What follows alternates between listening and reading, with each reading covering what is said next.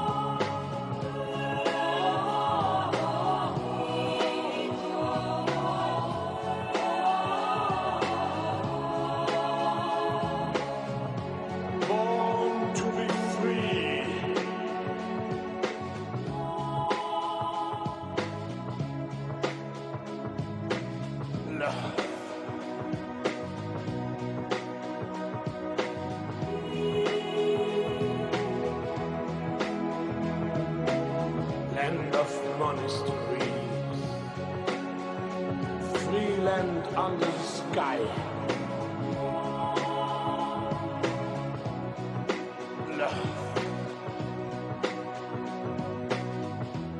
In universal understanding.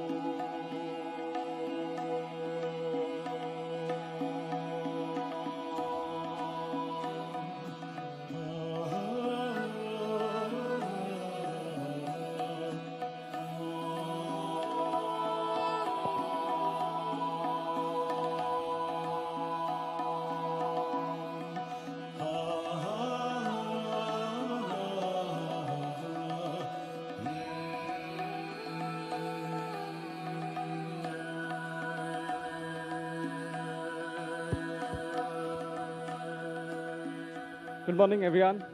My name is Nishant Raut. I handle a lot of the work at Pyramid Valley. I just wanted to introduce you all. You'll have had some wonderful experiences already. However, I wanted to introduce you all to the Valley, some of the activities that we are doing here, what you'll get to experience over here, beyond the workshop as well. So we'll start off with a quick video about the Pyramid Valley and the entire experience over here. And then I'll just talk you all through some of the facilities that are there as well. Keshav, let's play the video.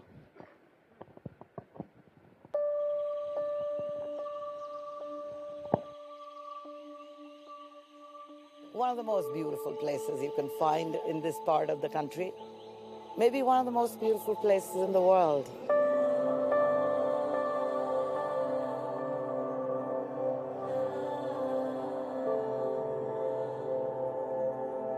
We have this kind of field of goodness around us which kind of touches everything we do.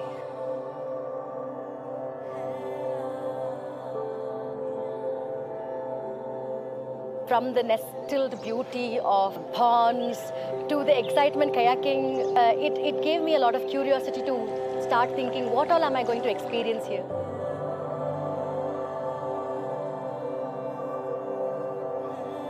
I came here without any expectations, with my heart open.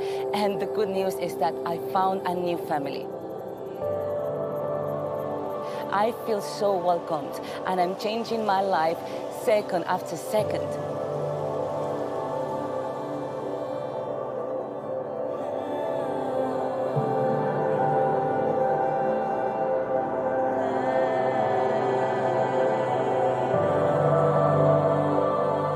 Shreans is a great master.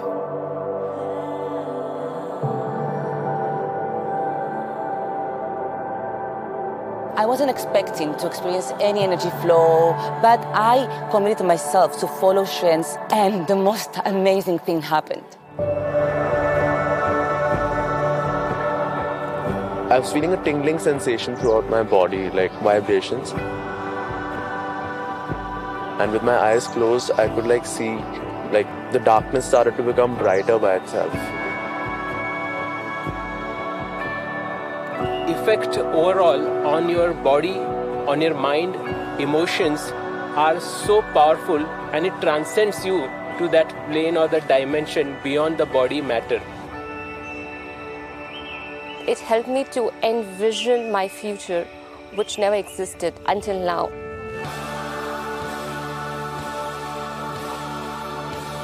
Right now, I'm riding a high that no drugs could get you.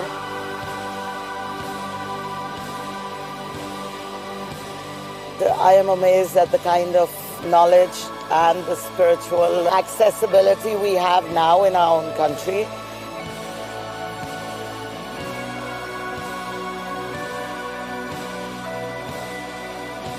I'm enjoying every day the meditation.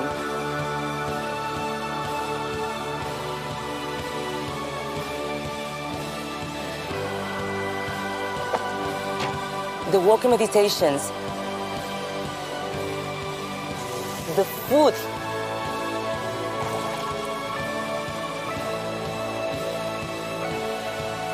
The music.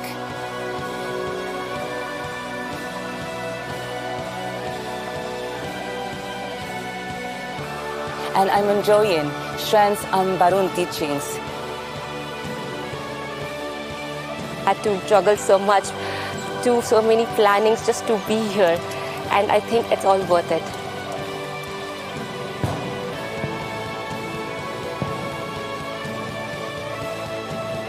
My best wishes to the entire audience, and hope they connect and reach and elevate themselves to a level of ecstasy they're born for.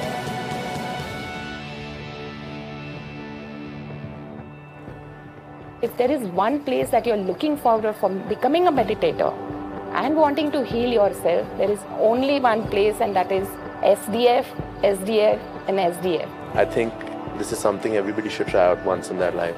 Everything added to it, the environment here, the meditations, the music, the pyramids, everything was just so magnifying. I felt like I was in heaven or at a very different dimension altogether. It was a real magical experience. Mystic is the word. Best part of it is the love that I felt in my heart. I was melting in love the whole time. My personal experience, what I would say, was a very deep sense of relaxation, clarity, lightheadedness. So I was mostly kind of reveling, enjoying and basking in that energy of consciousness. It has been a very beautiful journey and an experience in this retreat. Comfort of the stay was very beautifully crafted. Every material that they have used in the stay is not just luxury, but it was also very natural. It was very resonating to your soul self. Once in a lifetime, I should say, you should visit this place often, but once in a lifetime definitely. And this kind of program should not be missed any time in your life.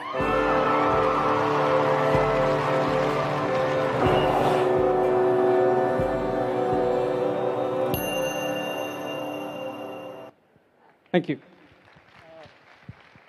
So Pyramid Valley as a destination is constantly evolving. It is something that we are always undertaking to bring in new facilities, to bring in new experiences.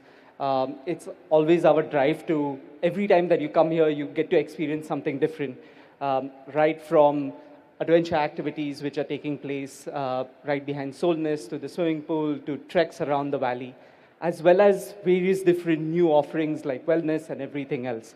So hopefully the next time you all do visit Pyramid Valley, you'll get to experience something completely different. And that's our endeavor all the time. So hope you'll enjoy your stay over here. If you'll need anything, let us know.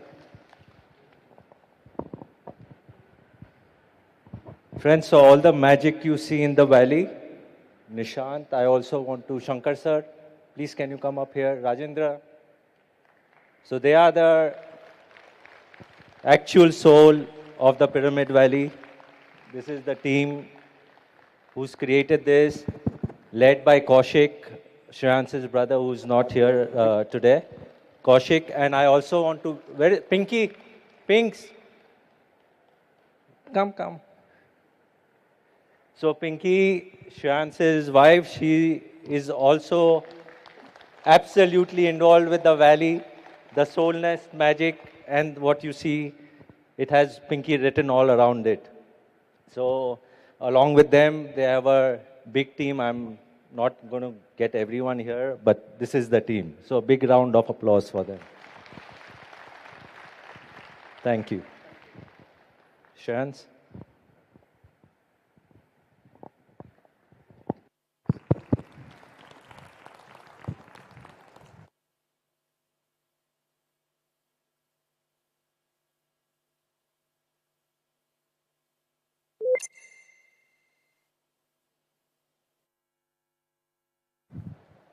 Good morning. Good morning.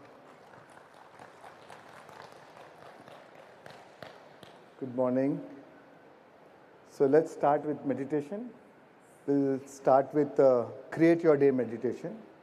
So normally this meditation designed that the moment you get up from your bed, you can play this. So somewhere in the instruction I say, oh, you may do it lying down, but don't lie down. Sit now and do it. So it's for 47 minutes. So let's start. Let's begin. I want you all to take a comfortable position.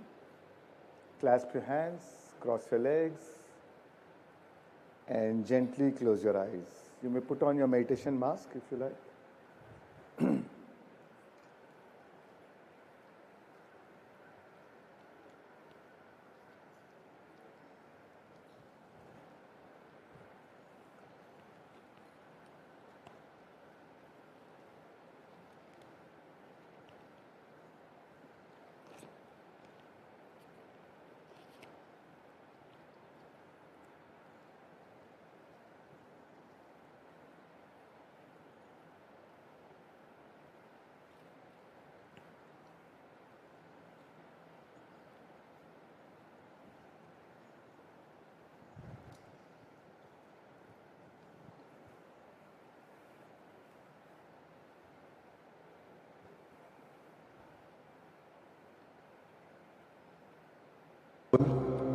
An intention of this meditation is to realign your thoughts and emotions with the vision of the future as you create your day, and to raise your vibrational frequency to inspire beneficial behavior throughout the day.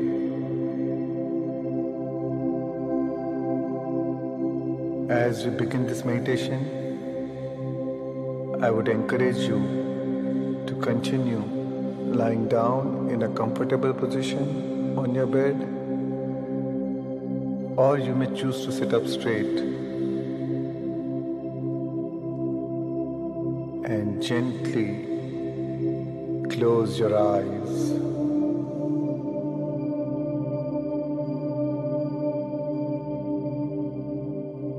Take a moment and find your center, and slowly shift your awareness inwards.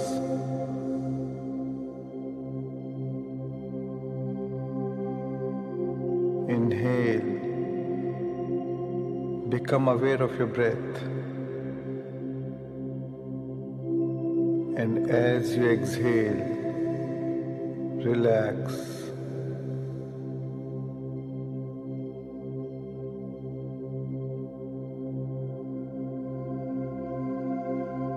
And one more slow, steady breath in.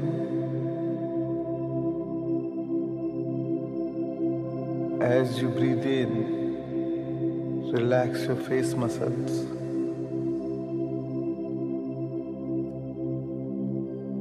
Let yourself visualize and feel the exhilaration of the new day ahead of you.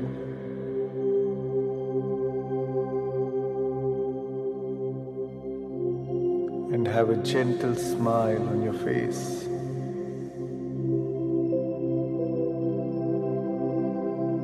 And as you exhale, feel yourself relax, completely relax.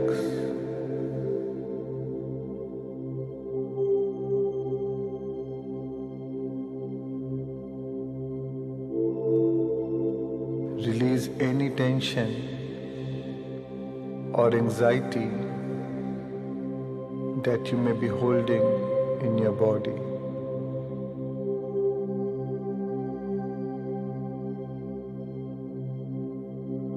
Take another slow deep breath, and as you exhale, let go of all worries and stress.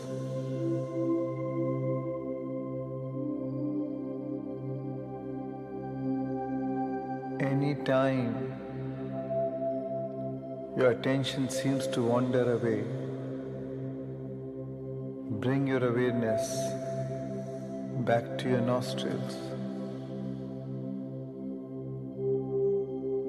and witness the tidal flow of each breath as you continue to calm your mind further.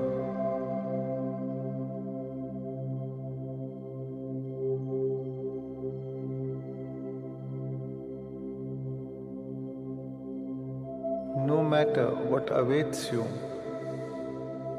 there is no better preparation than a calm mind.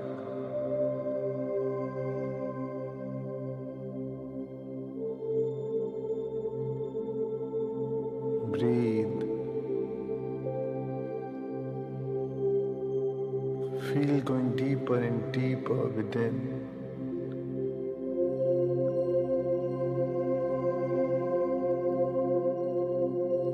Drift deeper. Sink further deep. And even deeper still.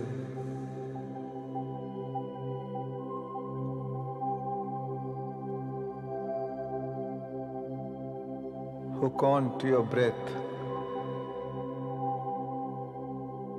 and feel your whole body sinking into the generous present moment.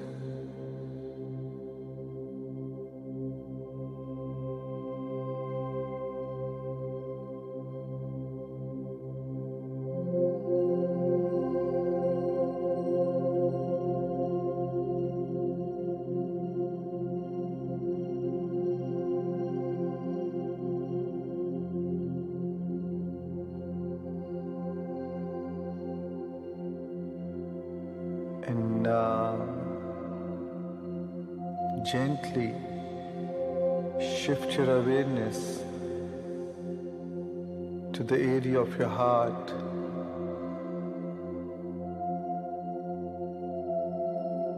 Allowing your breath to move in and out of this sacred center.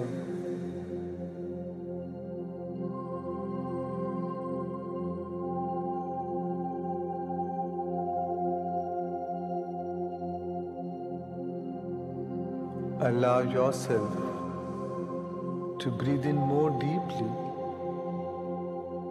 more soundly, and more completely as you breathe from this creative center.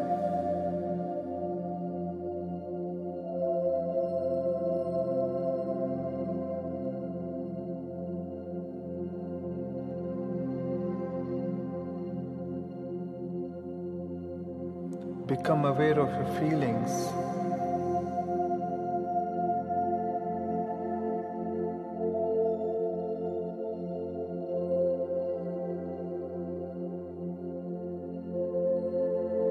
Notice it.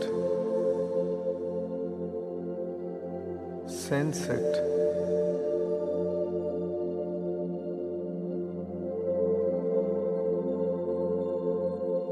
Feel your feelings.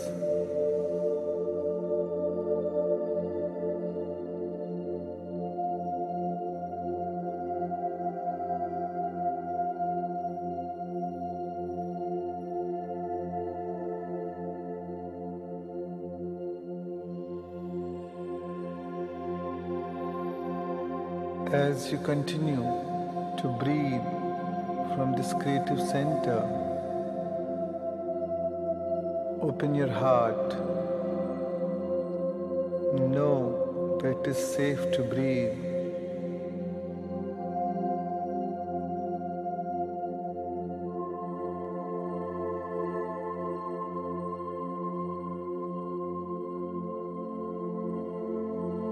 As you bring your attention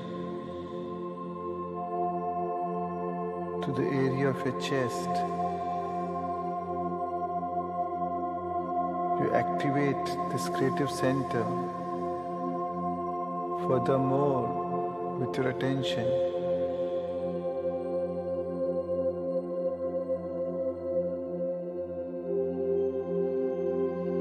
with every breath, you awaken your heart. Furthermore,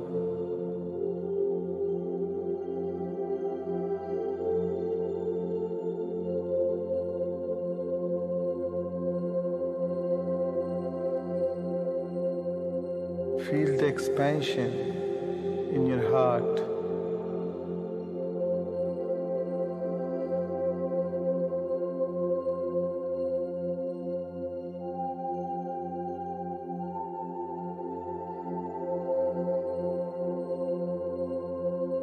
Tune in to the pure positive energy of your inner being.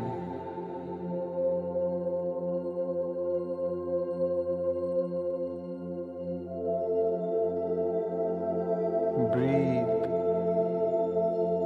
feel,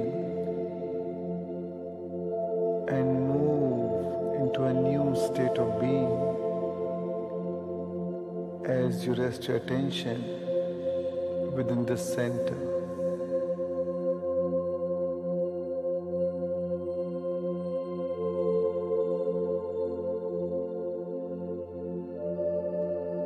Your heart is a bridge that connects you to the source energy.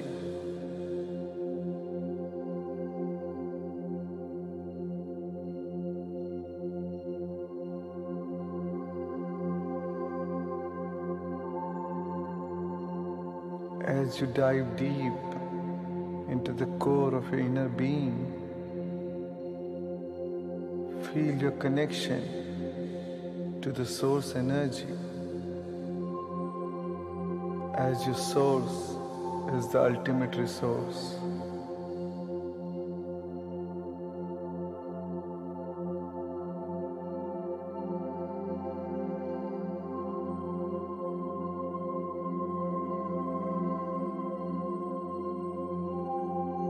As you breathe from this creative center,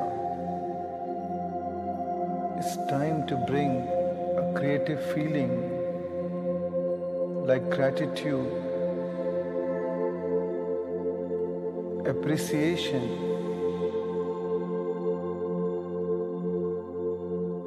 the joy of existence.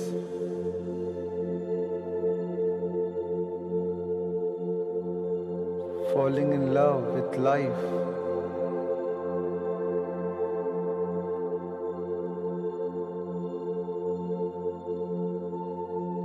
Feeling worthy in this moment.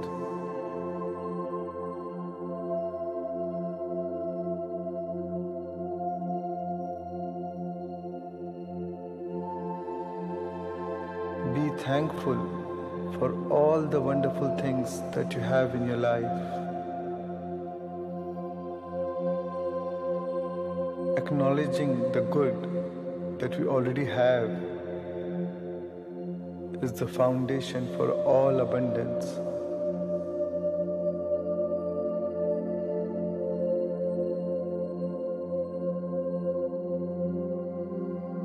Feel the contentment, satisfaction, and fulfillment for all that you are blessed with.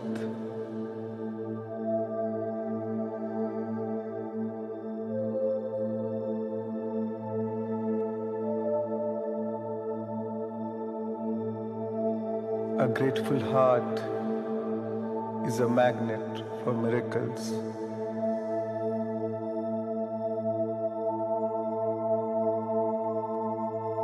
Feel the appreciation in your heart for what you appreciates.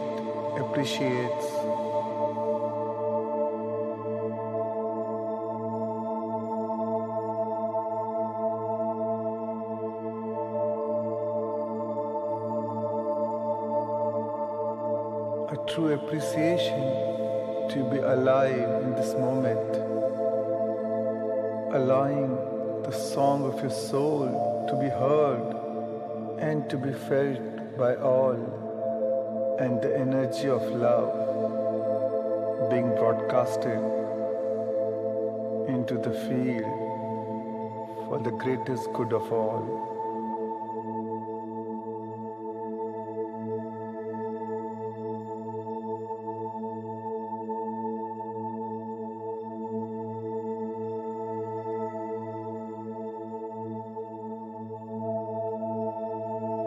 This new day is a brand new beginning for you as you invite new opportunities and choices with each new day.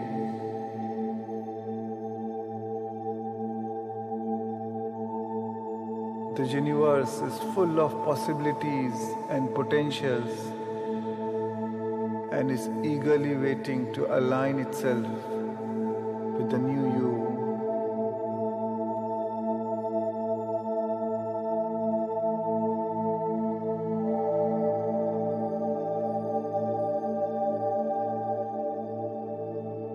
And as I say the next few words, I encourage you to feel every word to the core of your being.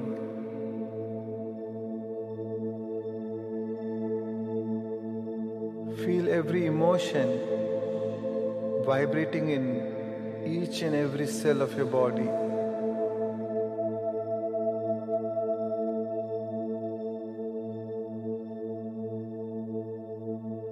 The new you stepping into the world today is filled with immense gratitude.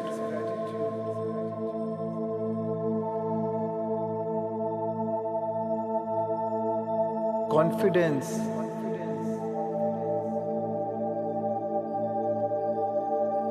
flexibility,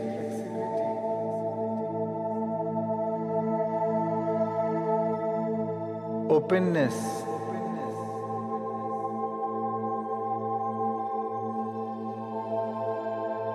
resilience,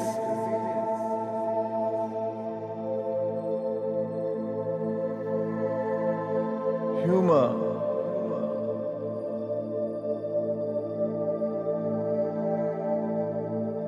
abundance,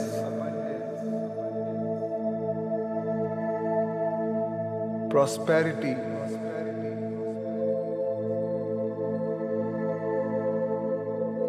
friendliness,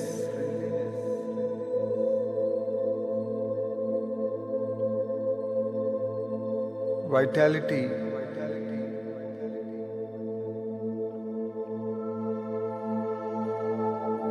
self-expression,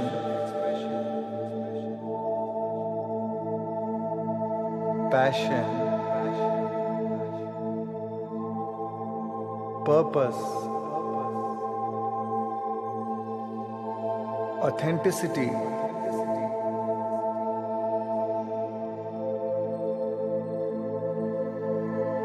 higher wisdom,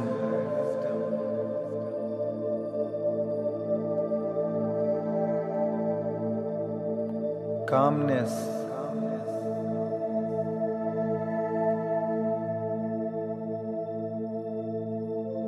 simplicity,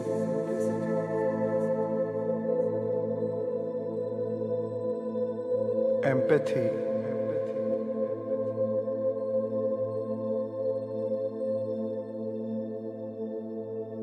detached awareness,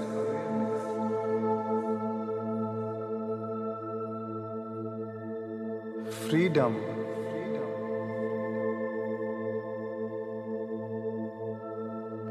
adventure,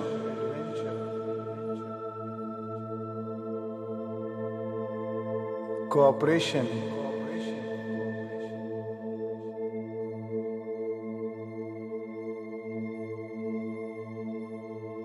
open-mindedness, synergy,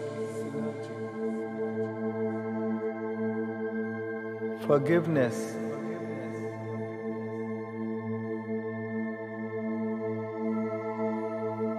love, humility, and kindness.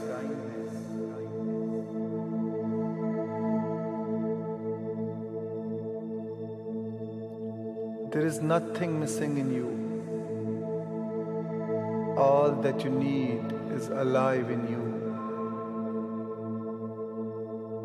As you respond to every call that excites your spirit,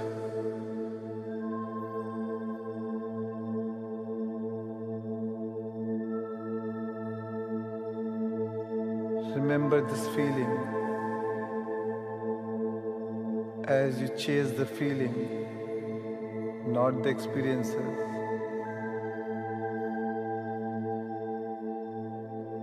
Soak yourself into this feeling and remember it by heart.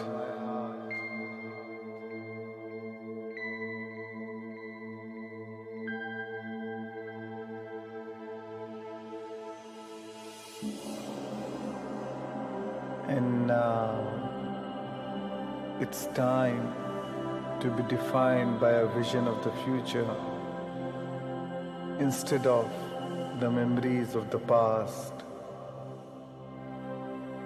and to move into a new state of being.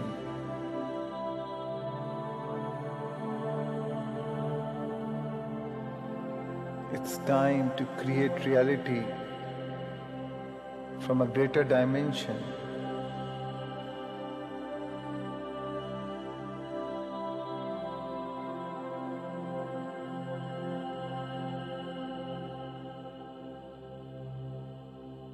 What was that vision of the future that awaits you?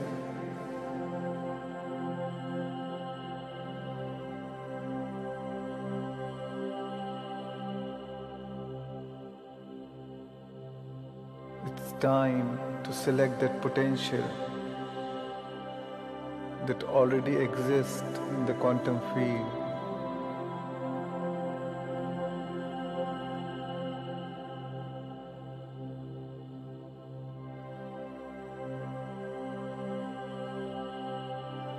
Imagine it in your mind.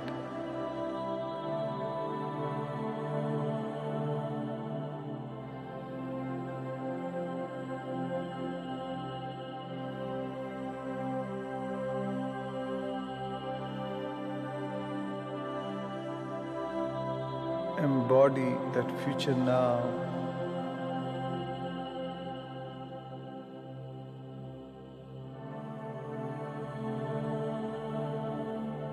Feel yourself right into it.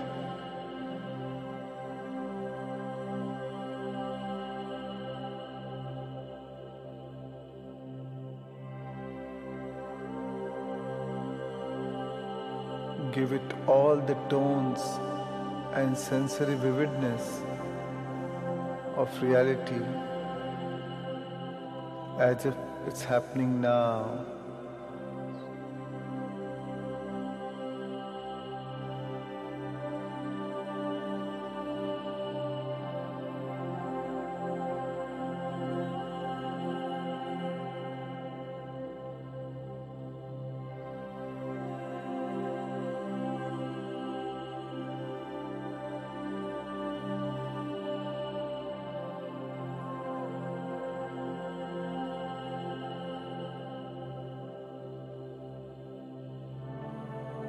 The open, blank canvas of today is yours to paint on. Choose your colors wisely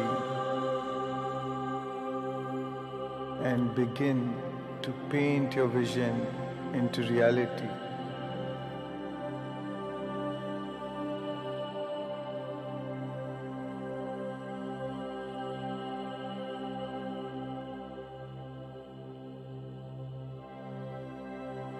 This vision is not separate from you. Let the images come to you.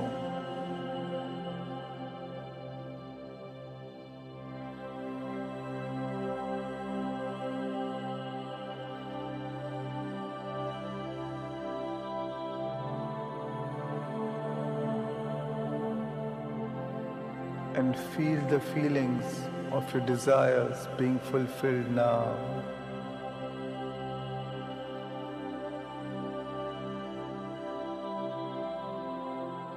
Combine your clear intention with an elevated emotion.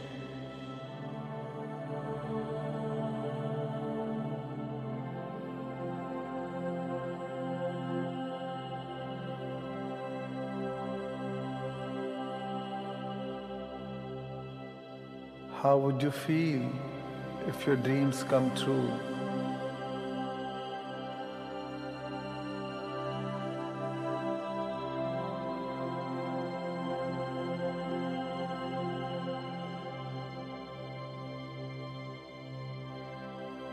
Focus on this elevated feeling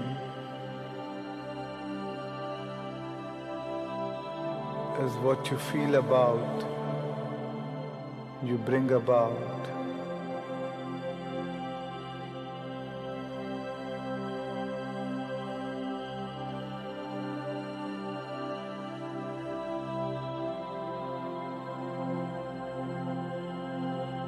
This experience is not outside of you. It is you. Become the vision.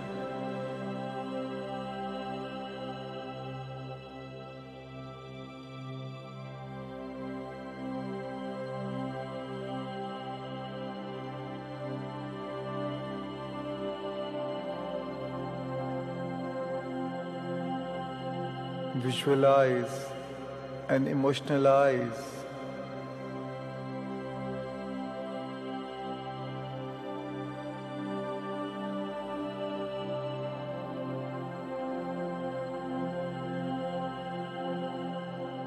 let your goals be emotional goals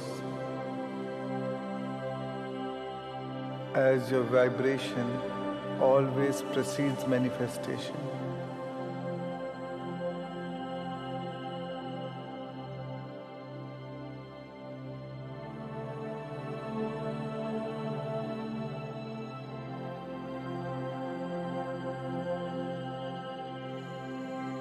Drop the resistance, not the desire.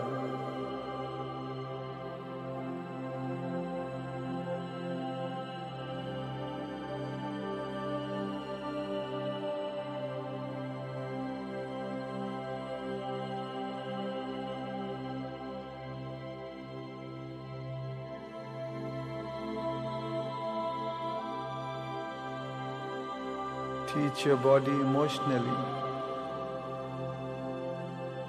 how that future feels like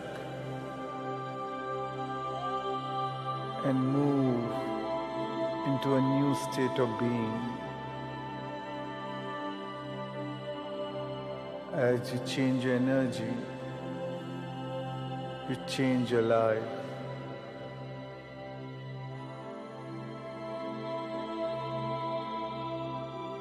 Come on, open your heart and let your body respond to a new mind.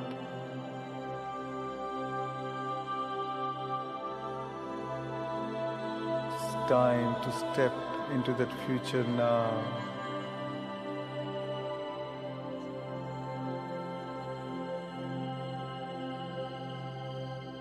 Treat yourself as you already have it.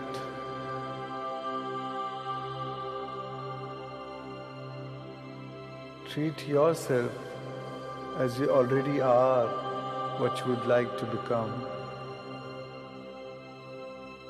If you believe you deserve it,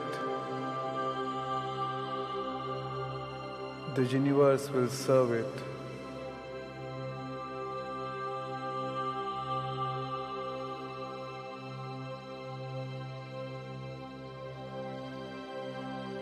What choices will you make today?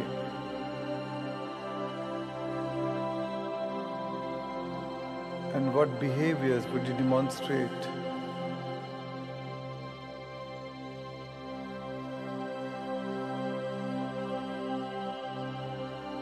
What experience awaits you? And how will they feel?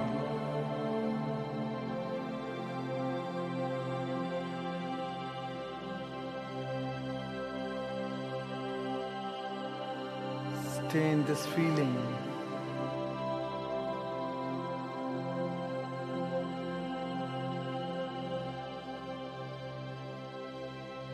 When you are thinking, you are in an asking mode. Only when you're feeling, you are in a receiving mode.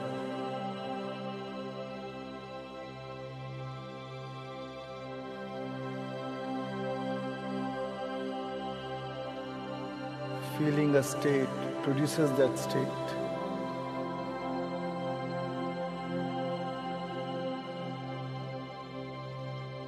Feel the thrill and exhilaration of creating the life you desire.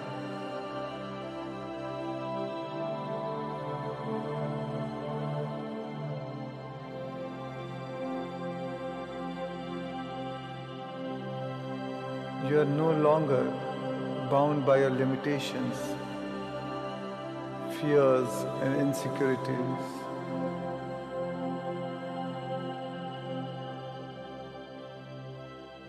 It's time to remind yourself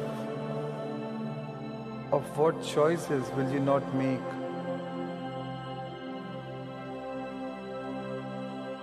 What behaviors will you no longer demonstrate?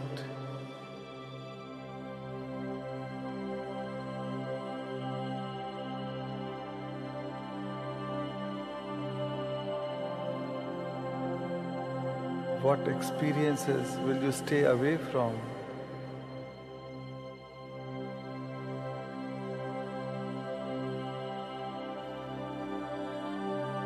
And what emotions and feelings will you no longer embrace that will cause you to return back to your familiar old self?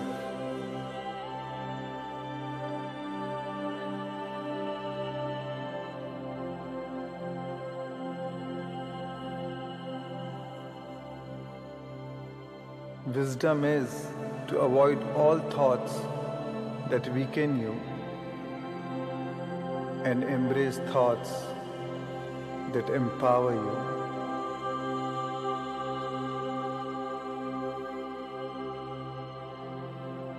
Remember, if it does not evolve you, it does not involve you.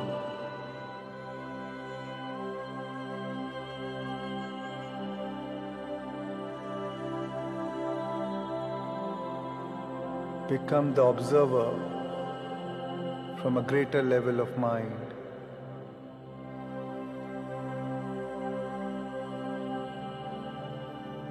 Today, you will be a host to your future and not a hostage to your past.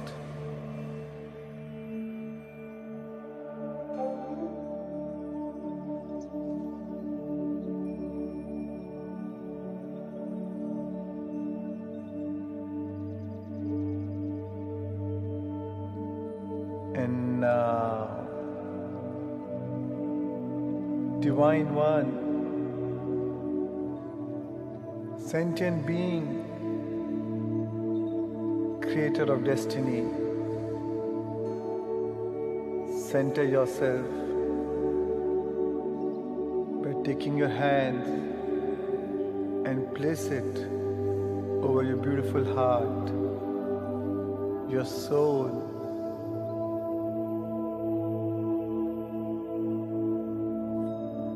and feel immense compassion, care, and kindness towards your beautiful self.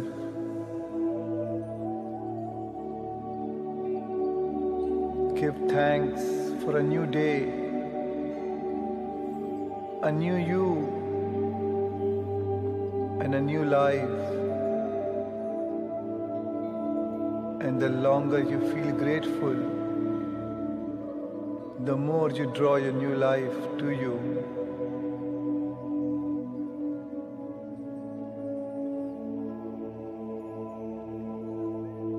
Tune in to this feeling of gratitude and excitement.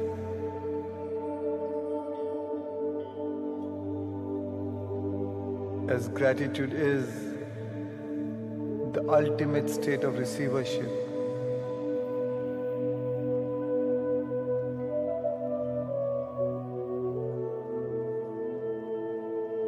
Allow yourself to let this feeling of gratitude grow as I take you through inspiring affirmations to prime you for your new day.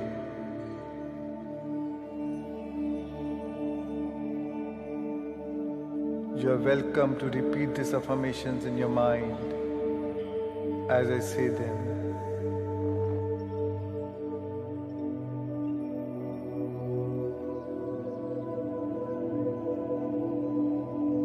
Today is a great day, the best day of my life.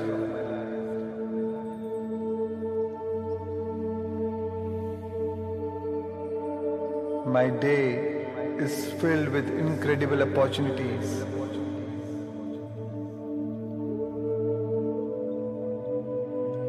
I embrace the present without any resistance.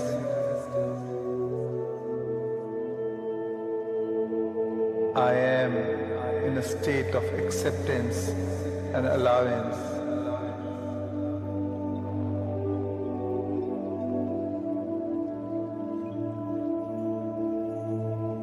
Love is the basis of all my emotions.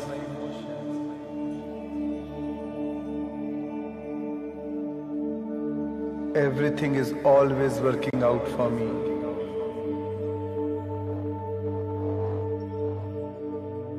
The universe is aligned in my favor.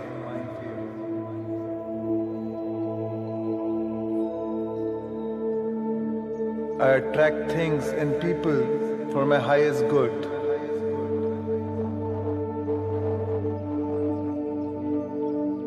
I am vibrating at my highest potential and achieving all my goals with effortless ease.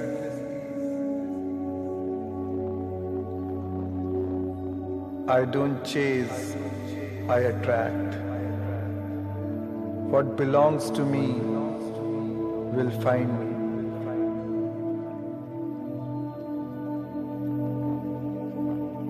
I am filled with vital energy.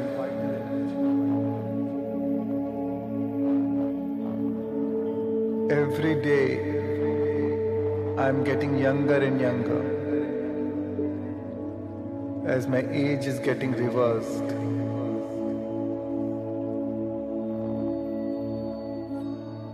I am a wellness producing machine 24/7.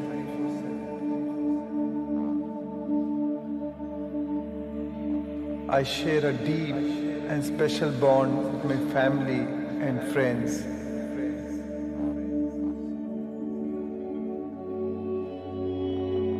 I enjoy the freedom that comes to me when I don't take things personally.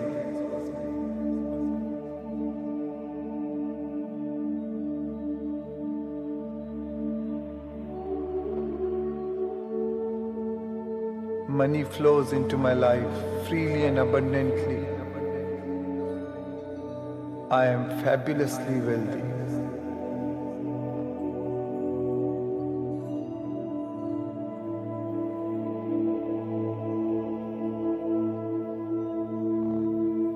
I have a mastery of self-control over my thoughts and feelings.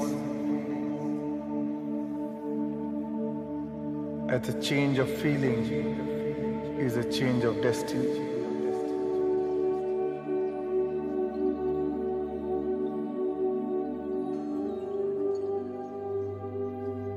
I am aware that potential is always bigger than problems.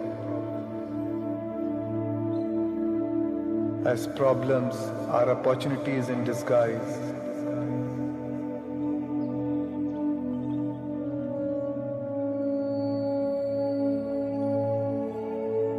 I surrender to the higher power and feel safe as I trust the process of life.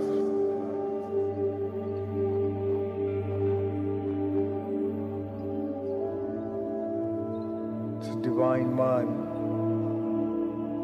know that life is happening for you, not to you. Let your vision be more vivid than your current reality, so that the action is inspired by your vision and not from the current state. You are a unique expression of the infinite. Your life matters. You are born for a reason, not for the season.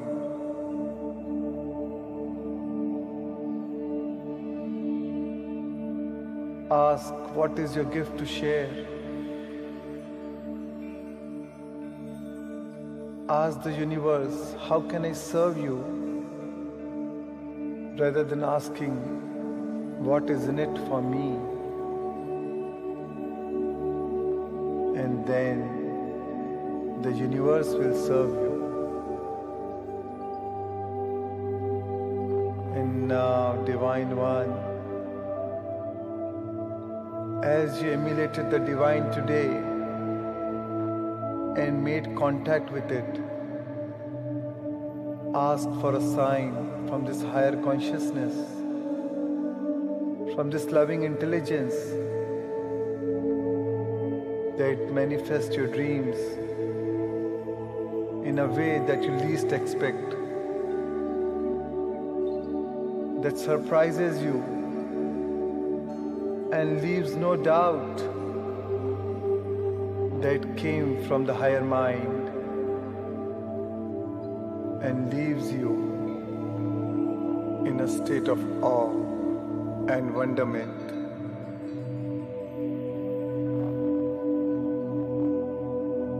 Breathe, feel, smile, and radiate your love into life, and receive the love from all of life.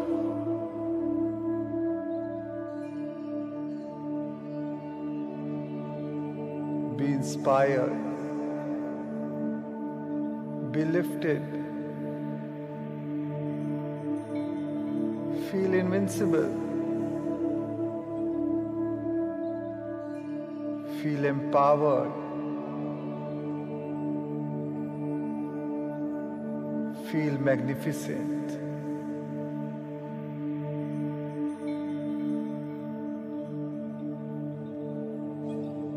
Remember this feeling in your heart. Memorize this feeling.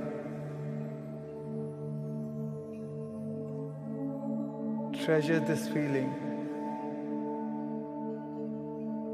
and remember it by heart.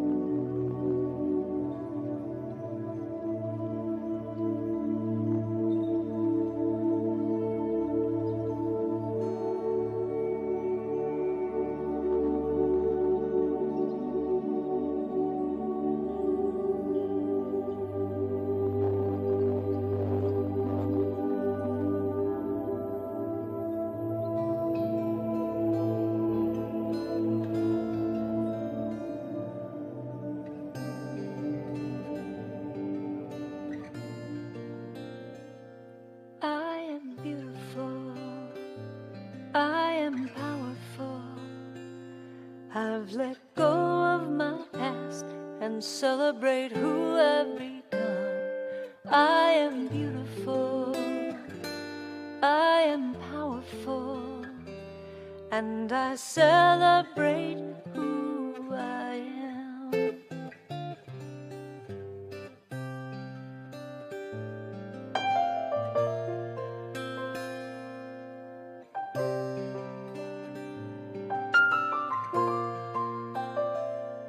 I am beautiful, I am powerful.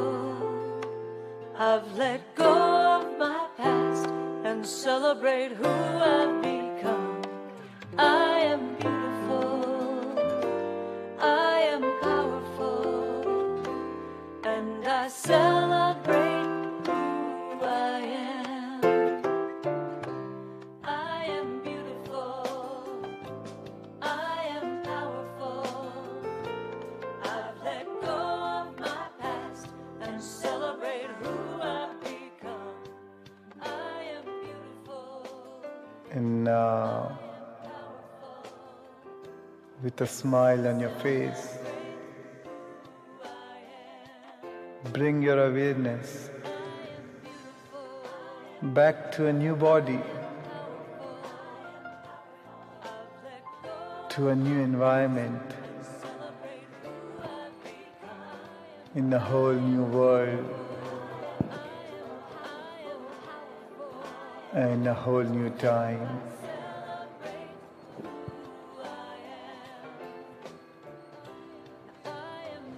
Thank you for giving me the privilege to be the part of the very start of your day. Immense gratitude for trusting me with your day. Whenever you're ready, you may gently rub your palms and place them over your beautiful eyes. 5, 4, 3, 2, 1, and slowly come back and gently open your eyes, feeling refreshed and inspired.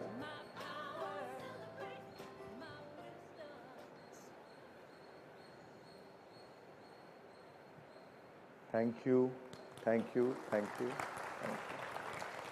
thank you.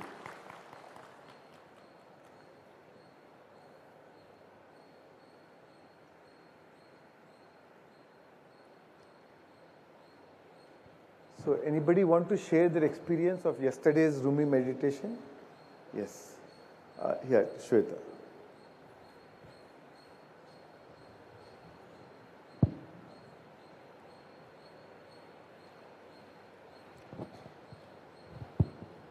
Can I just sit and share? Yeah, sure.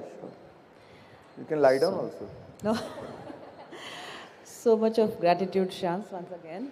But before Rumi meditation, I want to share my tapasthali wala experience before I forget. So towards the end of the meditation in tapasthali, I was manifesting since morning that I have to go and perform a meditation there. I told you also.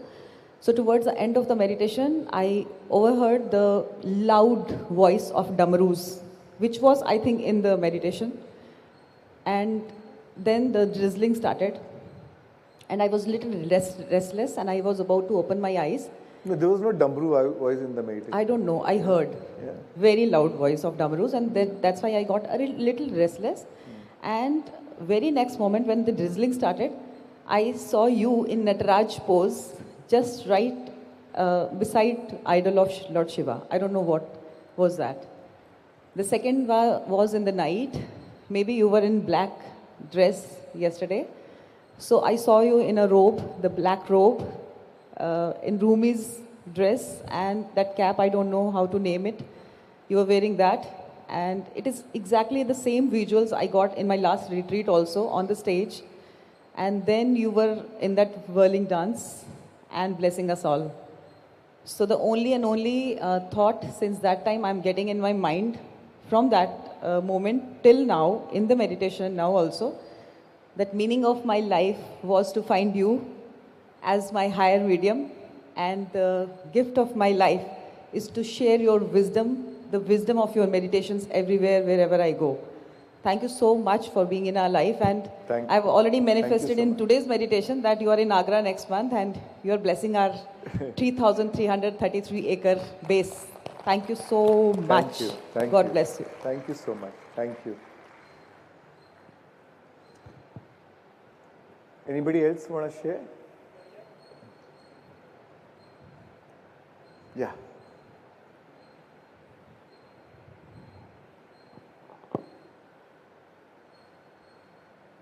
Good morning, everyone.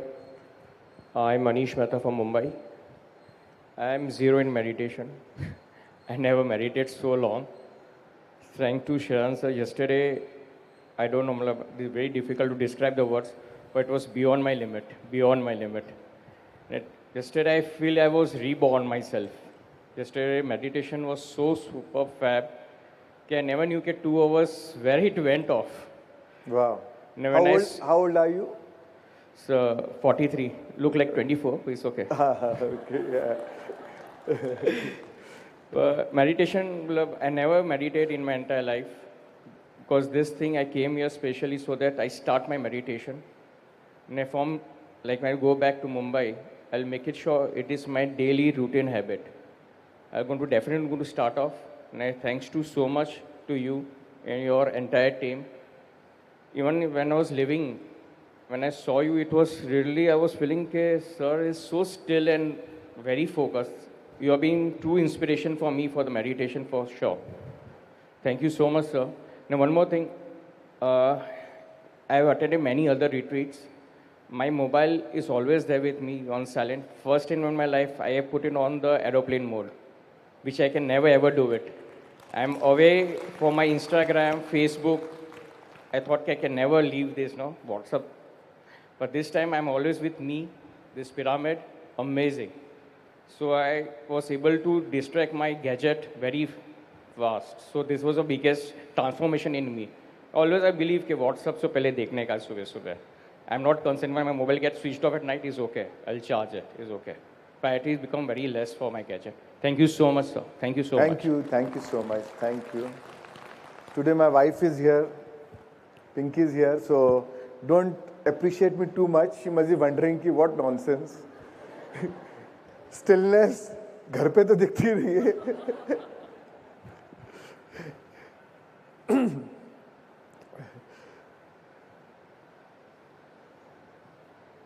So friends, today I'll share about Sankhya philosophy. But before we start Sankhya philosophy, which is the most oldest philosophy in human history, known philosophy in human history, known oldest philosophy in human history, which is from India.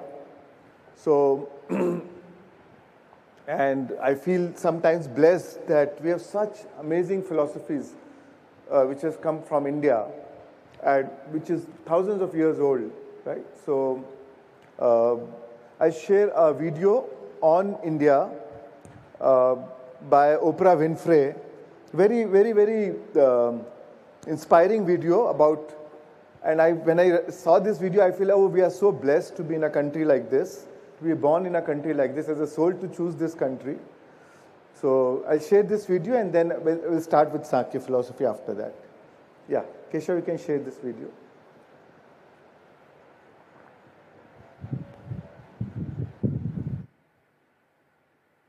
There comes a time in history when the world opens its eyes and realizes it has slept through a revolution. But by the time it wakes up, the game has already changed. The players are already different. And the crown has already shifted. Ladies and gentlemen, the world didn't see it coming, but India was never waiting to be seen. While the West was busy underestimating, India was busy becoming not just a nation, but a force. Not just a story, but a symbol of what patience, purpose, and power really look like. You see, the world has always had a habit, a dangerous one, of only looking where the noise is. Headlines, summits, sanctions, scandals. That's where attention goes. But let me tell you something today.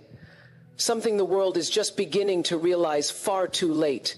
While the noise was loud elsewhere, India was rising in silence, not through declarations or dominance, but through quiet, disciplined evolution.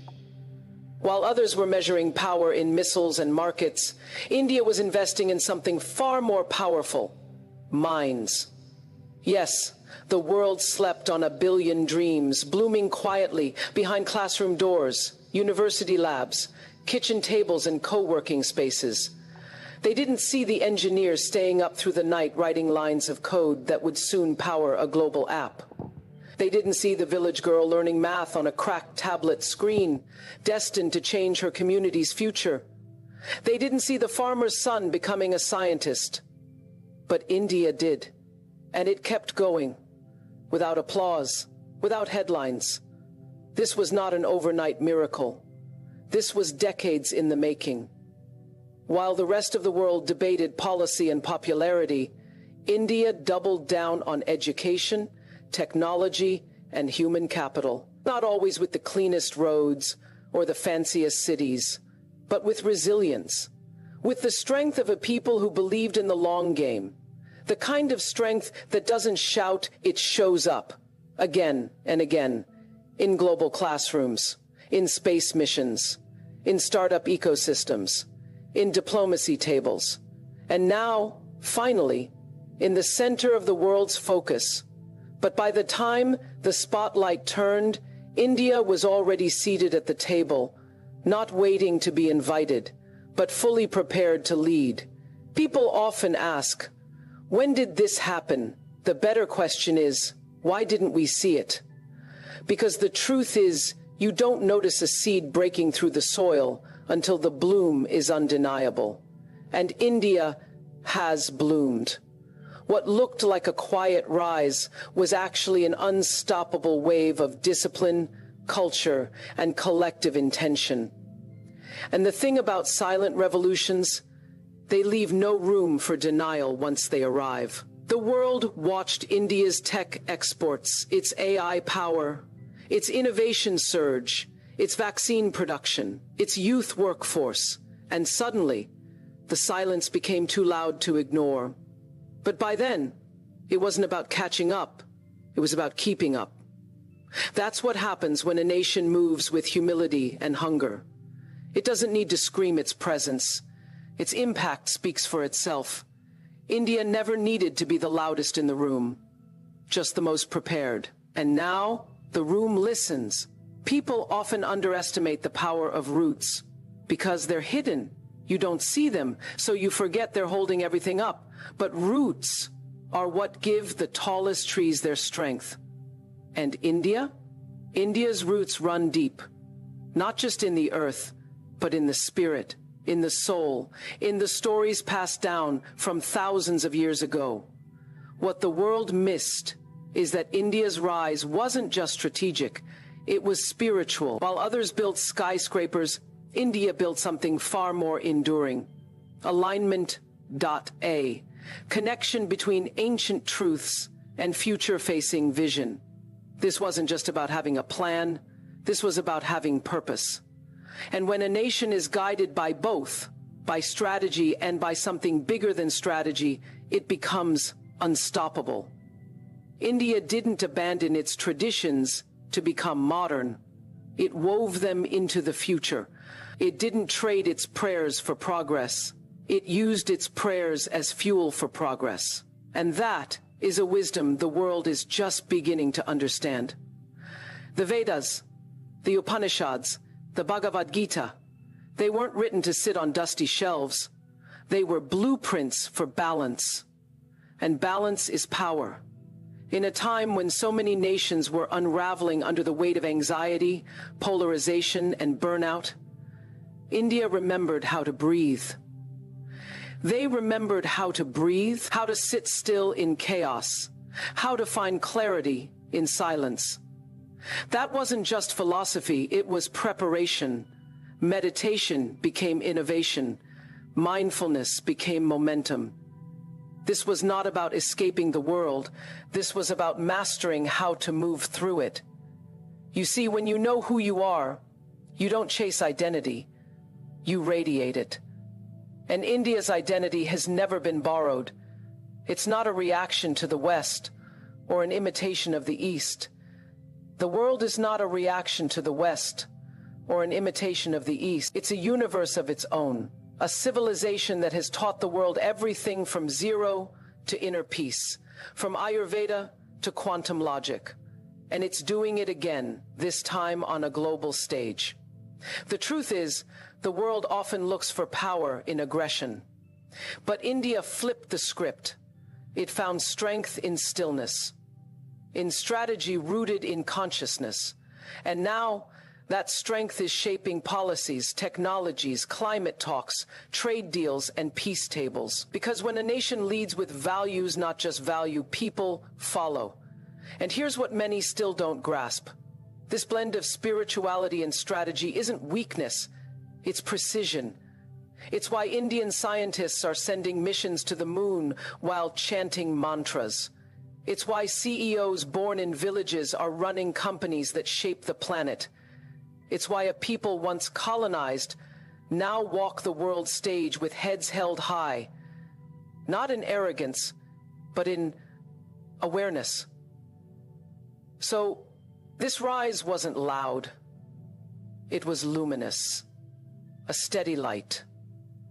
And now, that light is being seen, not as a flare of rebellion, but as a beacon of renewal.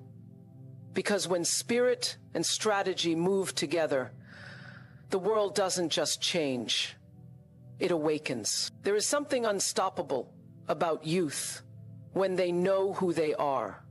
And right now, in India, that power is waking up by the millions. The kind of power that doesn't wait for permission. The kind of power that doesn't need to be told it's capable because it feels it in its bones. You walk the streets of Bengaluru, of Hyderabad, of Pune, of Lucknow, and you'll feel it. That electric hum of ambition, of minds ticking faster than the world can keep track. You step into a train in Delhi, you pass a chai stand in Chennai, and what you'll find is not just conversation, it's vision. Because India's youth aren't just dreaming anymore. They're building, coding, designing, healing, leading. This isn't the kind of youth energy that fades in rebellion. This is focused fire. Not just a generation hungry for change, but ready to be the change. And they're not chasing Western dreams, they're defining their own. Startups are being born in dorm rooms. Solutions to billion-person problems are being mapped out on whiteboards in cafes. And every time someone says, that's impossible, there's a young Indian ready to prove that it's not. But what makes this moment different isn't just the numbers, it's the mindset de-veiled. This generation grew up watching a country rise from scarcity to scale, from landlines to satellites, from waiting in lines to leading in lines of code. So now, their belief isn't borrowed, it's built. They know struggle, but they also know success. And that makes them bold in a way the world isn't ready for. They're not afraid of failure because they've seen their parents face far worse and survive. They're not intimidated by competition because they've grown up in the world's largest democracy where every inch of progress had to be earned. And they're not lost in identity because they carry the soul of an ancient civilization in one hand and the tools of the future in the other. And here's the truth the world missed while it was looking elsewhere. When you raise a generation that's both rooted and ready, you create the kind of leadership that can't be bought can't be manipulated, and won't be stopped. India didn't manufacture its youth, it empowered them. It stopped despite anything that might tempt it. It taught them how to adapt, how to endure, how to rise with grace and fight with intellect. And now, they're not just participating in the global conversation, they're rewriting the narrative. From Google to Microsoft, from climate tech to quantum computing, from storytelling to social reform, India's young minds are showing the world not just how to compete, but how to create. And they're doing it with humility, with purpose, with a sense of responsibility that echoes louder than any slogan. The future isn't coming, it's already here. And it's speaking Hindi, Tamil, Marathi, Bengali, Kannada, Urdu, and code. Soft power doesn't arrive with armies or announcements. It arrives with influence. Quiet, undeniable, deeply cultural influence. And India, oh yes, India has mastered that kind of power. It didn't need to raise its voice, it just kept raising its frequency. And now, the whole world is humming along to a rhythm it didn't even realize came from the East. Look around. Yoga mats rolled out in every major city on this planet.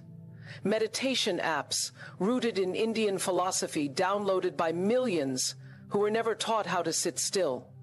Ayurveda finding its way into skincare routines and wellness retreats from Malibu to Munich. Bollywood films streaming in Paris, Nairobi, and Toronto, subtitled but never diluted. Indian cuisine transforming dinner tables across the world. These aren't trends, these are transmissions. Quiet seeds of culture taking root across continents, not because they were imposed, but because they were irresistible. That's soft power, the kind that makes people want to come closer, to learn more, to participate, to connect. And India didn't just export practices, it exported presence, a way of thinking, a way of being, a philosophy that doesn't ask you to choose between strength and peace, ambition and contentment, science and spirit. It says you can be whole, you can be both. And while the world looked to hard power for protection, India showed them something even more powerful. Belonging. Because people don't follow force for long, but they will follow meaning, they will follow compassion, they will follow wisdom. And that's what India gave again and again, without needing to dominate a single nation to do it. Now let's talk about technology. Because yes, India speaks in ancient scriptures, but it also speaks in data. It built its own digital infrastructure, not to impress the West, but to include the last villager. It launched the world's biggest biometric ID system, not for surveillance, but for service. It became the backbone of global IT, not by accident, but by deliberate vision. And through it all, India showed the world that soft power isn't soft at all. It's sustainable. What other nation can speak to both the heart of a seeker and the brain of a technologist? What other culture can teach breath work in the morning and launch a rocket by nightfall? That's not contradiction. That's coherence. That's the power of identity that's never been fractured by imitation. India leads today not by replacing anyone else, but by fully being itself. And now its diaspora is carrying that influence into every boardroom, newsroom, and classroom they enter. Not to assimilate, but to uplift. To bring pieces of home into places that forgot what home even feels like. That's not strategy. That's soul. That's not invasion. That's invitation. And the world, it's accepting that invitation faster than it ever expected to. Because the most powerful thing you can do is shift the way people think without ever having to raise your voice. The world we grew up in, that old map of power, where everything revolved around a few capitals, a few currencies, a few names, that world is gone. The truth is, we're not watching a shift in dominance. We have a few names, and we back in. And from the world we grew up in, that old map of power, where everything revolved around a few capitals, a few currencies, a few names, that world is gone. The truth is, we're not watching a shift in dominance, we're watching a shift in direction. And the compass now, it's pointing east. India didn't come to replace anyone. That's not its energy. India came to redefine what it means to lead, not by force, not by fear, but by example. The world waited for a new superpower to rise with flags and flexing. And while they waited, India offered something else. Values, vision, vitality.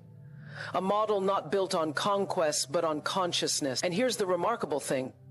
It didn't ask for validation. It didn't beg for attention. It just kept moving. While other nations scrambled to preserve outdated systems, India dared to innovate inside its own soul. It reimagined democracy at scale. It rebuilt infrastructure on the bones of empires. It balanced 1.4 billion people across religions, classes, languages, and dreams. Not perfectly, but purposefully. And that purpose has become magnetic. Because the world today is tired of noise, tired of crisis, tired of pretending that bigger means better. People are searching for something different now, something real. And India is real. It is raw in places, radiant in others. It is chaotic and calculated. It's flawed, yes, but it's forward. And that combination, that's what makes it human. That's what makes it powerful. This is not about East versus West. That story is over. This is about balance, about harmony, about a world where wisdom and technology walk hand in hand, where ancient cities live beside digital hubs, where a child can touch tradition in the morning and AI in the afternoon. It's no longer about who's got more. It's about who's got meaning. And India's meaning has never been clearer. In a world of disconnection, it offers community. In a time of division, it offers unity. In a culture of burnout, it offers depth. While others cling to control, India moves with consciousness. And that is the new leadership. Leadership that listens before it speaks, that builds without bullying, that transforms not through takeover, but through presence, that doesn't rule by headlines, but by heart lines. Leadership that says, we don't need to shout to be seen. We simply shine. You can't silence that kind of rise. You can't compete with it either, because it doesn't want to compete. It wants to co-create. And that's the most powerful thing of all. Because when a nation brings not just innovation, but inspiration, not just numbers, but narrative, the whole world pays attention.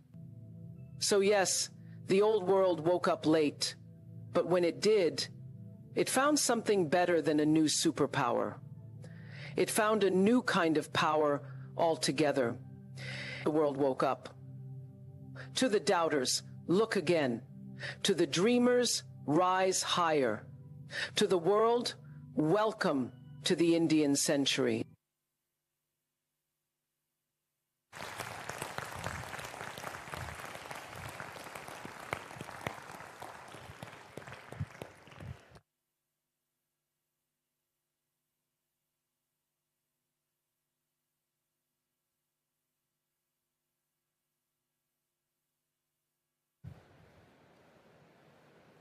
Isn't it amazing that coming from Oprah Winfrey,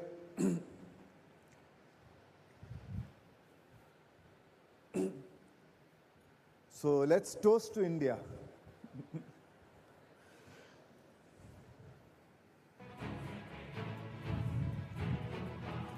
Toast to a new India, where the world is investing in warfare, we are investing in welfare. Where the world is investing in guns, we are investing in grains.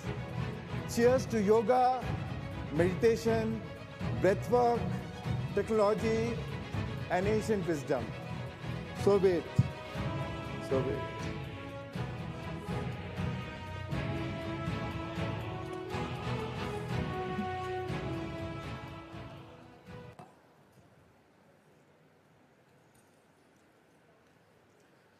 The idea is to become more humble, not to feel pride and proud or ego.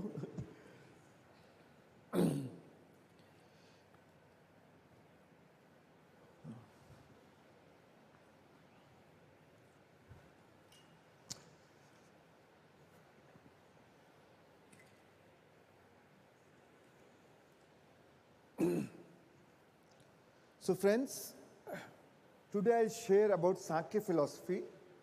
And the reason I love this philosophy and I really got very intrigued and amazed and inspired by after knowing about this philosophy, because it's so much connects with quantum science, quantum physics, law of attraction, manifestation. It's like completely resonated with it.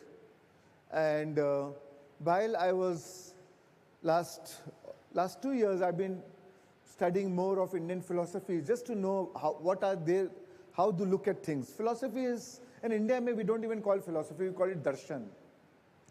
Darshan means dekhne ka ek tarika, just a way of looking at things, right? And every philosophy has they are different in some ways. They have many commonalities, but again, you get a perspective to look at things. But I was amazed that this Sankhya philosophy was just, it's not at all mainstream. And it's been suppressed by many other philosophies and they condemned it and somehow it has lost its way in the mainstream. But I thought then it should be known to the people. I don't mean that, oh, you should believe in it or this is the only right philosophy. No philosophy is perfect because it's a philosophy. It's some yogi, some rishi, some evolved master, enlightened master, or may not be enlightened, has come out with a perspective and gave that to us. But it's interesting to know because somebody, some wisdom which has been shown to us, you may pick up 2 things, 5 things, 10 things which resonate with you and reject what you don't like. So I'm not trying to impose Sankhya philosophy on anyone or to oppose any other philosophies. It's not a contradiction to other philosophies or trying to say, oh, this is better and that is not good. But I'm just sharing this philosophy to you. I feel this really resonate with my practical experience of life, right? How we talk about law of attraction, manifestation, and all that.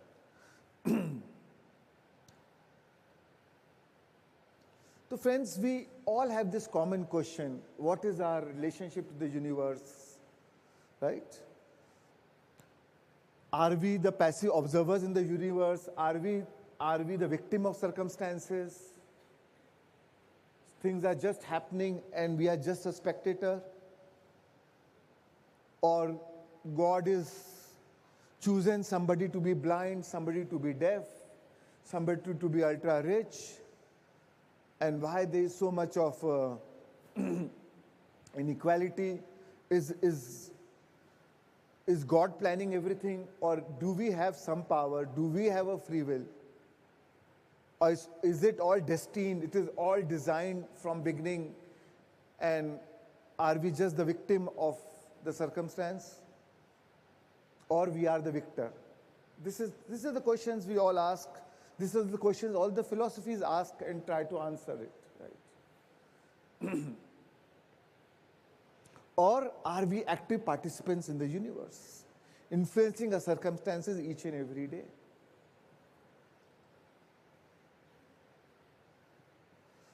So all these questions are the timeless quest for truth. Who am I?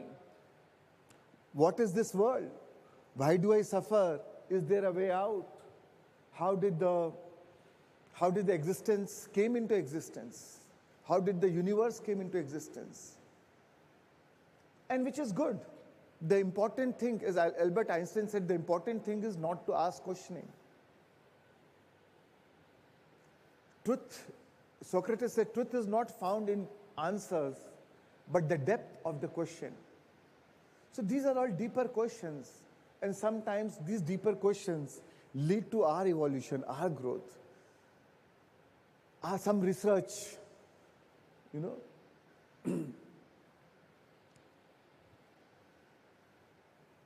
So the first step towards liberation is not certainty, it's curiosity. Right? That's what Buddha said. In fact, Buddha said, I don't want to refer to any philosophies. No Vedas, no Upanishads, nothing. He said, because I'm curious and I want to discover myself. If I believe in certain philosophy, then there'll be no place for own research. And I want to research and find my own answers. Right?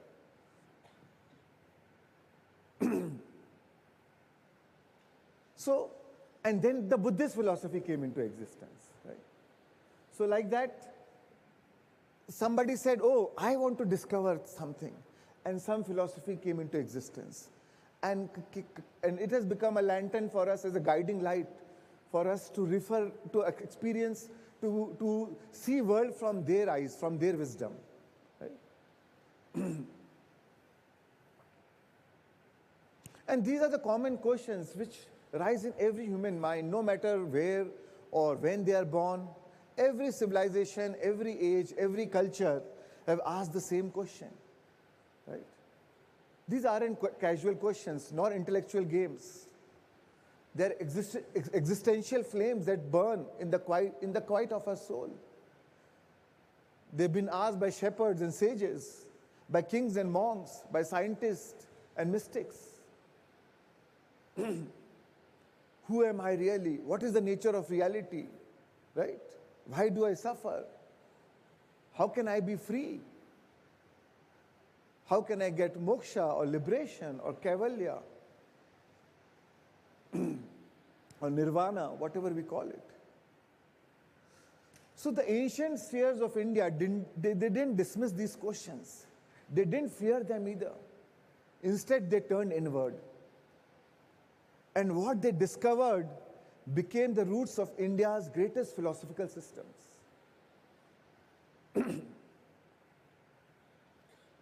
So, India came out with 9 philosophies. There are 9 philosophies which emerged from India. 6 main philosophical systems came from Hinduism. Nyaya, which is very much based on logic. Vaisheshika talks about a little bit about, again, quantum world and atoms and anu, parmanu, all those things. Sankhya philosophy, which we are going to refer today, which is based on dualism. Then from Sankhya emerged yoga. Yoga is actually the practical aspect of Sankhya. Then Mimamsa, that is based on all rituals, We do all that Havan and Puja and Arti and this ritual for that, and for this festival, for this ritual. So all that is there from Mimamsa. And then Vedanta, which is very popular now, which because of, mainly because of Adi Shankaracharya, where he developed certain mutts and institutionalized it. So Vedanta became quite popular all over the world now, so which is based on non-dualism. Right?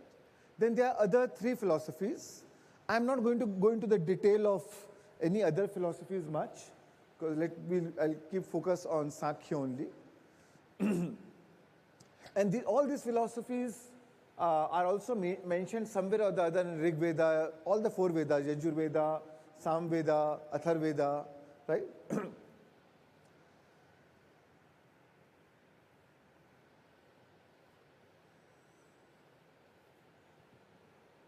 And different philosophies have different focus. Some focuses on karma, others focus on devotion, bhakti, others focus on knowledge, jnana, right? Sankhya focuses very much on knowledge, jnana, right? There's no bhakti in Sankhya, right? It is very logical, very scientific approach, very very much of the how to a perspective with using our knowledge, using our intellect and knowledge, and we can see it in our practical life.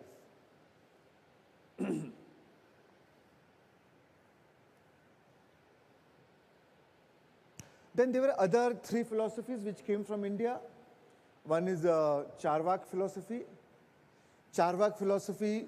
So mostly all these philosophies believe in reincarnation, in birth and death, in law of karma, in cause and effect. But Charvak philosophy is a very interesting philosophy, which is more like Abraham religions, who do not believe in reincarnation, and believe in life after death, in a sense that life continues. There's more life after we end after this physical life. Charvak believes that once you die, it's all khatam, over. So Charvak says कि जैसे भी जीना है यहाँ अभी enjoy करके जी लो, one life. अगर घी पीना है और नहीं है तो चोरी करके पी लो, बट पियो, एंजॉय करो. पैसा नहीं है तो उधारी ले लो और एंजॉय करो. फिर क्या है, एंड खत्म, you know. So but in a way we are all, to some extent we are all to some extent we also live a Charvak way, right? So we are all adopting that Charvak in certain aspects of our life, some way. And then there are other philosophies which came, is Jainism. Again, very ancient philosophy, not just started with Mahavir, but Mahavir was the 24th Tirthankar, so started much before that, much before that. Then Buddhism, that is the last philosophy we got, the ninth philosophy from Buddha. So even Jainism believed in reincarnation, Buddhism also believed in reincarnation. So from all the 9 philosophies, except Charvak, everybody believed in reincarnation.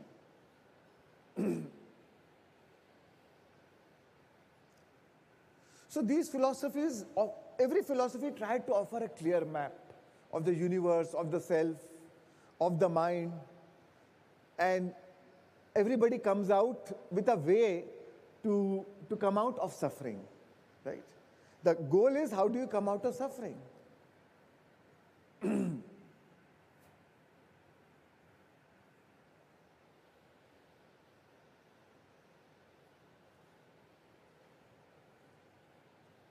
So next slide. Yeah. So Sankhya philosophy is one of the oldest and the most profound philosophies that originated in ancient India. It offers deep insights into the nature of the universe, the origin of existence, and the purpose of life. And what actually makes it fully unique is its scientific and logical approach. It's free from dependency on religious beliefs or on the belief that, oh, God created the universe. Sankhya do not believe. Sankhya is agnostic to God.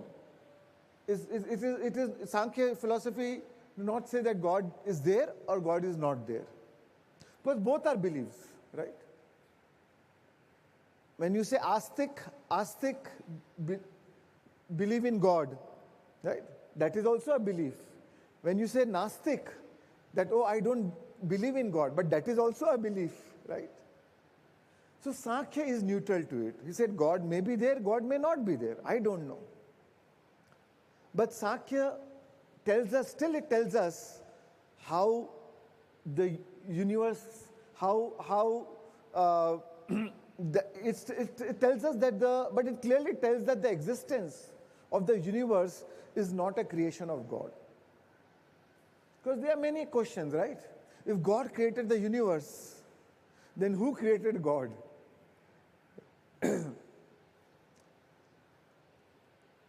So the word sankhya means structured knowledge. Enumeration, structured knowledge. Sankhya explains how to look at discernment. Sankhya talks about discernment, right? How to use your structured knowledge and how to use your intellect to decode it. Sankhya does not tell you to just believe it blindly. Sankhya says, this is it, experience it yourself.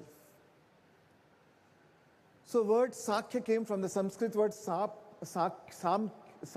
and kya, meaning to enumerate, to know distinctly, or to clearly explain. Another word of sankhya is also numbers, right? But I don't think that could be the reason, but mainly to explain clearly, to know distinctly. And sankhya doesn't tell you what to think. It shows you how to see the reality. And what's particularly interesting is sankhya is considered a non-theistic philosophy. It doesn't outright deny the existence of God, but it doesn't rely on the divine being to explain the creation of the universe. Like most of the other Hindu philosophies talk about, oh, God created the universe. Right? Somebody says Brahma created the universe, or Shiva, or Vishnu, or same different avatars. Right? Sankhya does not depend on that. Instead, it looks for natural causes. And that approach sets it apart from other Hindu philosophies, right? Or very similar to Buddhism and Jainism, where they also don't depend on God. They don't say that God created the universe or God is moderating the universe. आज किसको खाना मिलेगा, किसको नहीं मिलेगा, God decide करेगा. Sankhya don't say that. Even Buddhism, Jainism, all these three philosophies differ from other philosophies. So this approach of Sankhya sets us apart from many religious doctrines that attribute creation to a divine will. Right? Should go back to earlier slide. Yeah. But despite this non-theistic stance, Sankhya still has been highly respected in both theistic and non-theistic traditions, So, in fact, the word astic and nastic came from Hinduism, where they said that who believes in Vedas is astic. Later on, now we interpret it as who believes in God is astic and who do not believe in God is nastic. But actual meaning of astic and nastic is who believes in Vedas. Like Shankaracharya said, Ved Praman hai. Whatever is written in the Ved is the truth. No questions asked. That itself is the proof. And only who believes that is astic, and who do not take Veda as a Praman, they are all Gnostics. So that's why they call Sankhya as a Gnostic philosophy. But Sankhya is not believing, Sankhya is neither Astic, neither Gnostic. Right?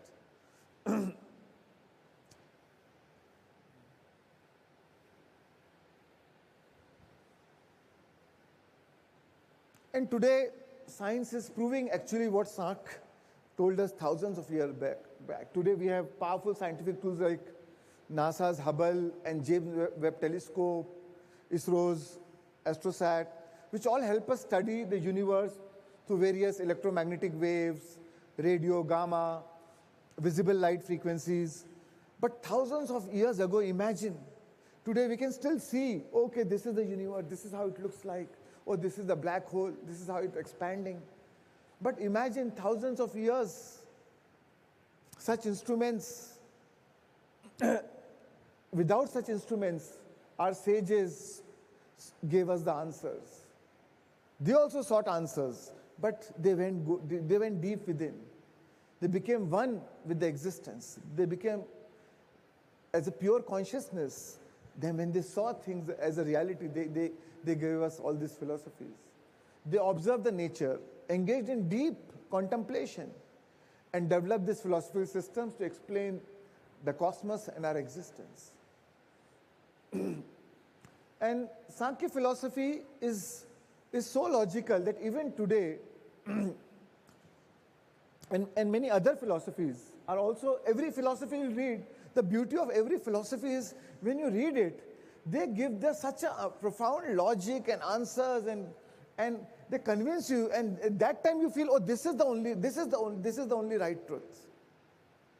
When I was studying Vedanta, this non-Advaita philosophy, non-duality, I thought, oh, this is the truth. I found the truth.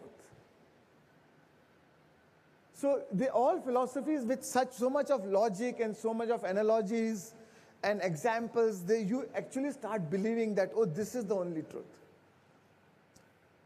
But again, Mahavir said, ekantvad, anekantvad. All philosophy are perspective, right? It's a perspective. There is no one absolute truth.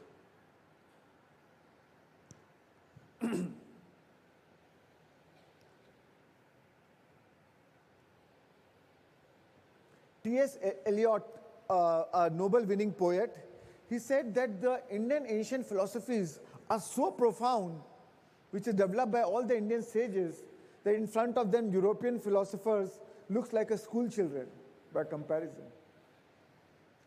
So these ancient philosophies goes beyond religious belief and that the claim that the universe is created by God. So friends, Sankhya is one philosophy, if you're interested. So personally for me, I always believed in free will, especially learning from Patri sir and whatever the masters are teaching. I always believed that in free will, we have the power. If God created us, even if God created us, He will give us the power of His. He will give us His power to create what we want. A creator will only create another creator.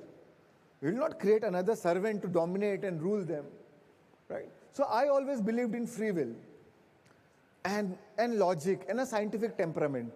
So, and if you are, and I believe we are all, most of us are we believe in free will, right? That's why you have joined a workshop like this.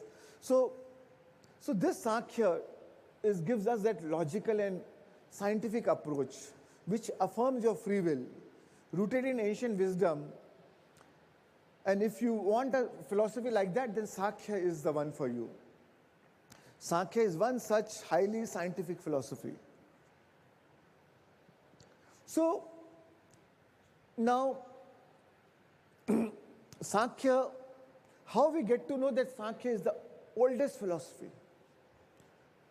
Because it has been mentioned in, Sankhya has been mentioned in Vedas, Upanishads, in Rig Veda, Shvetashvatara Upanishad, Prashna Upanishad, Maitri Upanishad, different chapters, many chapters they mention about it. Now it is mentioned in Mahabharata. Especially, I'll come to that later, where Krishna talks about Sankhya philosophy, about Sankhya, and many chapters in Mahabharata, 2, 3, 5, 13, 14, mentions about it. Then Shanti Parva, which is a Mahabharata book. Then in Smriti, in Manu Smriti, it mentions about Sankhya philosophy. In Puranas, in Bhagavad Puran, Vishnu Puran, Markandeya Puran, Karma Puran, Linga Puran, Padma Puran, all talk about Sankhya philosophy. And other philosophies emerged much later. So then that's why we come to the inference that this must be the most ancient philosophy. The fact that the other philosophies, which like Vedanta took Veda as a base. Now Veda itself mentioned about Sankhya philosophy. So this philosophy, we believe that it is the oldest philosophy. But all said and done, these are all our beliefs, right?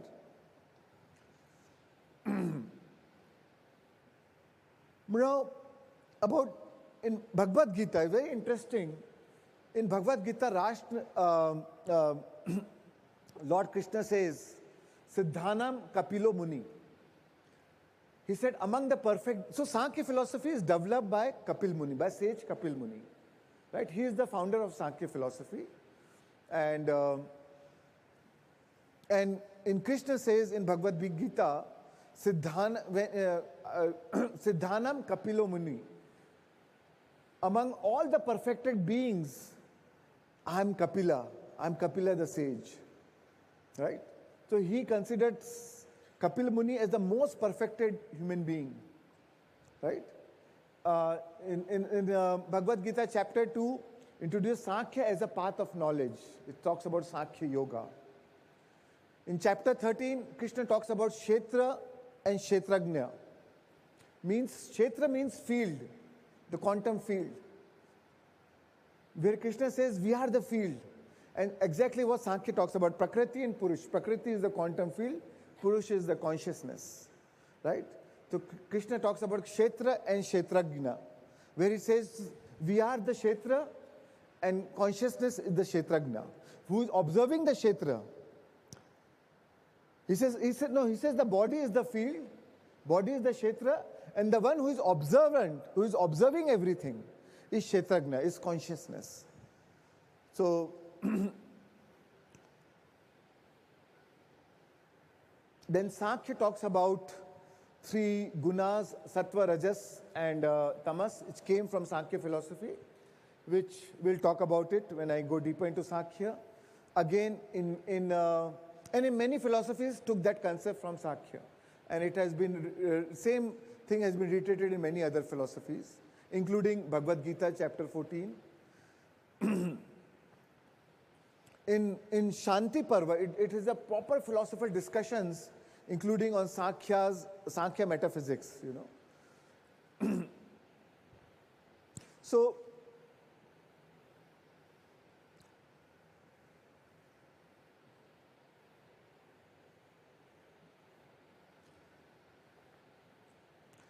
later on, when the yoga came, Patanjali Sutras, the Patanjali came as a yoga, he said, this is the practical aspect of the Sankhya. He says, Sankhya is a philosophy, it's a knowledge. But how do you apply in your practical life? So he came with 18 limbs of yoga, which I'm going to share later. Yeah.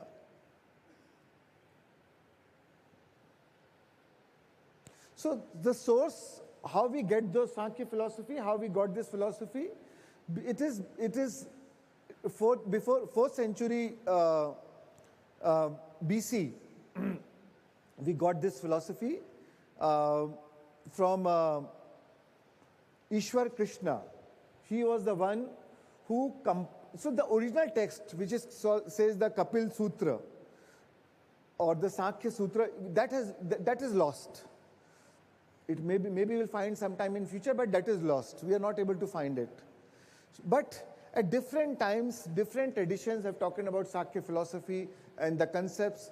So Ishwar Krishna, he compiled, he studied wherever all the knowledge about Sankhya was available, he compiled all that, and he came with, he gave his commentaries on Sankhya philosophy.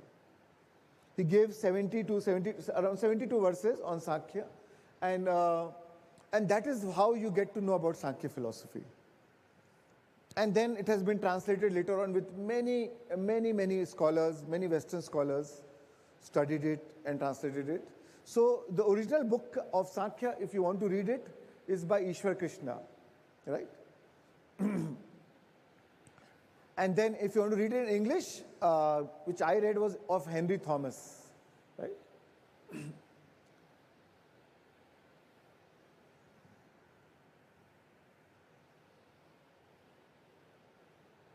And I have taken from 4 or 5 books and 4 or 5 sources, what I am sharing today with you. Commentaries by 4 or 5 people. So, Bhagavad Gita in chapter 10, Krishna says to Arjun, Among the trees, I am the people tree. Of the celestial sages, I am Narad. Among the Gandharvas, I am Chitrarat. And among the Siddhas, I am sage Kapil. Right? So Krishna talks about, so that gives a lot of importance and weightage to Sankhya philosophy.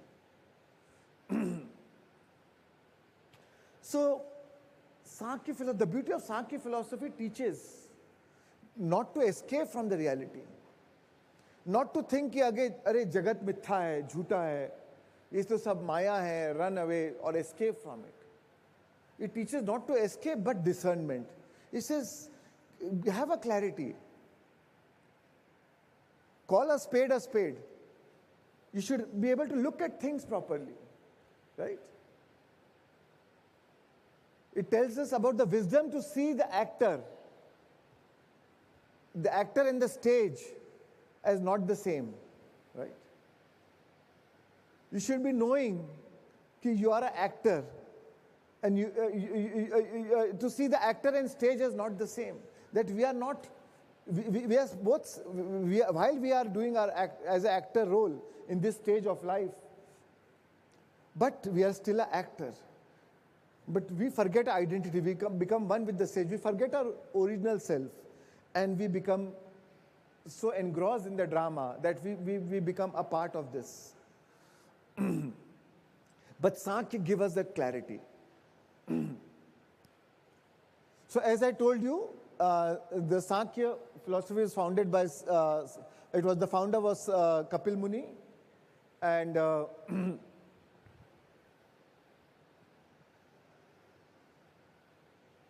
but the beauty is for Kapil Muni, even those who don't believe in Sankhya philosophy, or those who have rejected Sankhya philosophy, they all recognize, they all look at Kapil Muni and talk about Kapil Muni in very high regards. Even Buddha was influenced by philosophy, by Sankhya philosophy. In fact, he spent his early life in Kapil Vastu. The name of the town Kapil Vastu was based on Kapil Muni, you know. The city named after sage Kapila. So it's not surprising. And all the rishis during that time, or Buddha's time, they used to call Sankhya Muni. They were called Sankhya Muni. So there's where Buddha got his, as a child, he got his early teachings and wisdom from all Sankhya Munis. So it is very much possible that Buddha's thought was shaped by Sankhya philosophy. Kapil Muni is supposed to be the descendant of Manu, the primal human being, the first human being who came, the grandson of creator god Brahma. That is how Puranas talks about Kapil Muni. They believe that, and in Puranas say it is also an avatar of Lord Vishnu, right? They call it a fifth avatar of Lord Vishnu. And so, friends, Kapil Muni is considered as the first systematic philosopher of India. He was a well-known philosopher and a teacher, and his disciples built the great city called Kapilvastu, where Buddha was born. So this philosophy, sage Kapila, he gave the world the first known systems that map the relationship between matter, mind, and consciousness. Right? And what he shared was radical. Imagine maybe 10,000 years back, maybe 15,000 years back. At that time he said that suffering arises not from life itself, but from false identification. At that time he said that consciousness, Purush, he called, in this philosophy they call consciousness as Purush, and matter is Prakriti. He said both are distinct. Prakriti is separate, Purush is separate, right? And the liberation comes from discrimination, from not by destruction. Once you're able to discriminate between what is Prakriti and what is Prakrushan, what is Purush, and if you get that clarity, you can get liberation. Once you have the right understanding. So But again, it was still a philosophy. Now, even though you get the understanding, but how to actually put into practice came the yoga, Patanjali, based on Sankhya philosophy, right? And later on, Vedanta came and everybody gave their own approach. So from that perspective, he was not just a sage. He was a scientist of the soul. Next. So now I'll come to the Sankhya philosophy, but before that, we'll take a break. Picture abhi baki hai. I'll keep the suspense. So we'll meet again at 12:30. Yeah? We'll take a tea break and meet again at 12:30. Yeah. Thank you. Thank you so much.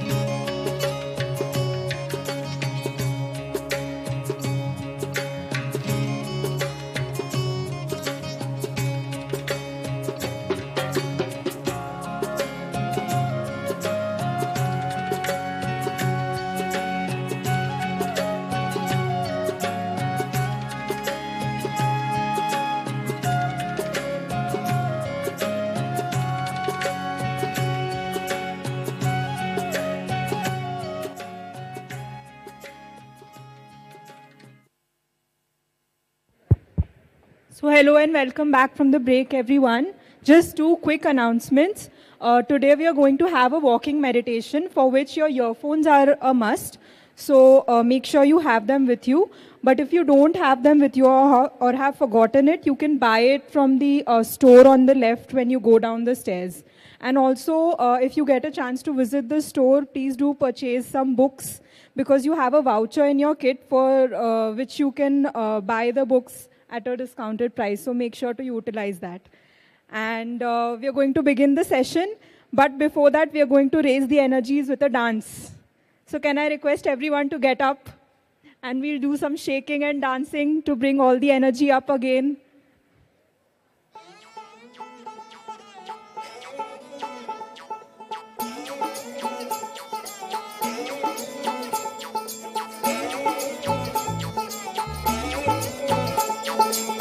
या घट भीतर बाग बगीचे या घट भीतर बाग बगीचे याही में सिरजनहारा याही में सिरजनहारा ढूंढे रे ढूंढे अंधियारा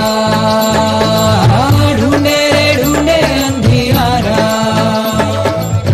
या घट भीतर बाग बगीचे या घट भीतर बाग बगीचे याही में सिरजनहारा याही में सिरजनहारा ढूंढे रे ढूंढे अंधियारा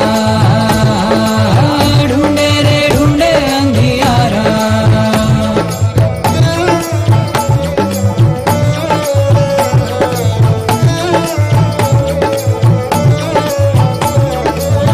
या घट भीतर हीरा मोती या घट भीतर हीरा मोती याही में परखन हारा याही में परखन हारा ढूंढे रे ढूंढे अंधियारा ढूंढे रे ढूंढे अंधियारा ढूंढे रे ढूंढे अंधियारा ढूंढे रे ढूंढे अंधियारा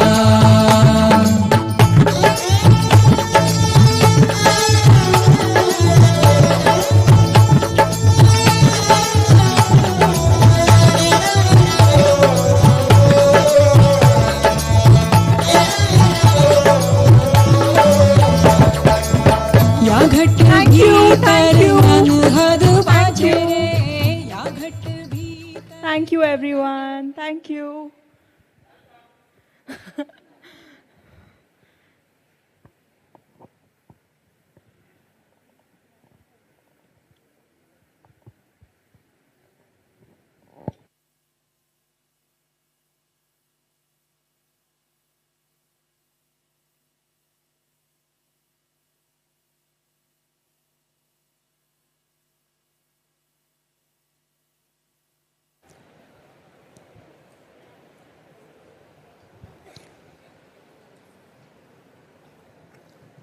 So welcome back, friends. Welcome back.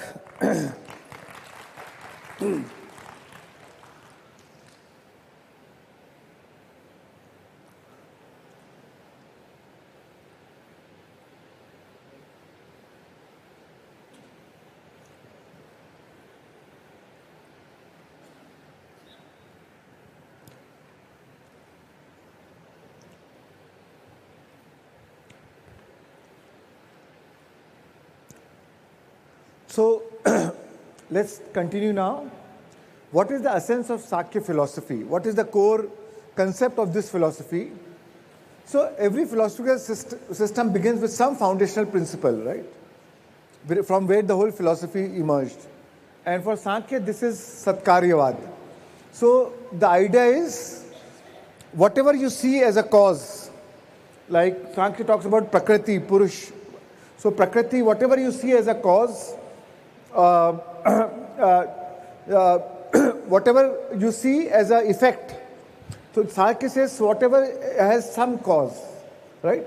The idea that the effect is always present in the cause. Like a seed.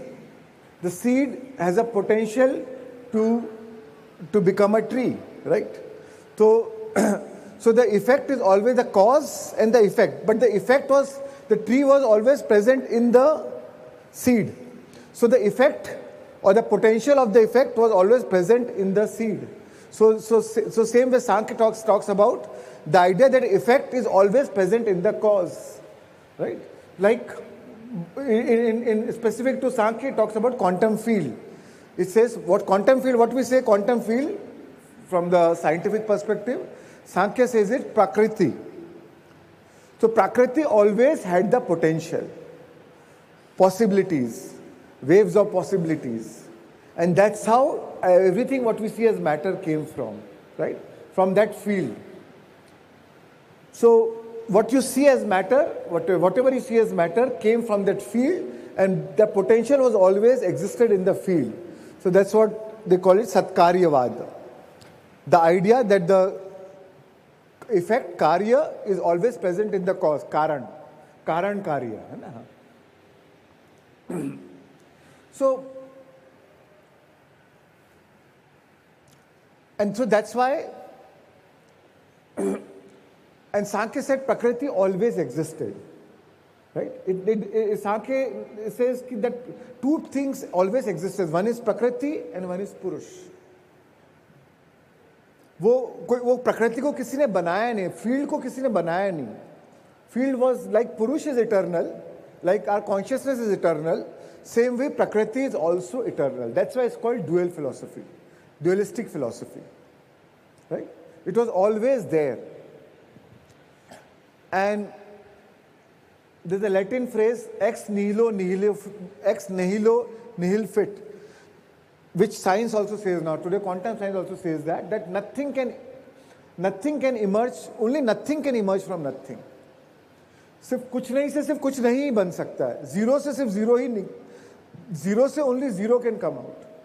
So this philosophy, so Sankhya says that it is not everything. What we see as universe did not come from nothing. It came from something. So what we call as quantum field, right? It came from something.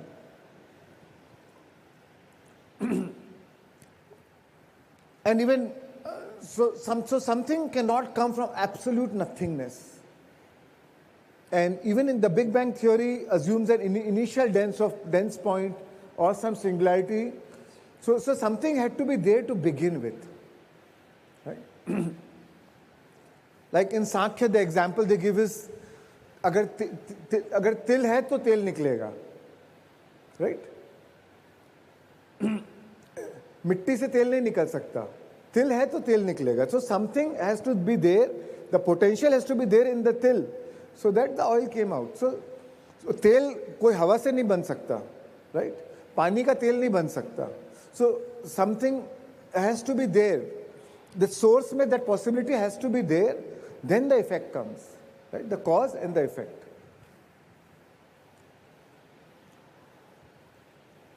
And that effect is the manifestation, right? The cause gives rise to the effect, like a cloth from the threads.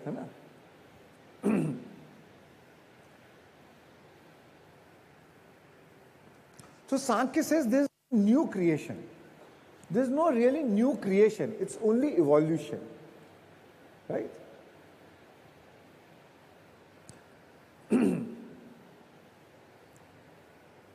The cause, which is the unmanifest, and the effect is the manifested aspect of the cause. Right? They're only different in form. Right? That's what we say in quantum physics, right? We say thoughts are electric. The moment you think a thought, the quantum field is already impregnated with the thought. The moment you nurture with your emotions, with your vibrations, it manifests. So even though it was just a thought, it is already there in the field now, right? The field is already impregnated. But only when things happen, then you see the manifested version of the thought, right? That's why thought is an early action. An emotion is an early manifestation. But when you sustain that emotion, follow it by your action, then you see the manifested world, right? So the cause which is there in the field, in the Prakriti, it undergoes the transformation. Now, how transformation happens?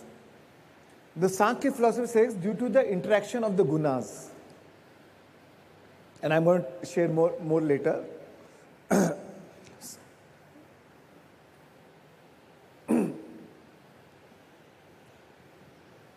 About the gunas, I'll talk about it later.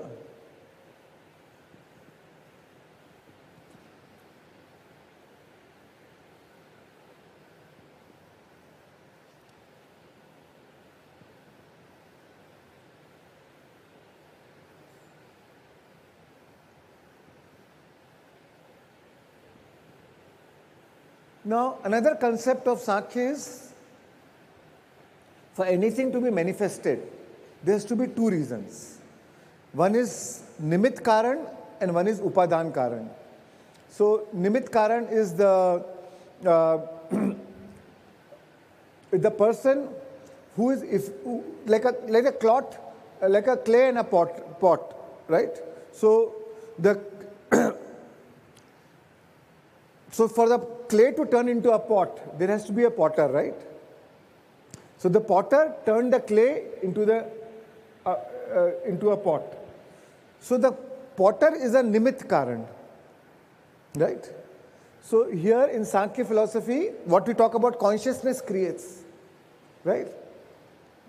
Consciousness creates. So consciousness affects the field, the quantum field, and then the creation happens, right? So consciousness is the Nimit Karan, and the field is the Upadan Karan, right? So field did not create a mud, a clay cannot become pot on its own. It needs somebody to give it a shape and form, right? So same thing is,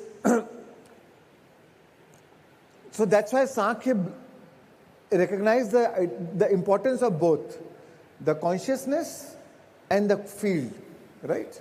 The quantum field, the Purush and the Prakriti, right?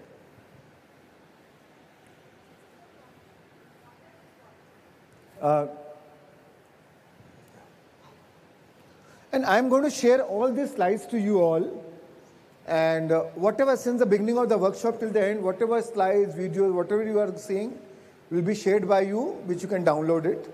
Yeah.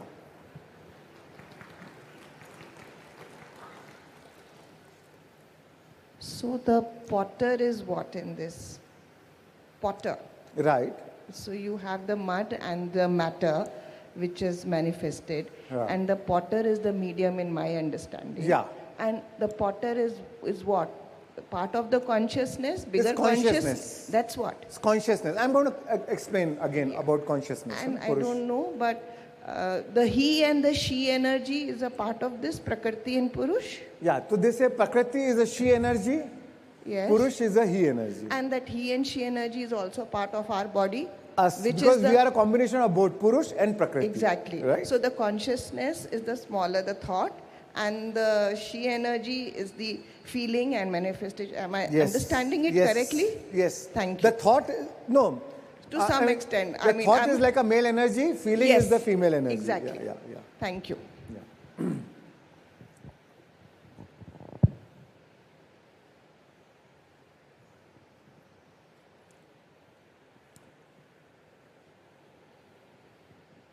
So now, Prakriti, what we say in normal terms, what we see as a visible nature, trees, rivers, people around us, so that is a part of the Prakriti. In Sankhya concept, that is, here Sankhya Prakriti means Prakriti.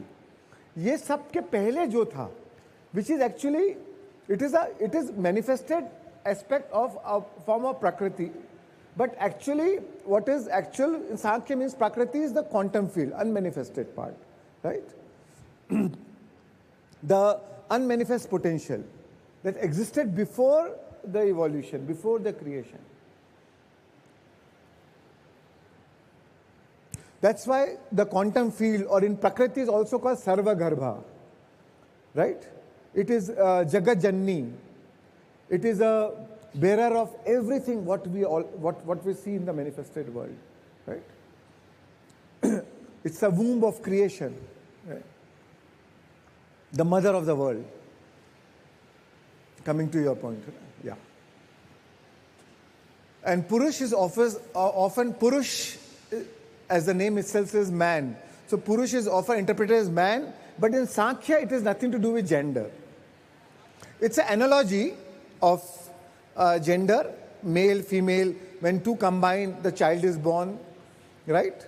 And because a female gives birth to child, so quantum field gave birth to the creation. Purush only affected that, affected the field so that the creation happened, right? So Purush here is not actually about a man or a gender, but yes, through that analogy we can understand it better.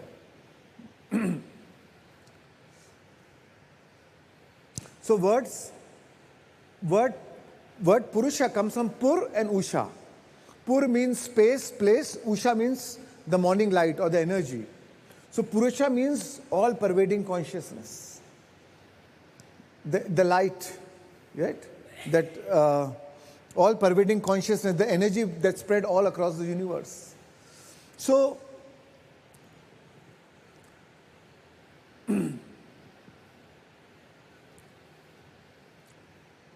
there's a story, Purush and Prakriti.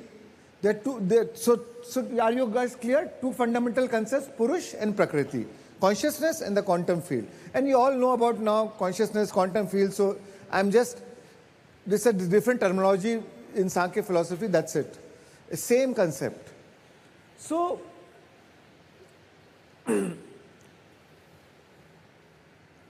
there are two natures. Prakriti is active but unconscious. That is the nature of Prakriti. So how creation happened? Prakriti was active. This is a story. The Prakriti was active but was unconscious. Now Purush is conscious but inactive. Right? Now Purush is the cause of the universe. Purush has a potential to transform into everything what we see. But whatever this potential remains dormant until it is activated. The Prakriti remains dormant until it is activated. Like a seed and a farmer, right? The seed is dormant until it is activated by the farmer. The clay is dormant until it is activated by the potter. So this potential remains dormant until it is activated. So this activation occurs when Purush, the consciousness, comes in contact with Prakriti. Now, what is the coming together of these two? So Purush, why do they come together? Now the Purush needs to experience. Purush is an observer. Now if there is nothing to observe, how do I know that I exist?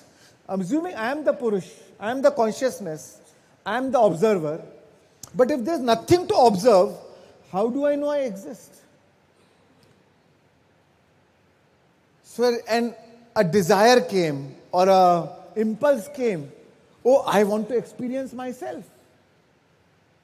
So to experience myself, I need something to observe. If I am the observer, I need something to observe. I need something in comparison. Something which is separate from me. Now, here Prakriti. Now Prakriti has so much of potential for evolution, like a seed. Seed is desperate to become a tree. But it cannot become a tree on its own.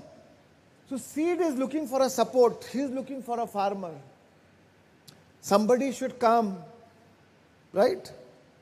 And activate me, right? With the right environment so that I express myself.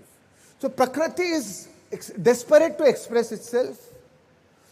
And Purush is desperate to experience itself. One is to express itself, one is to experience itself. So it's like, the analogy is like एक जंगल में आग लगी है. Now, one is deaf, one is blind, and one cannot walk. One is a so अभी प्रकृति जो है चल सकती है. क्वांटम फील्ड प्रकृति चल सकती है पर देख नहीं सकती. पुरुष देख सकता है पर खुल नहीं चल सकता. So पुरुष consciousness itself cannot create anything. Consciousness cannot manifest itself like a man and a woman, right? A woman can give birth to the child. Can a man give birth to a child? No. But man can help the woman to give birth to a child, right? So same way, consciousness alone cannot create anything. It's a pure consciousness, just an observer. It can observe. It has intentionality. Like right? So Purush has intentionality, but it cannot create on its own. Right? So it needs somebody. So here Prakriti is ready to express itself and Purush wants to experience itself. तो दोनों का मिलन होता है. दोनों एक दूसरे से टकराते हैं. Right? राम ने बनाई जोड़ी. And so one was blind, one was लंगड़ा. एक अंधा था, एक लंगड़ा था. दोनों को एक दूसरे की जरूरत थी. अभी आग लगी है, भागना है.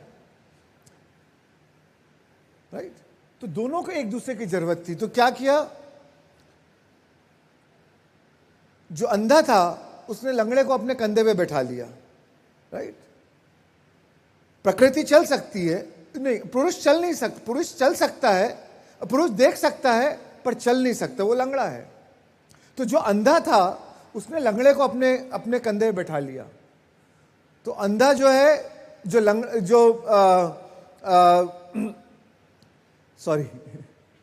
सो प्रकृति, पुरुष जो है वो रास्ता दिखा रहा है कि ऐसे चलो, ऐसे चलो. एंड प्रकृति चल रही, प्रकृति भाग सकती है. So same way, Purush through his intentionality give expression to Prakriti. Right?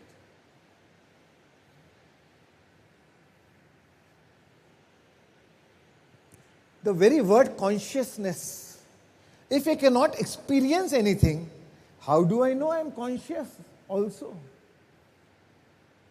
I can only be conscious when I know I can be aware of something. But if nothing to be aware of, then how do I know even if I am conscious or not? Right? If it is only void, then the void is devoid of any experience. So this is how the creation happened, according to Sankhya philosophy. This is how we see all the manifested world. So Sankhya gives another example.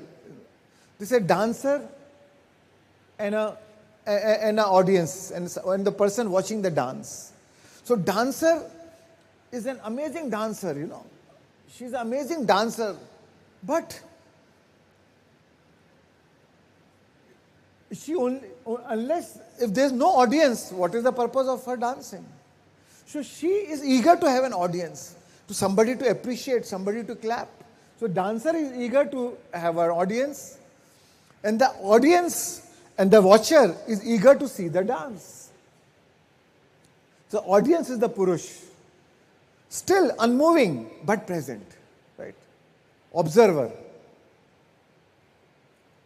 So the moment the Purush presence touches Prakriti, the world starts unfolding. So it's matching the longing. It's satisfying the longing of both, right? So both Prakriti wants to be seen, like beauty, desiring, admiration, and Purush wants to see. जैसे हिंदी में एक poem है, एक उर्दू में एक poem है, इश्क का नज़ारा मुफ्त में बदनाम हुआ, हुस्न खुद बेताब थी जलवा दिखाने के लिए. So Prakriti is also eager when we put our intention, our emotion. So and the manifestation happens. the field is also eager to express. The more it expresses, the more fulfilled it feels, the more fulfilling it is for the Prakriti. Because that is the very nature, it has inherent with so much of potential. So, suppose you are an amazing musician or an amazing singer or a dancer, but if you don't get opportunity to sing, you will feel restless. So Prakriti is thankful to the Purush to help Prakriti to give expression, right? Sorry. So Prakriti is full of richness, full of possibilities, full of all potentials. Yeah. Keshav. So are we clear as of now, so far? Yeah.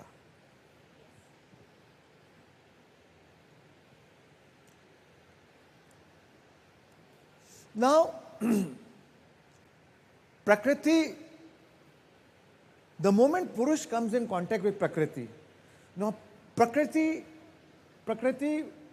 do not want to leave Purush. बकरा फंस गया, right? मुर्गा आया, मुर्गा फंसा है, तो अभी प्रकृति don't want to leave Purush because only because of Purush it can express itself, right? So प्रकृति चालाक है, तो प्रकृति does something, right?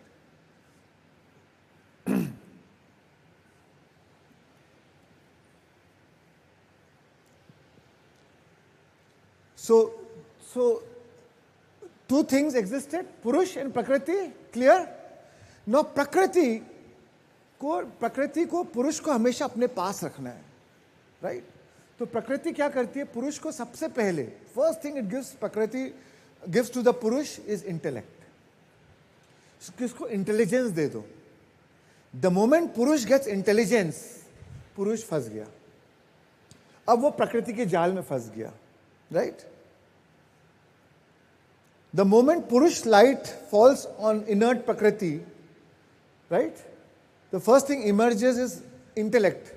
In Sankhya they call it Mahat. Mahat means Mahan. So Sankhya give a lot of importance to intellect.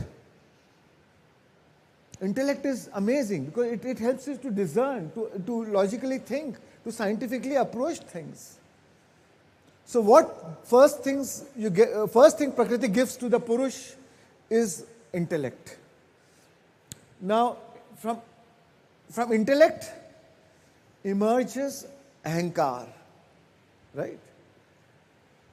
अरे ये मैं हूँ, मेरी identity आ गई, मैं की identity आ गई.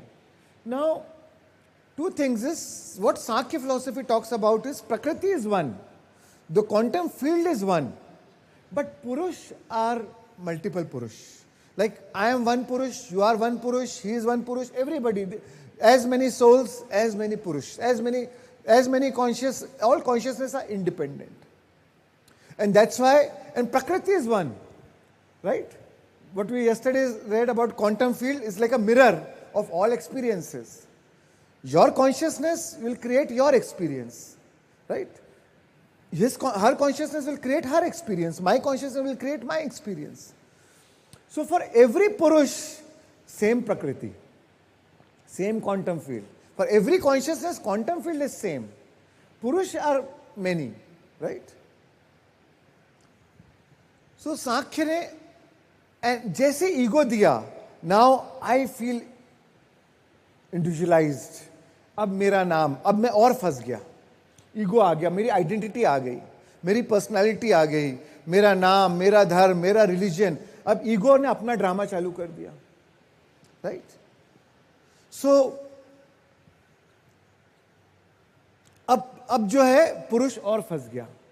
जैसे ईगो आया, पुरुष भूल गया कि मैं पुरुष था. Consciousness forgot that it is consciousness. Consciousness started, उसकी identity separate हो गई. It forgot. It got disillusioned by the ego. It got, उसका आवरण, ego का आवरण उसके ऊपर चढ़ गया. उसका layer उसके ऊपर, it got enveloped by ego. Now it forgot that it was Purush. It was pure potential. it was an observer. Satyachit Anand अपना nature वो भूल गया कि मैं तो वही था. Right now, ego again wants to experience itself. So then came, so अहंकार के बाद आया मन. Right?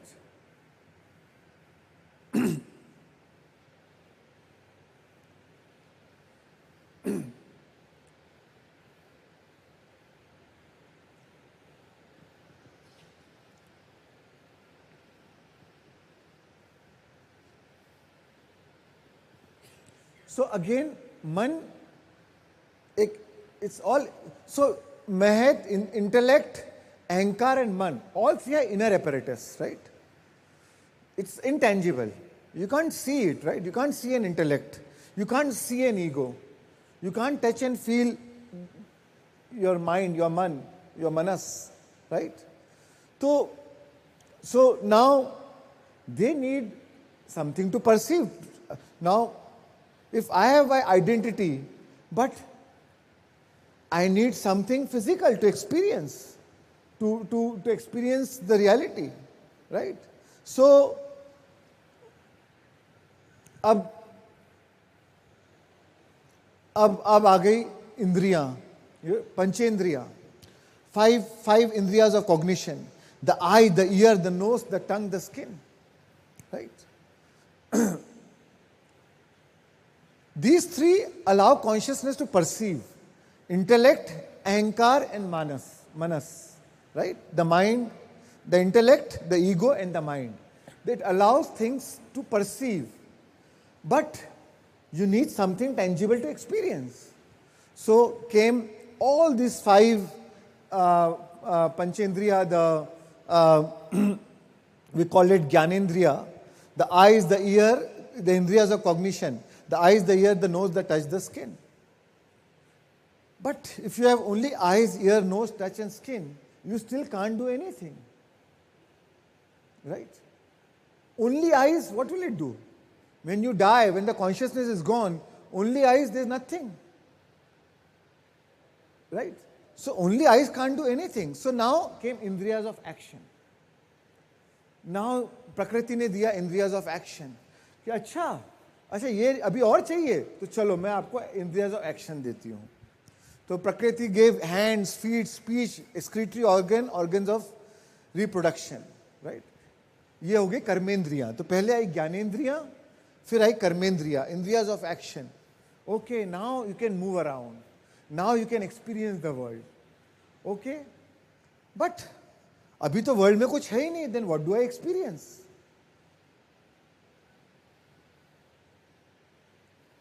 So what do I experience? अगर आंखें हैं, अगर वो देख नहीं सके तो क्या फायदा? आपने आंखें तो दे दी, but I need a sight, right? So then came tanmatraएं, where the eyes can see, the ears, so it created a sight, it created a world. So there's something you can see. If there's nothing to see, what is the use of eye? You've given me nose, but if there's nothing to smell, what is the point of nose? Right? अच्छा, तो ego says, अभी क्या कर इसका तो कोई काम ही नहीं है नोज का. तो sankhya, the Prakriti says, okay, let me give you tanmatraes. If you want to see something, okay, I'll create the world so that you can see. I can make something so that you can see. The ear, I'll create sound so that you can hear, right? I'll create smell so that so that the nose can smell something. The tongue for taste, the skin for touch. Now, what do you touch? You want to touch something, right? So it created everything to experience, right? Okay, the land, the earth, where you can walk on it. Now, everything. So what all we are seeing, touching, smelling, tasting, hearing, everything that we are seeing, hearing, tasting, touching, smelling is made of 5 things, right? Panchabhutas, right? Panchabhutas are ether, air, fire, water, earth. Everything that we see in the universe, everything is made of these 5 things, right? Whether it is a physical body, whether it is this remote, whether it is this screen, whether it is this pyramid, everything is made of these 5 elements. Either all the 5 elements, or 3 of the 5 elements, or 4 of the 5 elements, but everything is made of these 5 elements, right? So now the ego is enjoying everything, right? तो अब जो है ego पूरी तरह फंस गया. अब now you have everything to experience, everything to identify with, right? Now the ego identifies. ये जो पंचभूत से जो बॉटल बनी है ये मेरी बॉटल है, राइट? ये पंचभूत से जो कार बनी है ये मेरी कार है, ये मेरा घर है, right? So ego starts identifying, ये मेरी बॉडी है, right? Starts identifying with everything, right?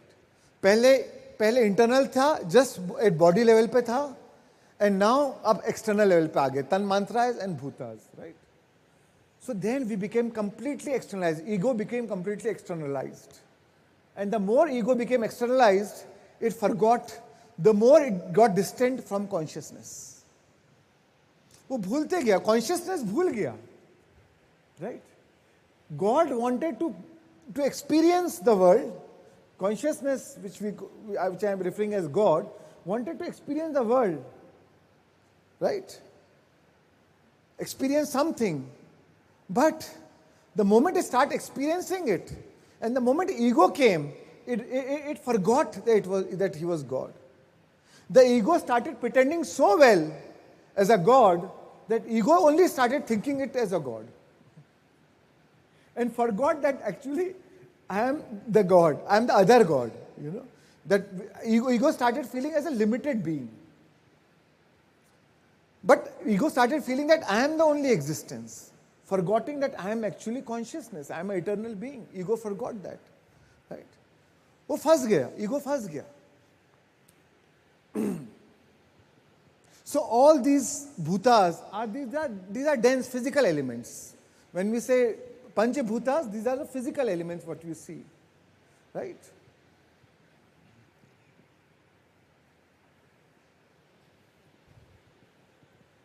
So the first thing is Prakriti, which was uncreated, which was eternal, which is the base of everything, of all creation.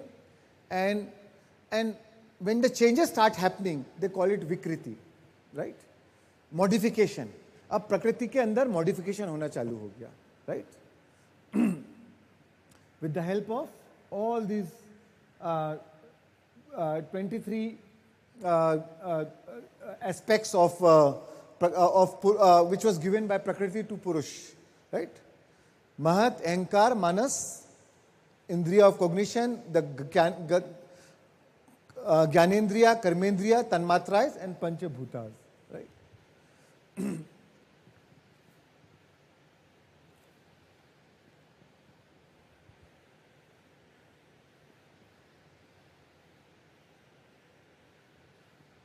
Now, in the whole thing, consciousness में कोई change नहीं आया. Please understand.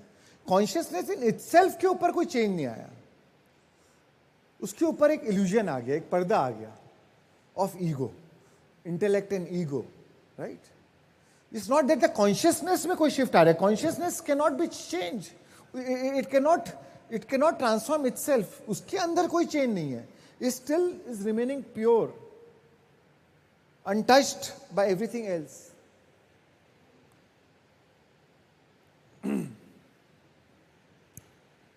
Let's do one quick exercise. I want you all to, let's try a simple awareness exercise which is rooted in Sankhya. I want you all to close your eyes. Just 2 minutes, 3 minutes. Huh? Gently close your eyes. Take a slow, deep breath in.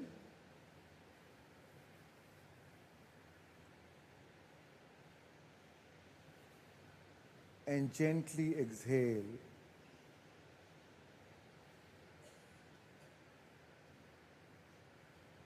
And now, let your awareness rest not on the breath, but what arises.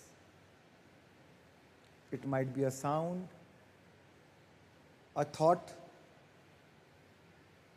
a body sensation, an emotion.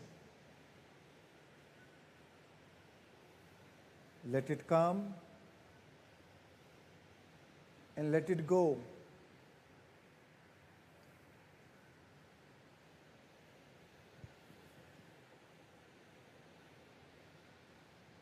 And silently ask, is this me or something I'm aware of? Is this body sensation me or is this something I'm aware of? Is this emotion me or is something that I'm aware of? Is this thought me or something that I'm aware of? Is this sound me or something that I'm aware of?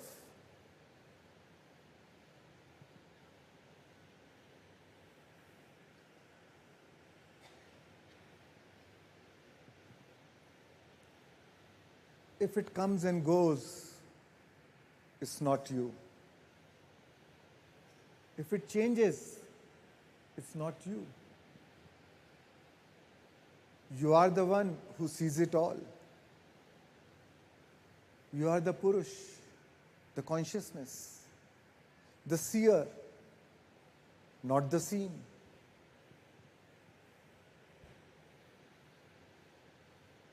Stay here for a few moments,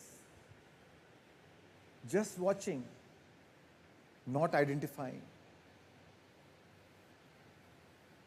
just observing.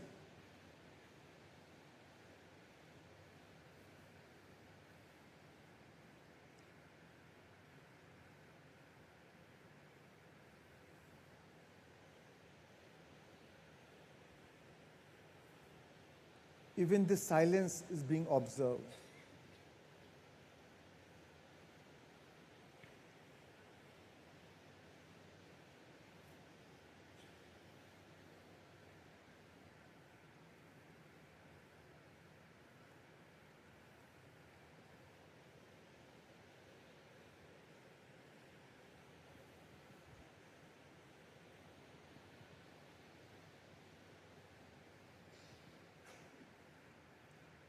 Notice the peace that comes when you stop clinging, when you stop identifying.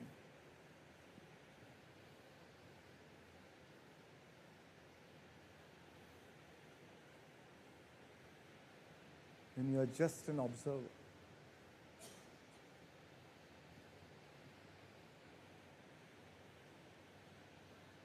Just an awareness, choiceless awareness.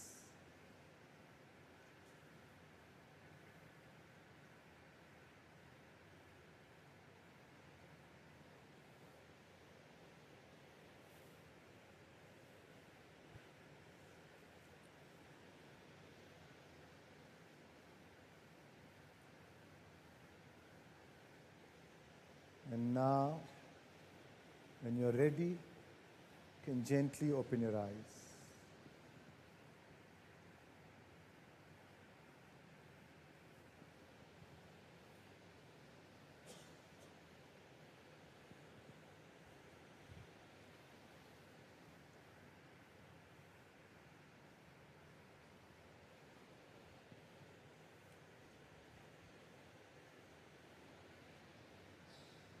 Slowly come back and open your eyes. So you see, who was observing? What was observing is consciousness, right? Without clinging, without attaching. That awareness, Upanishad says, Prajnanam Brahma. That awareness is Brahma. That awareness is consciousness. That is what we are, that pure awareness.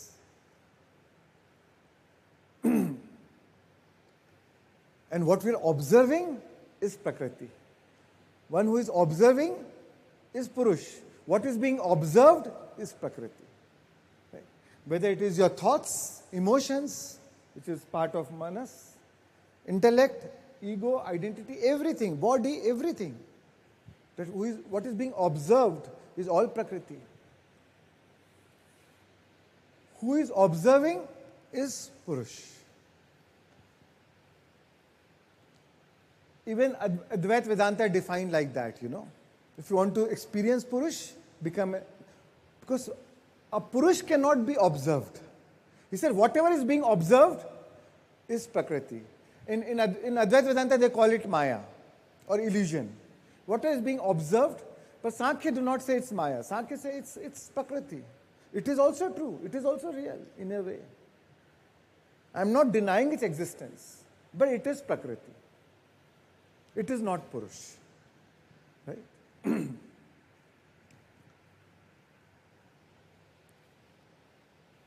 So far clear? Any doubts or any questions on this? Yeah.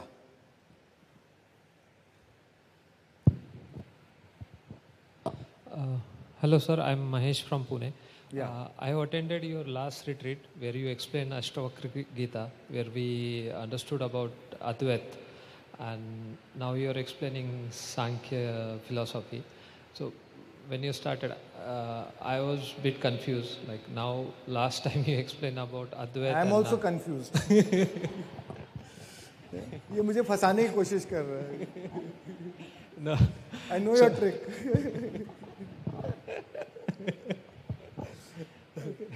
I'll come to it later, yeah?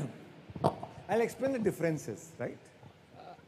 No, my question is, I mean, both the philosophies lead to Advaita only. That is my understanding. So, is that true? It is just the way they have explained it differently. Actually, it's all languages. But again, I'll come to you, I'll give you my take on it. Yeah? Okay. Thank you. And it could be completely wrong, you know. After 5 years later, I may say, oh, what I said was wrong, you know. Yeah, this is what philosophies are, you know. Some better philosophy come, oh, I said, no, that was all wrong. Yeah, but both leads to Advait only, I mean consciousness. Both lead to consciousness. The good thing is all these philosophies talk about Kaivalya. All these philosophies talk about moksha. Nobody denies the existing of pure consciousness. And that is where we need to do. That is the job on hand when we came here. Now when we become pure consciousness, now whether I am one consciousness or whether I am all pervading consciousness, जब वो self realisation हो ही जाएगा तब हम जान ही जाएंगे, right? So the path is all same. अब वो मंजिल में 10 कमरे हैं या 5 कमरे हैं या 5 फ्लैट है या 8 फ्लैट है, अब वो जब पहुंचेंगे तो पता चल ही जाएगा ना, right? So when we get self realisation we will know it ourselves. But the only thing is, they are all realized souls. All these philosophies came from, whether it is Buddha or Jainism or Sankhya or Advaita, all came from realized souls, but still different philosophies. So maybe when you get your self-realization, you come with a new philosophy. We don't know, right? So, but the path is all same. And our job is to walk the path. Nobody is disputing the path, right? People are there's a dispute about the destination. रास्ता यही है, वहाँ पहुँचेंगे तो दिल्ली मिलेगी या बम्बई मिलेगी, उसका dispute चल रहा है. Nobody is disputing कि path यही है. तो path is we are clear about the path. We are following the path, right? Thank you. Yeah. Thank you.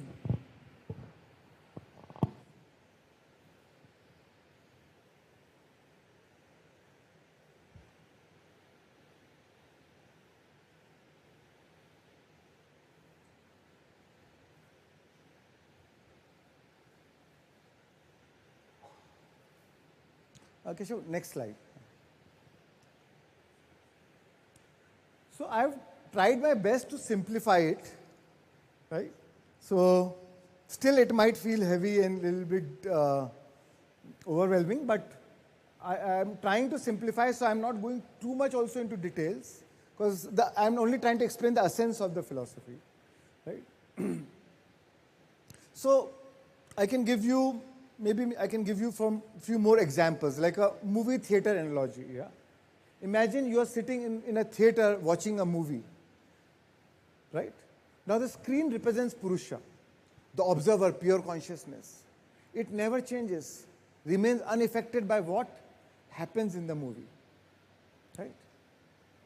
Now the movie is playing on the screen represents Prakriti, the material world, ever-changing reality. It consists of stories, emotions, colors, drama, right? But the screen is unaffected, right? But the problem is, as long as the movie is on, we cannot see the screen. I'll give you an example. A young boy, first time his father from a village, first time his father takes him to a movie theater. He said, Papa, I have read about movie theater. Can you take me to it? He said, yeah, I'll take you. So he takes him to a movie theater. They reached 10 minutes late. By the time movie had already started. Before that, on the way, he was asking, Papa, movie theater कैसे होता है? He said, अरे एक screen होता है. एक blank screen होती है, उसके ऊपर movie चलती है. उसके ऊपर movie का projection होता है, उसके ऊपर वो movie चलती है. Now he goes to the movie Mahabharat movie lagi thi, Mahabharat is going on. Now the son asks father, Papa, you said a screen hoti hai, where is the screen? He said, you see, Krishna, in the movie is going on, you see, Krishna, uske piche screen hai. He said, what? Krishna ke piche to Arjun khada hai. नहीं, अर्जुन के पीछे screen है. नहीं, अर्जुन के पीछे तो रथ है, घोड़े. नहीं, घोड़े के भी पीछे देखो. नहीं, घोड़े के पीछे तो सब लोग फाइट कर रहे हैं, सब सैनिक लोग लड़ाई लड़ रहे हैं. नहीं, उसके पीछे देखो. Until the movie is on, the father could not explain son. What is the movie? What is the screen? But the moment the movie stopped, and the only screen was there. And then the son understood, oh, this is screen. So this is how we are. This is how life is. Right? Until we are influenced by Prakriti, right? We don't understand consciousness. That's why we do meditation. We do anapansati to withdraw from all the world of senses, to become nobody, nothing, nowhere, no place, no time. And all of a sudden we experience the screen. And then we know we are the screen. Uninfluenced by anything which happens in Prakriti. Uninfluenced, untainted, unaffected. Movie scene चल रहा है where there's a bloodshed. क्या screen में blood दिखता है? When you stop the movie, is the screen tainted by blood? No. Movie में बारिश हो रही है. Does the screen get wet? No. So the screen is untainted. The consciousness is untainted. Even though consciousness is the base on which the whole movie is being played. But still it is untainted. It is unaffected.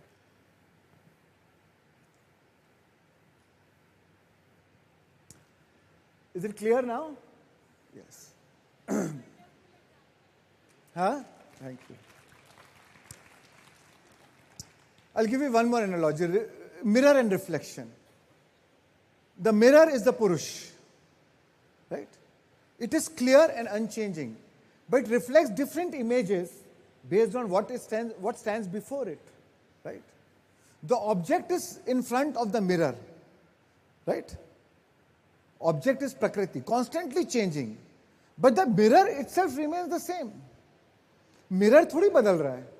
Right? But the mirror reflects the object.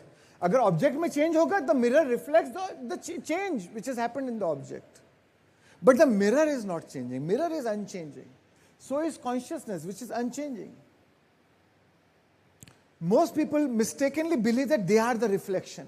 They are the changing world. But the true wisdom lies in understanding, in knowing that you are the mirror. That they are the mirror, you are pure consciousness.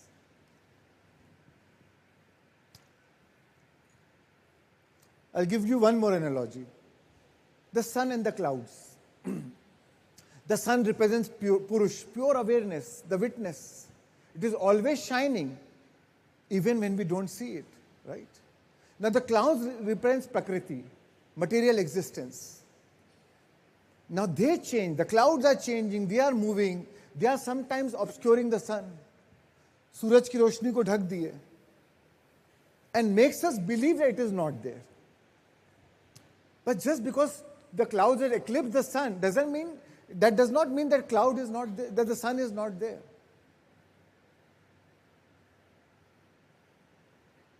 Self-realization is, enlightenment is when we understand that sun is always present, beyond the clouds. It is realizing the unchanging Purush beyond worldly experiences. Clear? I'll give you one more analogy.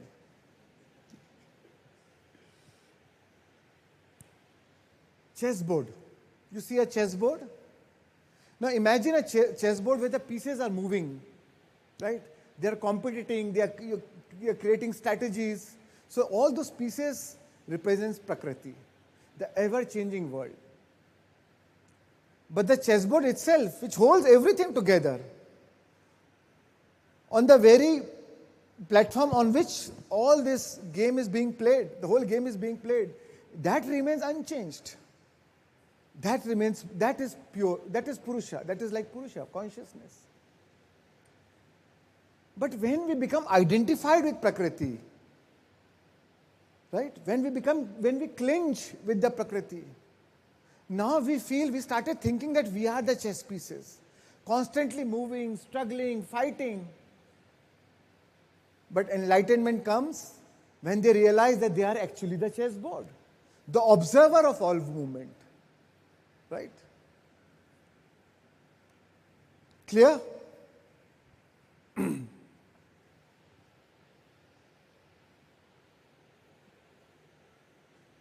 Rumi talk about the waves in the ocean. Right? So ocean is a Purush, deep, calm, constant, beneath the surface. Waves is Prakriti, ever-changing, rising and falling. Ashtanga says, let the waves of the universe, Ashtanga says, let the waves of the universe rise and fall as it will. I have nothing to lose and nothing to gain. So no matter how many tragedies we have gone through, how many adversities we have gone through, consciousness or how many successes we have gone through, how much abundance we have gone through, consciousness has nothing to lose or gain. It is all happening in Prakriti. Consciousness is again pure consciousness, ever changing, just an observer, enjoying the dance, enjoying the Leela. The Leela is played by Prakriti, right? But consciousness is enjoying the Leela. That's why when you become enlightenment, that's why the sages use Leela. Leela. And then when you are that, then you are unattached. You are laughing. Right? Circus chal raha hai, dekh rahe hai. Enjoying the circus. But not participating in the circus. But most of the time, we are all, unless we experience consciousness, we are participating in the circus.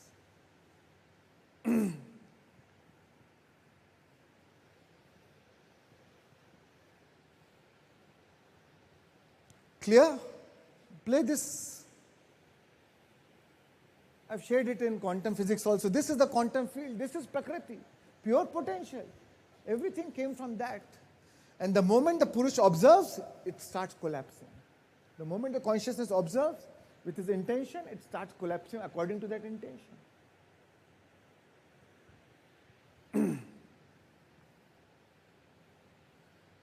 Next slide. Any questions?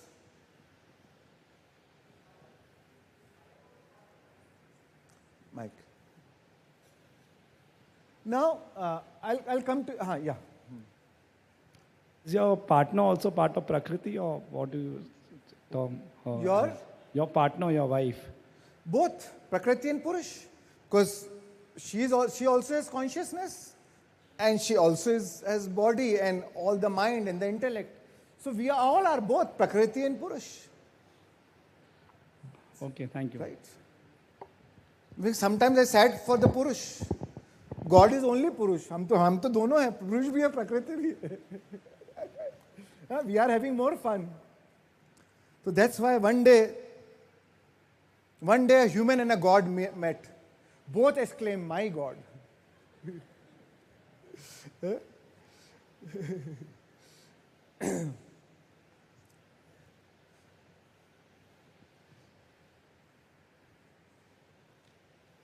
ये केशव ने ढूंढ के wife को ही कोई पकड़ा है यार, मेरे को डराने के लिए क्या, धमकाने के लिए.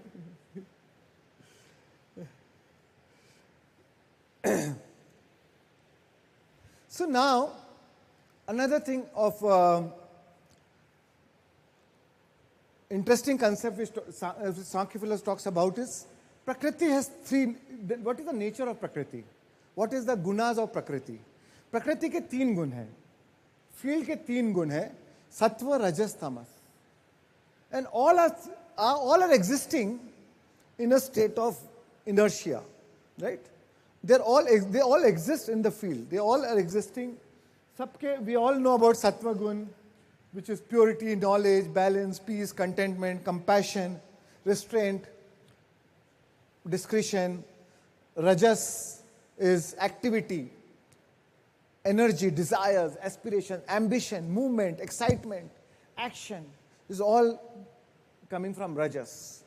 Tamas is darkness, inertia, ignorance, laziness, confusion, inactivity, too much of attachment, resistance. These are all tamsic gun. Normal language में बोलते हैं अरे तामसिक गुण, राजसिक गुण, सात्विक गुण. खाने में हम बोलते हैं सात्विक खाना, तामसिक खाना, राजसिक खाना. Basically, what food gives rise to these emotions, right? Or these tendencies. So Sankhya says that it was always existed in the field. Now when you and all three are wanting to express itself, कोई पीछे नहीं रहना चाहता है, क्योंकि very nature of field or the Prakriti is wanting to express. So Tamas also is eager to express. सत्व को लगता है कि मैं पीछे नहीं रह जाऊं, even I am wanting to express, right? रजस को लगता है even I should express, right? Even I want to express myself. If I have the potential, I want to express. So when you have negative thoughts and emotions, same frequency, the frequency matches. Say tamsic, tamas comes. When you're ambitious, the frequency matches. Rajas get activated. When you're looking for self-realization or in meditation, sattvic get activated. So as per your frequency, you influence as per your vibration, your frequency at that moment of that time, you influence the field. And field is eager to express. The moment it gets the vibration, it starts expressing. The waves starts collapsing into matter. Right? From waves, it becomes particle. From energy, it becomes matter. Yeah.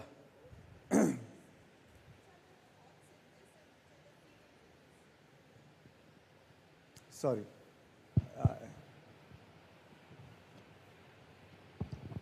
I'm Geetika from Delhi.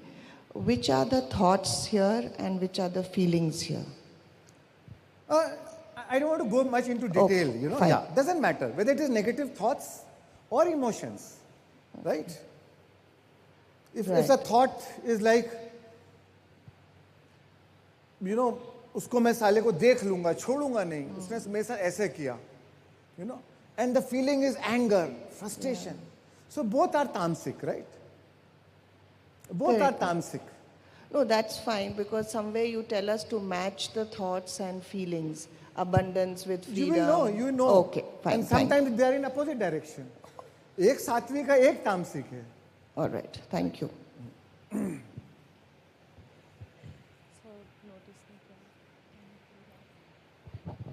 So, just a follow-up question. Yeah. I'm Reshmi from Trivandrum. So, how does the Sankhya philosophy look at karmic connections? If everything is consciousness and awareness and the Prakriti and Purush, then how does this karma and the cycle of birth and death and, doing all these things? Coming to it. End goal to wahi hai na. I'll come to it. Thank you.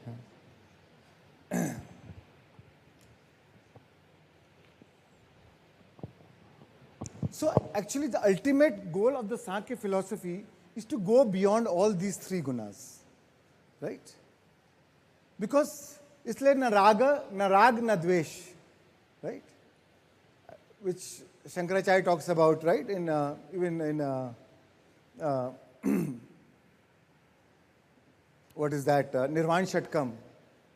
The na rago, na desho, na raga, na dvesha, na pita, na putra, na janma, na maran. So you go beyond all this. So that is the eventual goal of all philosophies. They are trying to give, every philosophy is trying to give you a way for self-liberation, right? Now how Sankhya gives, I'll tell you.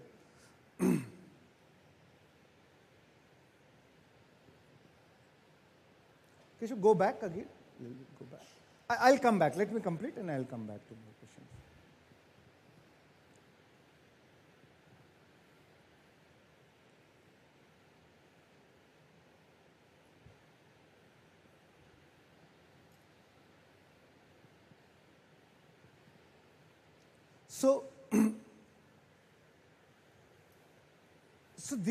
So we remain trapped. Prakriti has trapped us by all these 23 aspects of us, and we become trapped. And then more we get involved, the more we identify with all those things, with the world of things.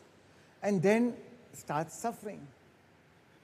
Because again Sankhya says that whatever gives you that moment, if what gives you that much pleasure or joy, also has the potential to give you so much of pain, right? So there's always, in fact, as per the Sankhya philosophy, all the Panchabhutas is coming from tamas. It's coming from tamas. So it will keep you trapped, and then it will keep seeking you more. Because eventually you're not finding joy and fulfillment, everlasting joy and fulfillment. And all these things, which is the evolution, is ever changing. It is not constant. You make a house, we go to certain museums, we go to see certain historical sites, we see, oh, once this was a palace. When it was a palace, the king thought, oh, this is my palace, I have made a beautiful place, I am going to live here forever. But 500 years later, वो खंडहर हो गया, right? It's a history. So everything what we see today, everything that it is all going to change. That is the very nature, right? Prakriti ka nature is ever changing. Purush ka nature is unchanging, right?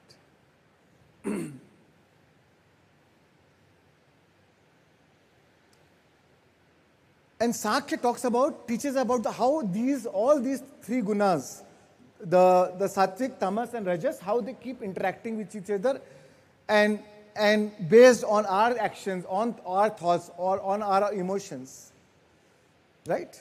And what leads to the cycle of life and death? The identification with the physical body, the identification with the world of things, leads to the cycle of life and death. Because it leads to suffering. Suffering arises from this confusion. So, for example, Sankhya talks about three types of suffering. Adhyatmika, internal suffering. Keshav? Adhyatmika, internal suffering. Adi bhautika, external suffering. Bhautik dunya ki suffering, right? Adi bhautika, right? Adhyatmik, internal suffering. And then it talks about Adi Daivik, nature of supernatural forces, right? He talks about 3 types of suffering. So, Adi Bhautik is about, Bhautik dunya ki suffering, which includes our physical body, hunger, illnesses, you don't have enough money, you don't have a good house. So, that is Adi Bhautik, dunyadari wali sufferings, hai na? Then, Adhyatmik suffering, right? Mental or spiritual, because of lack of spiritual understanding, because of clarity, you are confused, you are in an inner conflict, right? As I told you before, we do not suffer because of the situation, but because of our thoughts around it. So that is because of our thoughts, emotions, because of our ego, identity, which is intangible, but we are suffering internally, right? Even for spiritual people, they get moral anxiety, right? Freud talks about moral anxiety, right? He takes, so a lot of times spiritual people get moral anxiety. अरे वो वहाँ पे 2 countries की war चल रही है, इतने लोग मर गए, now you are getting moral anxiety. दुनिया में कितना गलत हो रहा है, you get moral anxiety. Spiritual people also suffer from moral anxiety. Adhyatmic, that is adhyatmic suffering again. Because you're still identifying with the subject, with the object. A subjective mind is identifying with the objective world, right? And then we suffer, right? And it's funny, right? अगर आपको बोल दिया किसी ने, अरे India के इतने soldiers मर गए, right? You feel the pain. या इंडिया के टेररिस्ट अटैक हो गया, इतने लोग यहाँ मर गए. Like we recently heard in, we got to know in what happened in Kashmir. So now we are suffering, इतना गलत हुआ, ये हुआ. हाँ, ये 26 लोग हैं. अब क्योंकि यू आइडेंटिफाइड इंडियंस हैं, हमारी कंट्री है, my country, my people, they got killed, we are suffering. ये कितने हजारों लोग मान लो मे बी गाजा स्ट्रिप में मर गए. You are not feeling that so much of suffering, right? ठीक है, यू फील कि यार नहीं होना चाहिए, but the effect is different. कहाँ 24, 26 पीपल, कहाँ thousands of people. So again there is some identification, right? Some identification with my nation, my country, my people. And it became a cause of my suffering. So even spiritual people get that moral anxiety.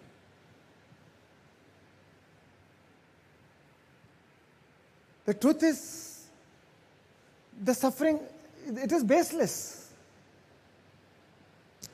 Because it is your thoughts around it which is making you suffer. Suppose वो news आई और 10 दिन बाद news change हो गई, अरे नहीं वो गलती हो गई थी, it was a wrong news, it was a confusion. वो 26 लोग इंडिया के नहीं थे, वो पाकिस्तान के थे. All of a sudden suffering disappeared. So is it not mental perception? Right?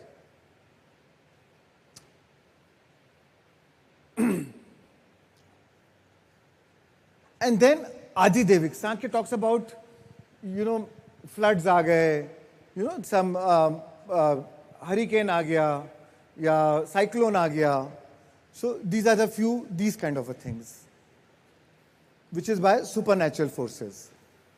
So,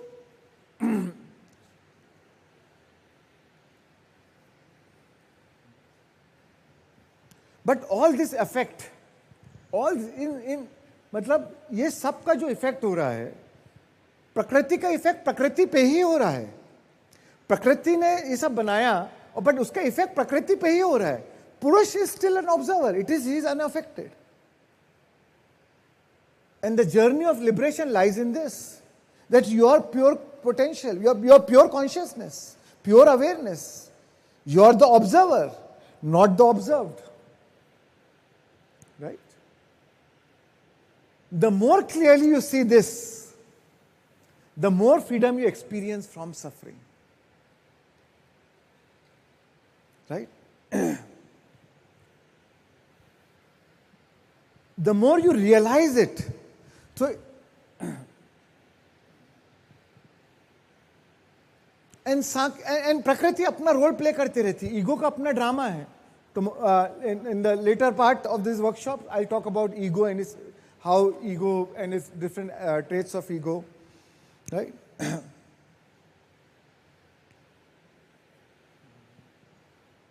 Rajas gun की anxiety होती है, right? Which is linked to status, social, your standing in the society, you know. Your post, your position, your power, right? That is again Rajas gun, you know. You identify with all those things, which I'll cover more in ego when I talk about ego.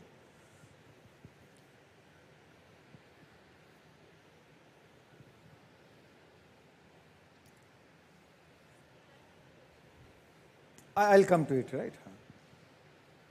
So, I spoke about moral anxiety, or you also call it spiritual anxiety. Rajas ki anxiety is Adi Bhautik, jo ki Rajas ka gun hai. It's all about, you know, how to get your name, your fame, all about that, your reputation, right? And also something to do with how I look, how am I looking, what am I wearing, what people think about me, right? Oh yeah, we'll take a lunch break, yeah. Sometimes spiritual anxiety is also when you are very ardent belief systems about even religious, you know. Like I see in Jains, you know, एक चीटी भी अगर गलती से भी उसके पाँव रख गया तो they feel so guilty. तो वो spiritual anxiety है, you know. It was not your intention, but चलो हो गया. But again, it gives you spiritual anxiety.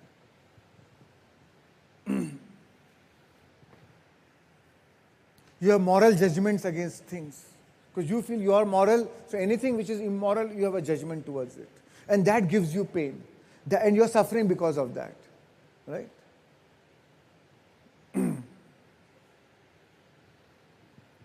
Osho said, religious men are often as mentally disturbed as corrupt men. दोनों disturb चल रहे हैं.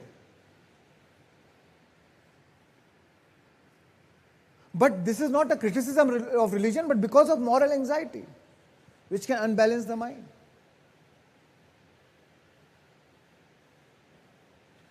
Now, how to get the path to liberation, right?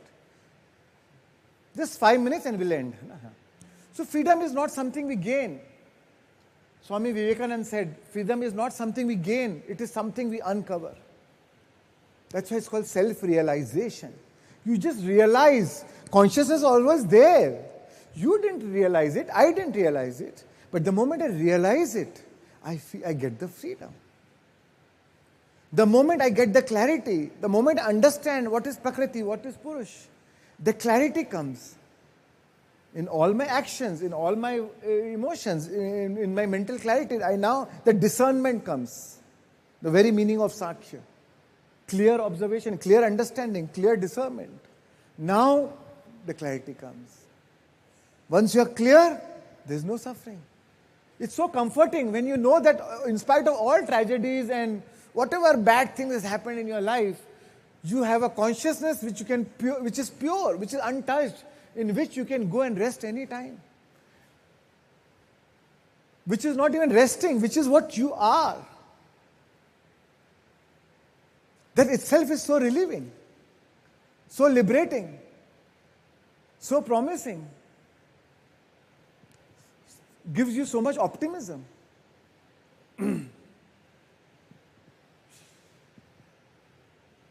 So suffering is because of misidentification of the consciousness as Prakriti. With body, mind, senses. Liberation is realizing the self as Purush. So freedom arises through Vivek, through discernment. That's why, according to Sankhya philosophy, intellect is closest to Purush, closest to consciousness. We use our intellect to discern, to understand what is Prakriti, what is Purush. And eventually, when you leave intellect also, when intellect is also dropped, then you get enlightenment. Then you are free from the cycle of birth and death. Because now Purush ne sab drama dekh liya, sab dekh liya. It is Purush knows that I am the observer. I have observed it all. I've seen the movie now. Now अब movie और देखने की अब इच्छा नहीं है. कितनी बार उस मूवी को कितनी बार रिपीट कर लिए, कितने जन्म ले लिए. अब ठीक है यार, अब मन भर गया, थक गए मूवी देख देख के. Now I know that I know. I know that I exist.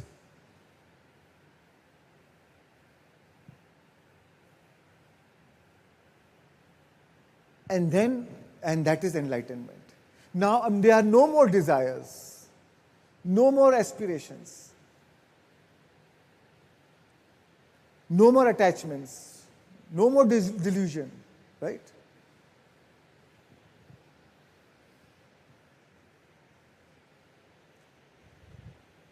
Like, just as the dancer stops when the audience leaves, right? Dancer loves when there's an audience, dancing, dancing, dancing. But the moment the audience leaves, the dancer stops. Same way, Prakriti ceases to evolve. Now, Prakriti is constantly evolving, right? But the Prakriti ceases to evolve when Purush realizes its separateness. It has no more intention for anything else. It is no more observation on Prakriti. It is no more putting a spotlight on Prakriti. So, and then the Prakriti ceases to evolve for that Purush. So, revelation is not a change, but a realization of eternally free nature of Purush, of consciousness.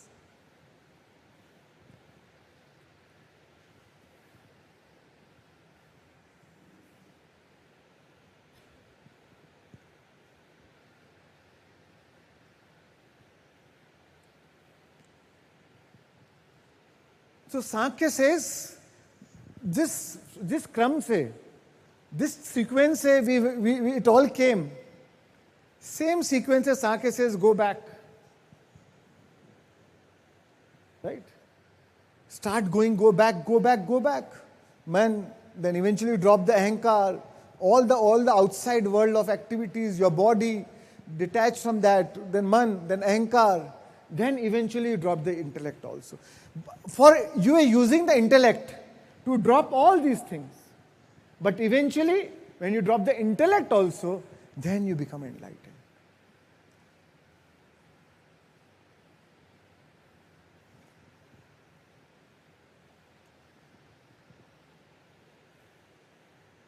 Kaivalya. Sankhya calls it Kaivalya.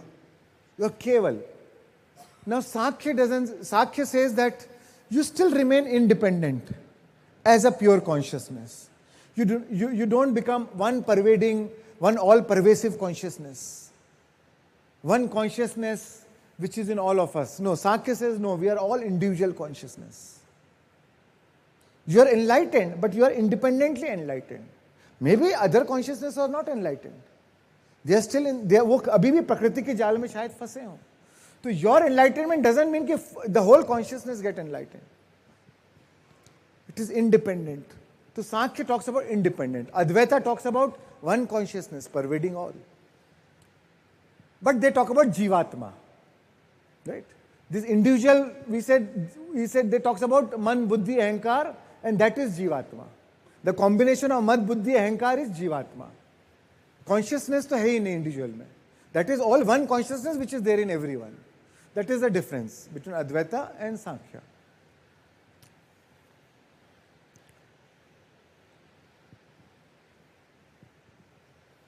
So when we vacate our body, we are, because of the intellect, because of the ego, because of the identity, the body से जो जितने physical aspects है, वो तो drop हो गया when you are without body, right?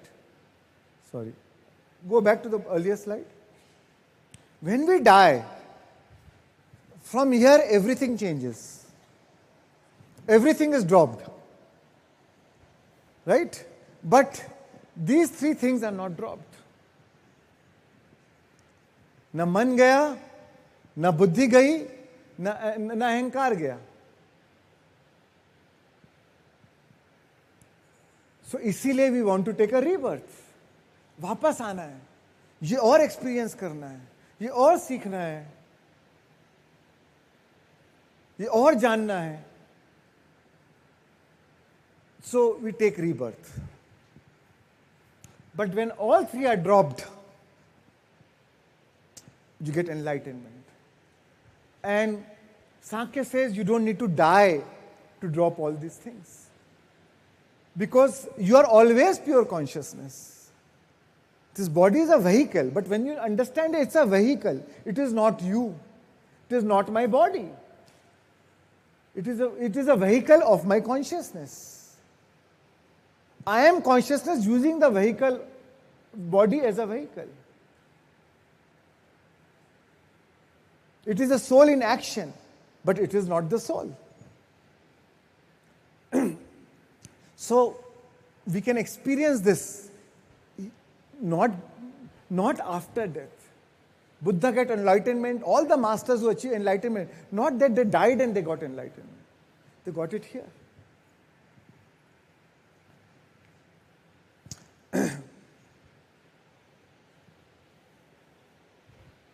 Yeah, next.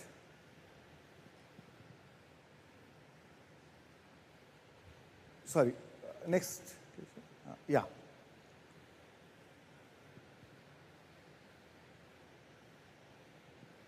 So because of the effects of past life, past karmas हम बोलते हैं, when the soul vacates the body, right, it still is carrying where we know about Panch Kosh, right?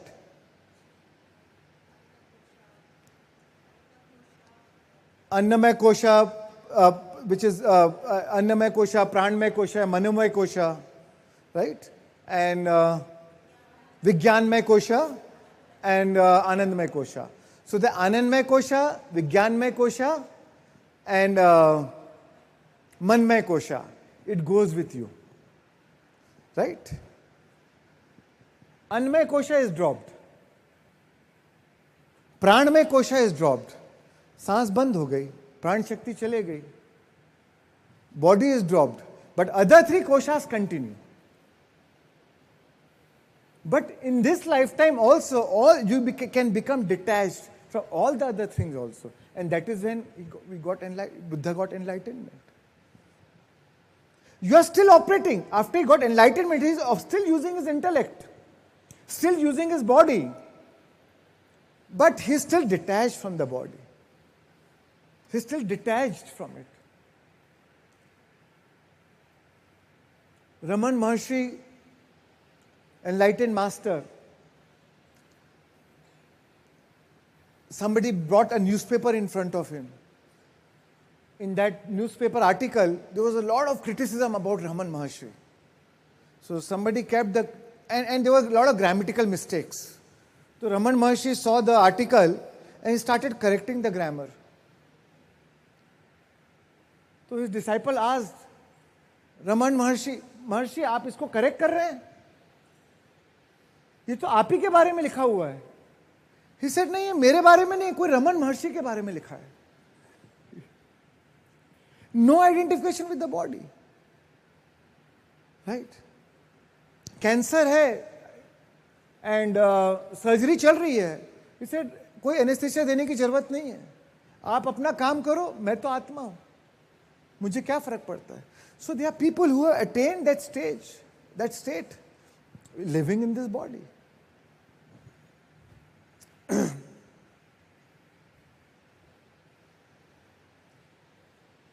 So as long the Purush keeps identifying, Purush is still eclipsed with this layer of all these koshas.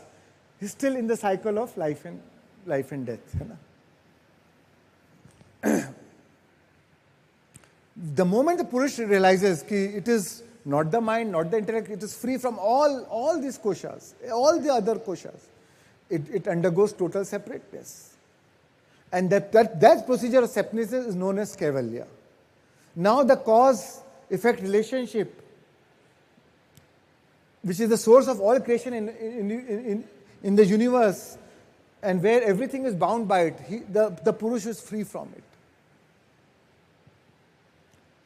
So that Purush get enlightenment, the Prakriti continues. Prakriti to continues.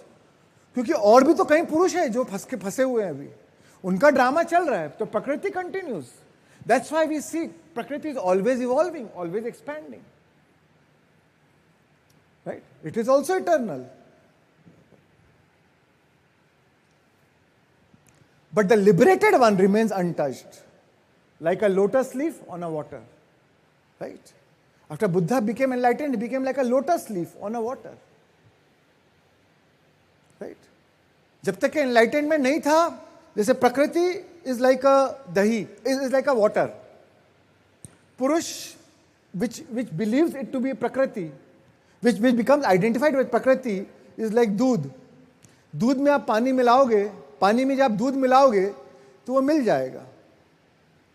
But जब ध्यान किया, still हो गए, थम गया, दूध से दही बन गया, दही से मक्खन बन गया.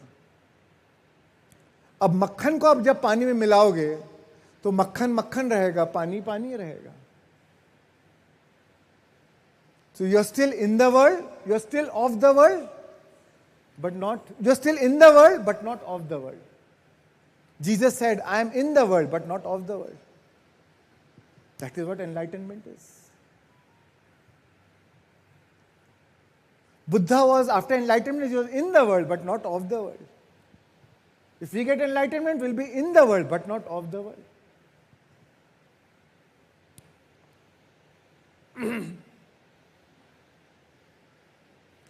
And because the mind ceases to exist, because you drop the mind also, everything ceases to exist, then anyways there is no identification.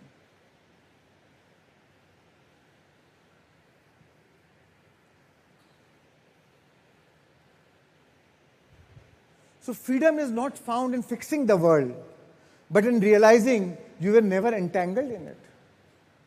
Right? Now from Sankhya came 8 philosophies. I'll take 5 more minutes, and so I'll end this topic. Now the Sankhya came 8 philosophies. Another philosophy called Yoga philosophy. And yoga is actually not a philosophy, it's more than philosophy, it is more about जो भी सांख्य की understanding है, how do we apply it in our practical life? If by living in this world, if I can still attain liberation, if I have the potential to become liberated, now what is the way? What is the, knowledge तो मिल गया, but अभी action plan भी तो बताओ. Sankhya philosophy is not giving the action plan. It is giving all the knowledge. It is not telling you, array, do this, so that is how you will get liberated. He said detach. पर कोई button थोड़ी है, button दबा दो और detach हो जाएंगे. Right? So Sankhya gives the philosophy. Yoga is the practical aspect, how to apply that philosophy. So Patanjali Yoga came with yoga. In Patanjali Yoga, it's not about asanas. It's not about whatever the later asanas, which we call it yoga exercises. It's actually a part of Hatha Yoga, which came much later. Patanjali is not talking about yoga. Or maybe we can take a lunch break and I can continue this after the lunch break. Yeah? All right, friends. So thank you so much. Thank you.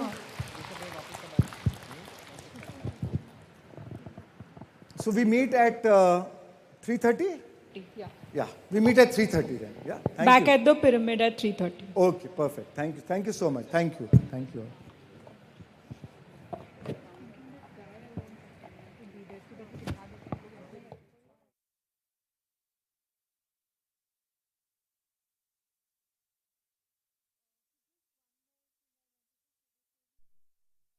We have heard a lot of transformation stories from people during the last few days, right? And when we hear those stories, what it makes us feel is that if they can fix it, even I can fix it. Even I can change and transform. And it inspires and it helps us to change our lives when we think it's impossible.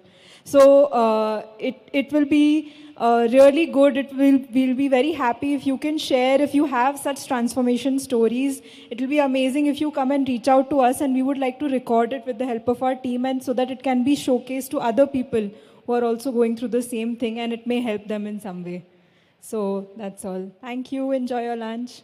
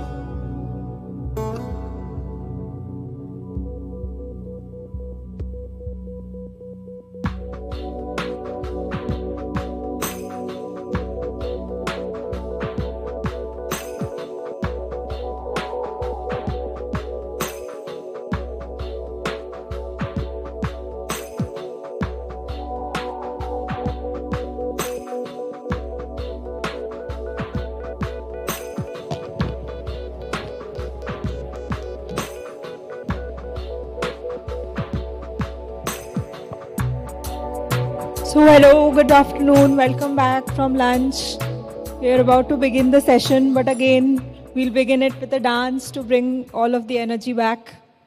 Can I ask everyone to get up so that we can do a few moves to shift all of the energy all over the body, and then we can start with the talk from Shreans sir. Keshav, can you play the music? Can I ask people to come over here so that we can dance together? Okay, so we'll go on the stage, okay. Can everyone join me on the stage? चिंगारियाँ ये जो मेरे सीने में है दफन इनको जरा देखे हवा बन जाऊं मैं अगन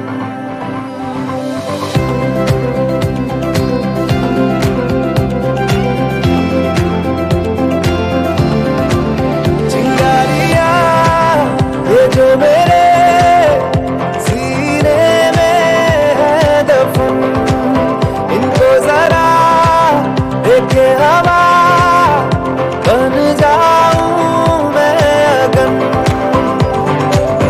दहक रहा है बन के शरारत देख मेरा बदन सब कुछ मेरा करके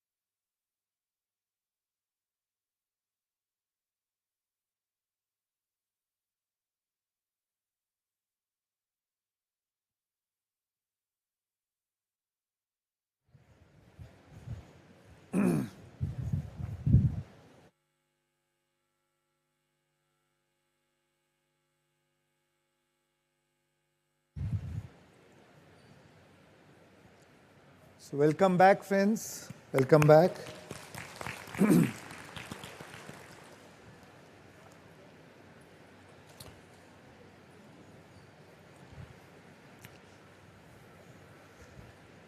So we can take one or two questions and then I can finish about the Sankhya philosophy for another 10 minutes. Yeah. Mike?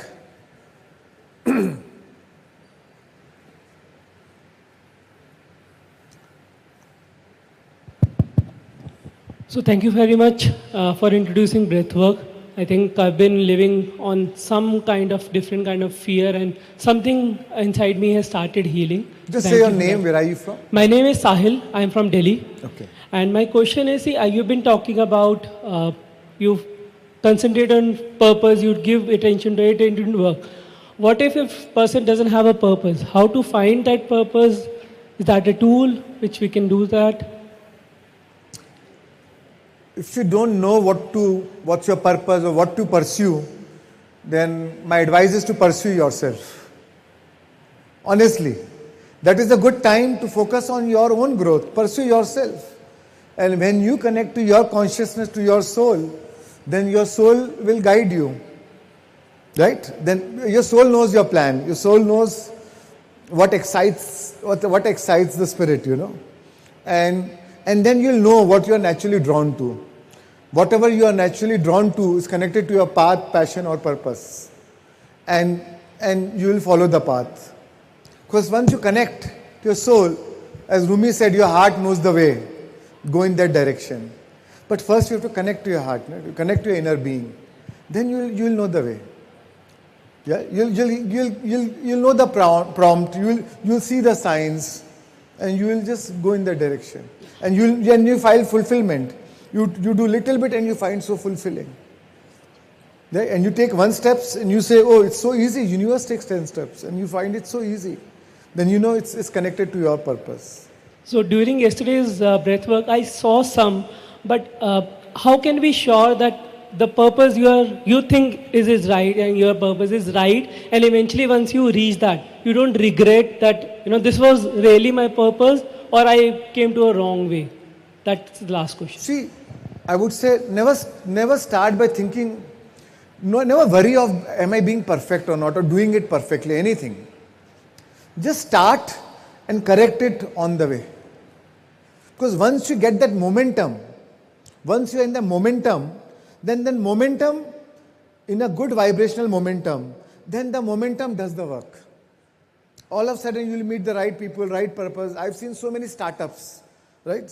They start by doing something and on the way they landed up doing something else and they become success. So just start by doing something. Whatever excites you, start by doing. And on the way, you'll figure it out. Thank you. Yeah. Start by doing what is necessary, then what is possible, and suddenly you'll be doing the impossible. Yeah.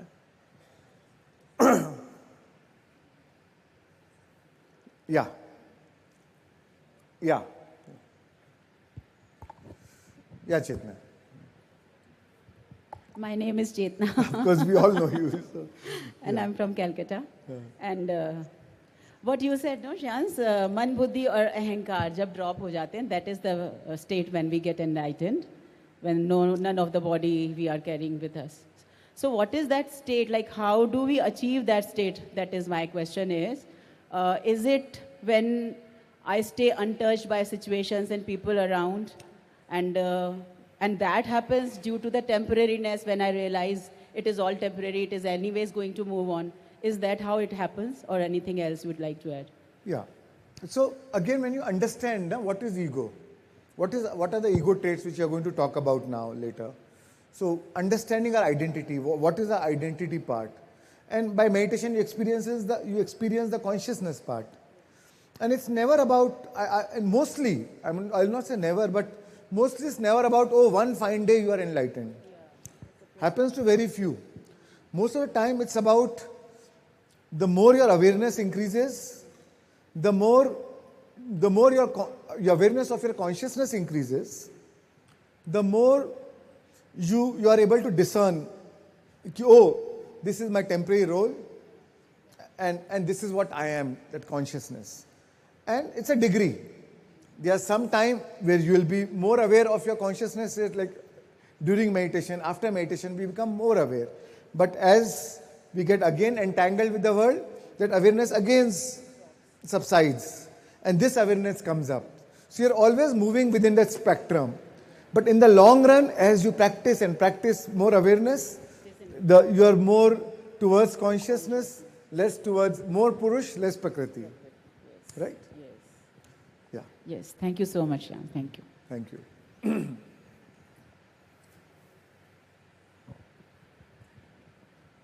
Yeah.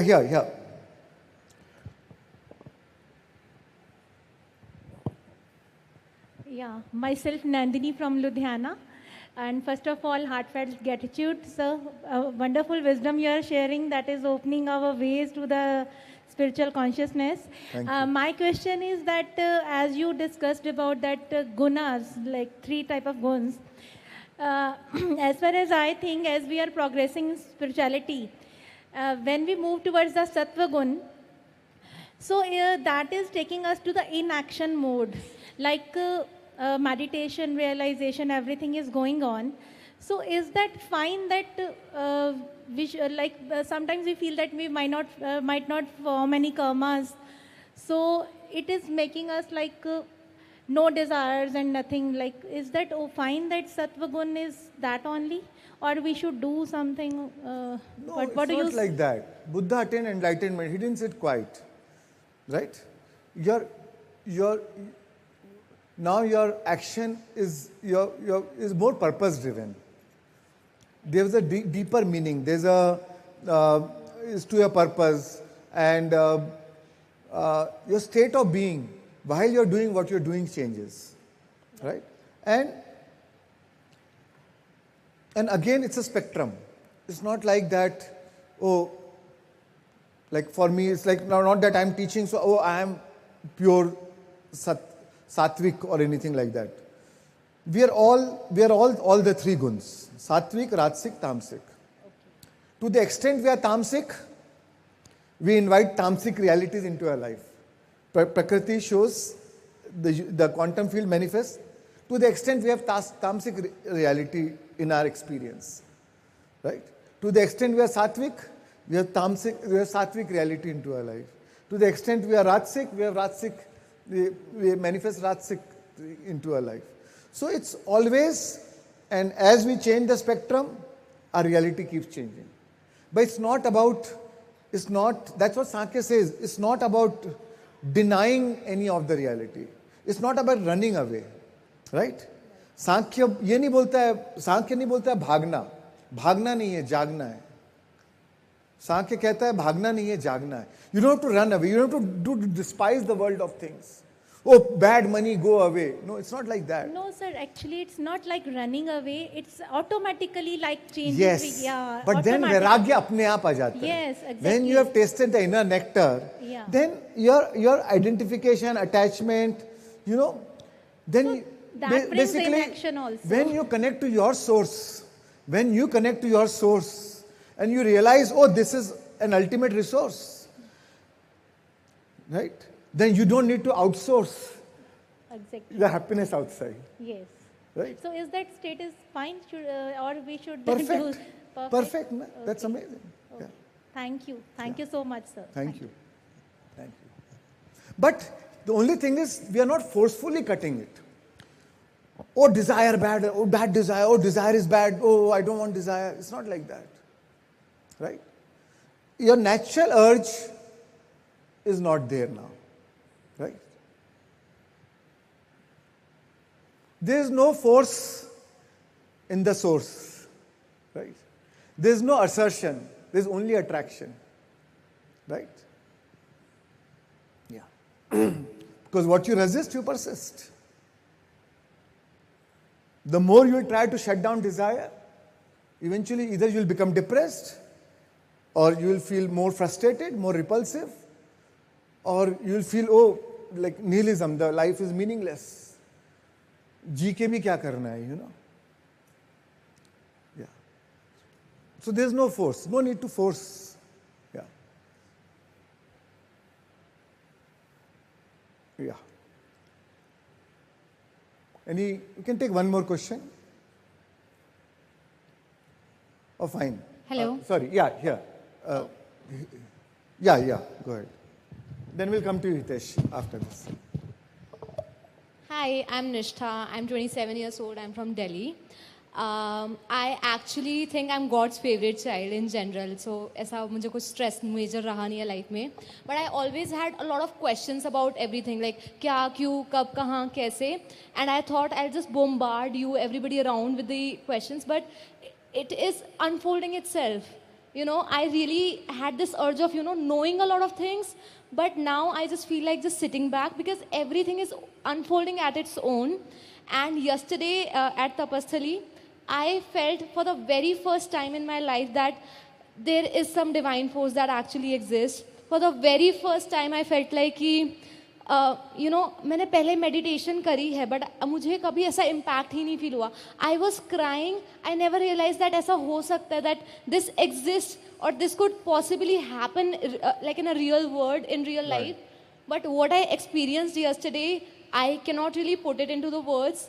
And it is not a question, but just the appreciation of what you are doing. It is magical, and on ground level, it is changing a lot. Thank you so much. Thank you. Thank you so much. Thank you. Yes, Hitesh. Hi, Shreans.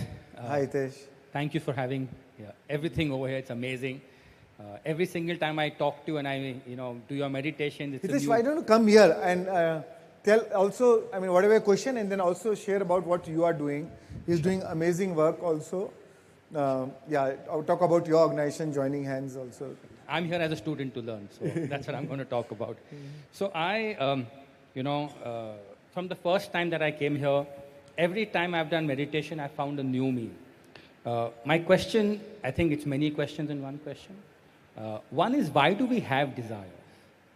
Because we see that there is a desire, and that's where manifestation comes from, or the lack, that there is a desire.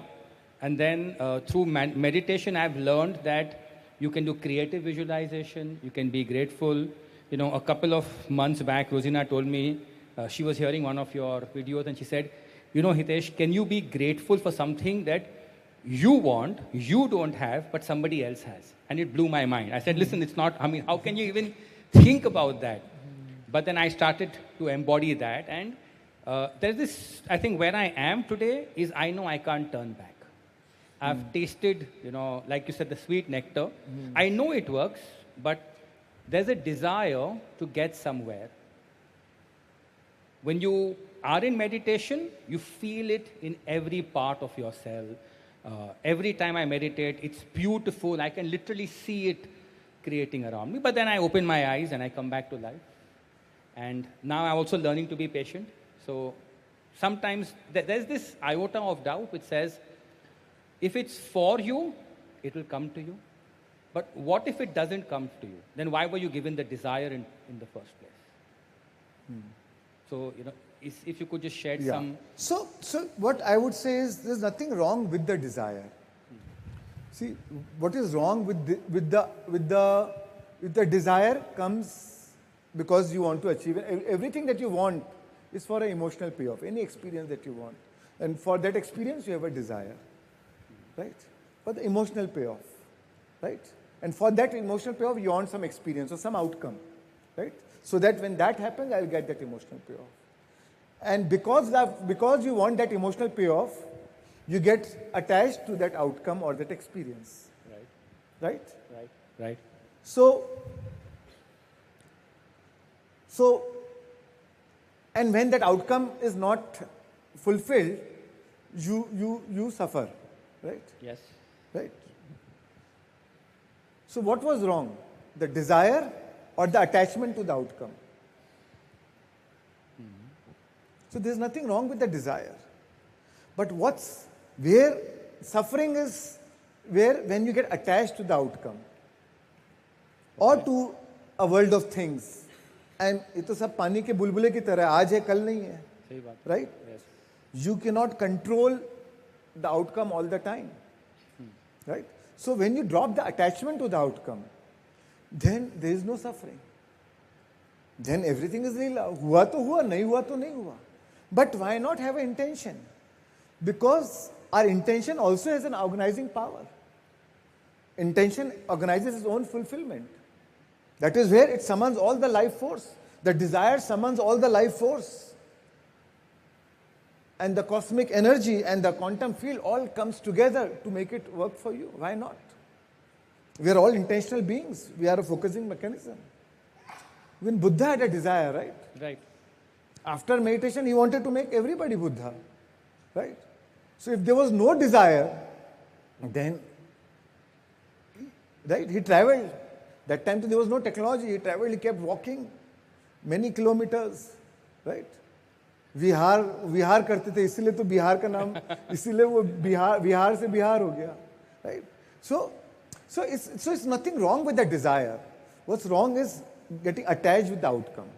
Now, attachment to outcome already also drops when you have the emotional payoff. Of that outcome, there's an emotional payoff. Right. Emotion Absolutely. is within Yes, you. yes, yes. Outcome is outside you. Yes. But as human beings, as consciousness, as gods, we have the power to give ourselves that emotional payoff, independent of that outcome, irrespective of the outcome. So could it be a reason? So when you have already gotten the emotional payoff, if you have mastered your thoughts and emotions, and if you are able to give yourself that emotional payoff, independent of the outcome, then the attachment naturally drops away. Then you don't care. Outcome to pehle, emotional payoff to pehle mil gaya hai. Before it happened. That's what we do in creative visualization, right? Yes, Imagination absolutely. and emotionalization. You are giving yourself the taste of the future, even before the future is manifested. So could there be a possibility that you've not connected the emotional payoff? So for example, if I have a desire and I think it will give me A, but maybe what I'm looking for is for it to give me B, and I haven't figured out that emotional payoff. That's what we are here. That's what we keep figuring out. That's why they say life begins at 40. Until then, we are only experimenting. I think I got my answer. Thanks, Shreyan. Right? Thank you. First half of our life we spend on developing ego, right? And the other half we spend in dropping that ego. Yeah. All right. Now we'll go to the session. Yeah. Yeah.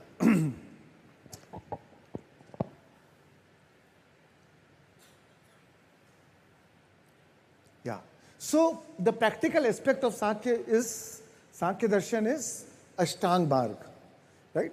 Ashtanga Yoga, which is Ashtanga Yoga is by sage Patanjali, Maharishi Patanjali. He is the founder of yoga philosophy, and he came out with 8 limbs of yoga, right? Yam, Niyam, Asan, Pranayam, Pratyahar, Dharana, Dhyan, Samadhi. 8 limbs. So first is, he came out with Yam. Yam is morals, morality, ethical restraints. According to him, we need to have some ethics, some morals in this physical 3-dimensional reality to conduct ourselves. So he talked about 5 yams. Ahimsa, which is non-violence. Satya, being truthful. Asteya is non-stealing, right? Brahmacharya is actually not celibacy, is not abstaining from sex, but middle path, right? Not obsessing sex, not obsessing physical pleasures, right? That is the original nature of brahmacharya. Moderation and aparigraha, non-possessiveness, right? Non-possessiveness. You possess, you have it, but you don't possess it. It's not about denying any possessions. It's about, say for example, maybe say I am a chairman of Pyramid Valley.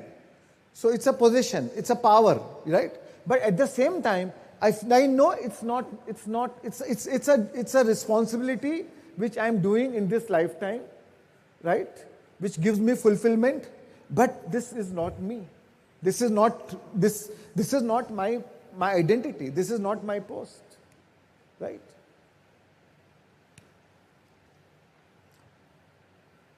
That's why when Patri sir told me ki Pyramid Valley banao, make an organization, initially the plan was to make it a private trust.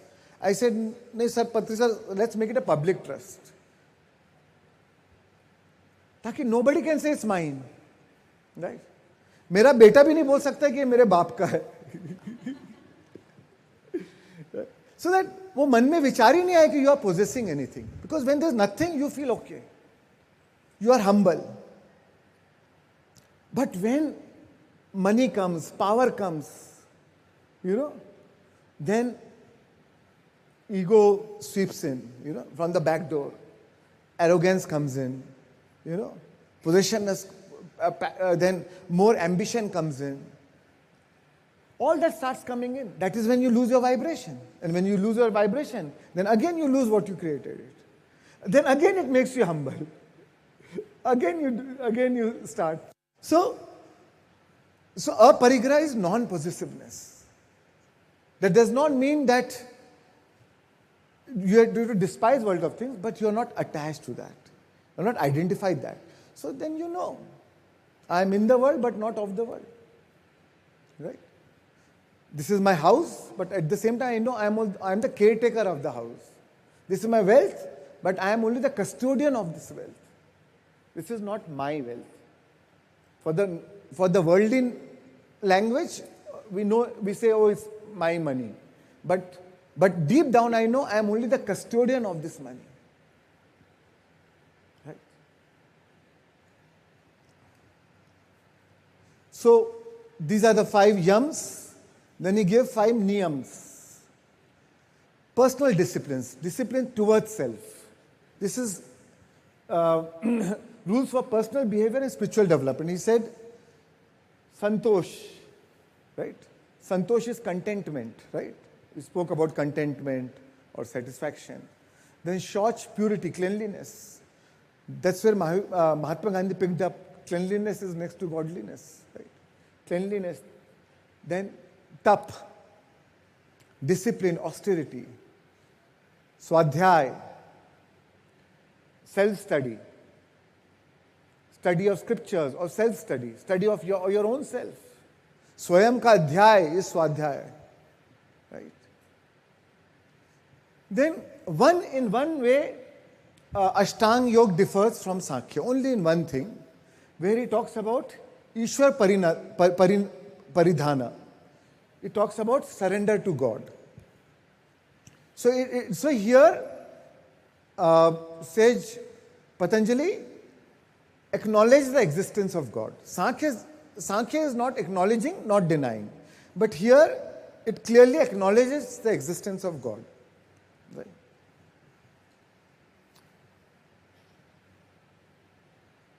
Then the other are, one is asana. So asana is not this asana or that asana. Patanjali was not like that. He said sukhasana. जो आसन आपको बैठने में, क्योंकि asana is for the dhyana, is intending for meditation, जो आसन आपको बैठने में सुख दे, you are comfortable sitting, it is not bothering you, that is the right asana. Right? A right asana prepares the body for meditation, right? Keep the body strong, healthy, steady. So that asana. Then he talked about, with the right asana, he talks about pranayama. Different breathing activities, like breathwork is again what we do. What we did is another form of pranayama.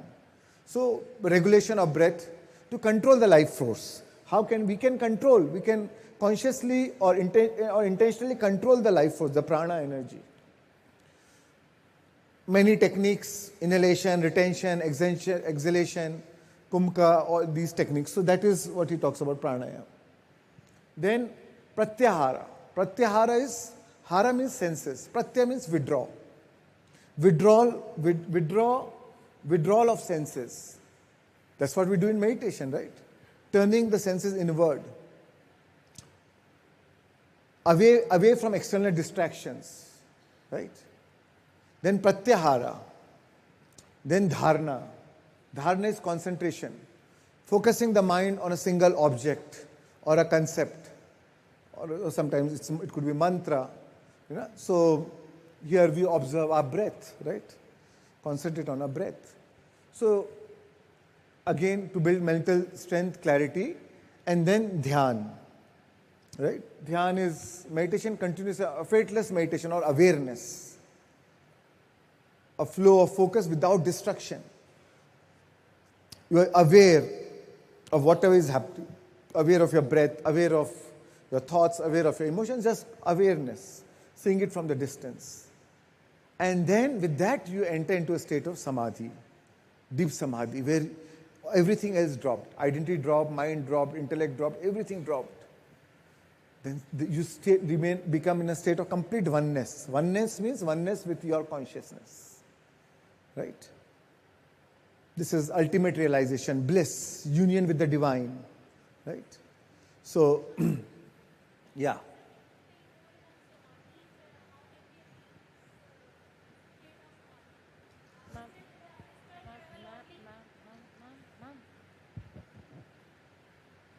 So how can we, define samadhi?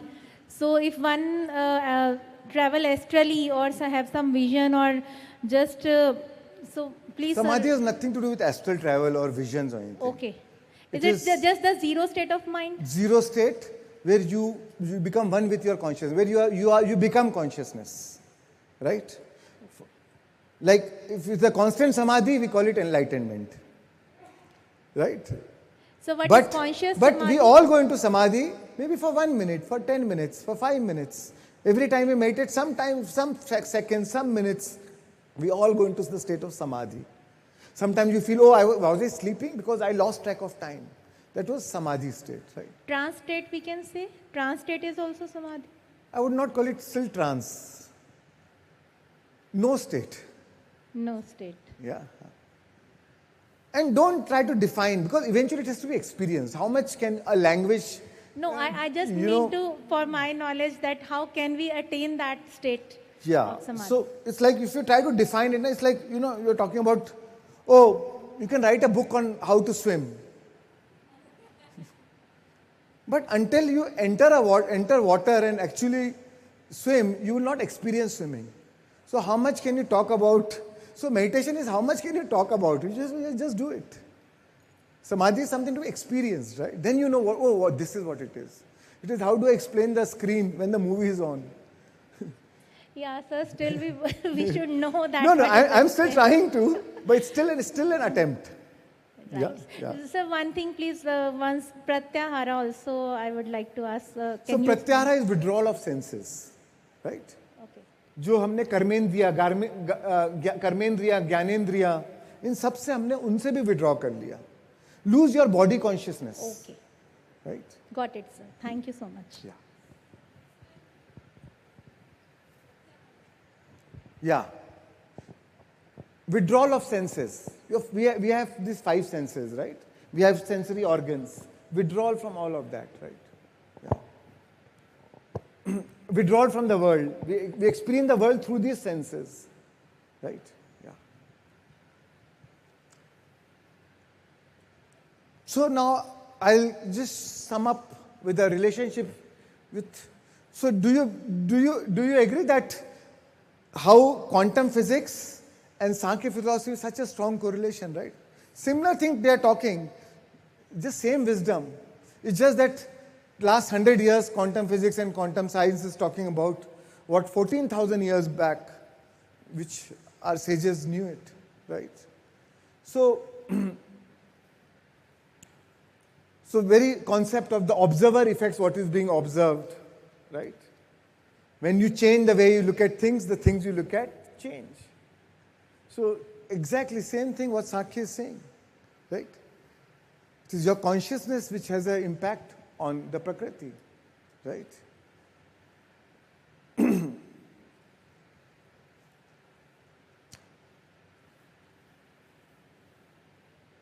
again, in the quantum physics, there's no, in your world, in your creation, there's no indulgence of God, right?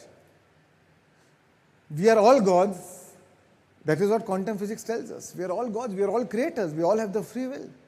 Same thing Sankhya says. We are all pure consciousness. We create our reality.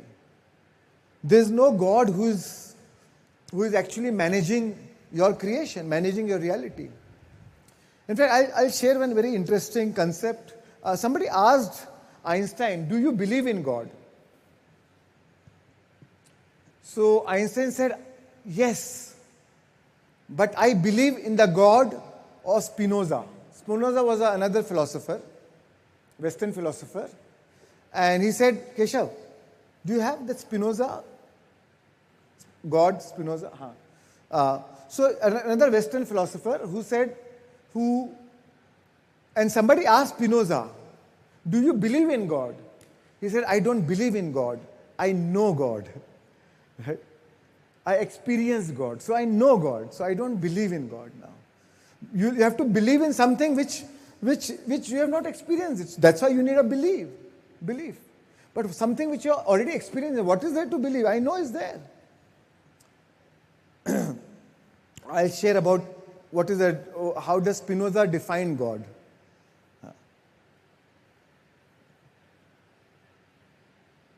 In the meantime, we can go to the next slide. Yeah.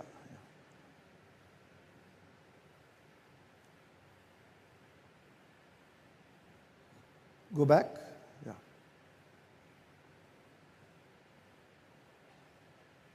So, I've spoken a lot on quantum science. So, quantum science, was Greg Braden saying that quantum science suggests the existence of many possible futures for each moment of our lives. Each future lies in a state of rest until it is awakened by choices made in the present. Right? Again, this is what quantum physics is saying. Quantum scientists are saying the same thing, which is what Sankhya is saying. Yeah. Then, next slide, Keshav. Go back. Then John Wheeler, again, a very quantum physicist and a very popular in the world of quantum physics. He said, we are a part of the universe. Read this carefully. He says, we are a part of the universe that is work in progress. The quantum field, the Prakriti is always work in progress. Right? It is never say, oh, now the Prakriti has stopped creating, it stops. It's always work in progress. It may stop for you, but not for Prakriti itself. Because there are so many Purush, again, creating. So it's always, we are part of the universe that is a work in progress. Then this line is important. We live in a participatory universe. We are actively participating in the creation of the universe, in the expansion of the universe. Through our consciousness, through our intention, through our thoughts, through our emotions, through our vibrations. So we are living in a participatory universe. Right? So friends, I'll end this topic now, Sankhya philosophy. So the thing is Sankhya, so what I like about Sankhya is not just a textbook. It's a mirror. As it begins to work, and it begins to work the moment you stop trying to get it and stop trying to see through it. When you see from the lens of this philosophy, everything becomes very clear. You don't have to change your life to live Sankhya. You just have to begin noticing. So next time you're triggered, distracted, lost in thought, or flooded by emotion, just pause and ask, who is watching this? Who is aware of this moment? That silence noticing, that's Purusha. That's what we did, the exercise. That emotion, the thought, the sensation is again the part of the Prakriti. So each time you become the observer, you loosen one more knot of identification. And that's what we practice. Each time you become observer, you lose one more knot of identification. But then again we get identified. Again we practice. To the point that awareness comes with open eyes. You don't need to be in a state of meditation to have that awareness. With the open eyes, with so much of practice, your brain connections, you're neurologically connected. You have made so many synaptic connections in the brain, being an observer, that now that has become, now slowly, that is becoming your state of being. That is your natural state now. You have practiced this so many times that now it is your state of being. And what unfolds isn't detachment in the cold sense of the word, but freedom with presence. You become free, you feel free. Huge amount of freedom comes to you when you don't identify with the world of things. Because now you can see that others cannot make you angry. Because as long they can make you angry, that means they are controlling you. But if you drop identifying with them or their words or their unconscious state, then you are free. Because to see clearly is to be free. That's what Buddha is saying. Buddha said, seeing is freeing. Jo sakshi hai, wo mukt hai. So even though there are times when I lose my connection. I am angry, I am upset, or I am distracted. But once you understand this, then you know, oh, this is all Prakriti. Again that awareness comes. Again you become an observer. And then you say, let the waves of the universe rise and fall. You have nothing to gain, nothing to lose. So what are you crying about? What are you upset about? All sadhana is just a leela. And the moment that awareness comes, you are free from it. Now you become light-hearted. Right? So it's not about, so earlier, there was no awareness. I was so entangled in this world. I was so identified. But with meditation, with all this understanding of this knowledge, right understanding of quantum physics, Sankhya philosophy, this awareness becomes more and more prominent, more and more dominant. Right? So maybe you earlier used to be unconscious or unaware for maybe 2 days, 3 days. But now the refractory cycle starts reducing. Now you are disturbed only for 2 hours, and now you know how to align yourself. You know how to find your alignment. The moment you lose your connection, slowly your time starts reducing. It's not like, oh, all the time you'll always be connected. We are still humans, we are still in this worldly world, we still have triggers, we still have challenges. But now you recognize your trigger. And the moment you recognize your trigger, it actually humbles you. You know, oh, so many times my trigger humbles me. Even though I'm teaching the world, but I know I'm triggered inside. So that means I know I still need to work on myself. And when I realize that, I thank the person for that trigger. The person who triggered becomes my teacher. Because of that person, I recognize that there's still so many things I still need to work on. This is my trigger. So forget resentments, forget complaining. Now you thank that person. Right? The whole dynamics change. And this is all, we're all work in progress. This is a journey, right? One day of awareness will not change you. But 1 month, 1 year will change you completely.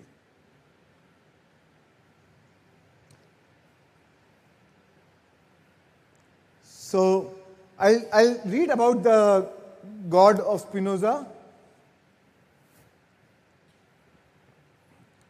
Archie, just 1 minute. Listen to this before you leave, before you run away from me. So, Spinoza calls it a letter from God, right?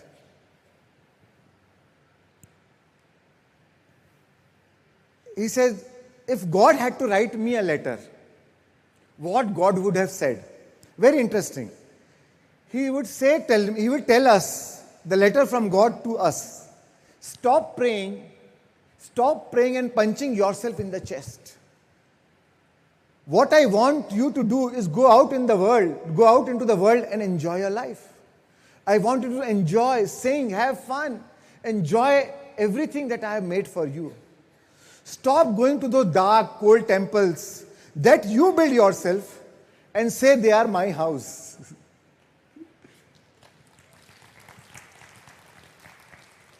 Now further God writes, my house is in the mountains, in the woods, in the rivers, in the lakes, in beaches, on the hills.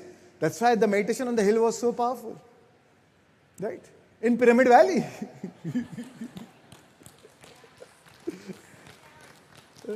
That's where I live. And there I express my love for you. So stop blaming me for your miserable life. I never told you that there was anything wrong with you, or that you were a sinner, or that your sexuality was a bad thing. Sex is a gift I have given you, with which you can express your love, your ecstasy, your joy. So don't blame me for everything they made you believe. Could be your religion or anything that they made you believe, or society or social conditioning. Again, further God writes, stop reading alleged sacred scriptures. They have nothing to do with me. If you can't read me in a sunrise, in a landscape, in the look of your friends, in your son's eye, you will find me in no book. Trust me and stop asking me. Would you tell me how to do my job?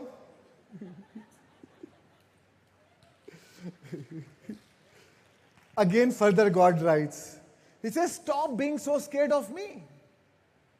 I do not judge you or criticize you, nor get angry or seek to punish you. I am pure love.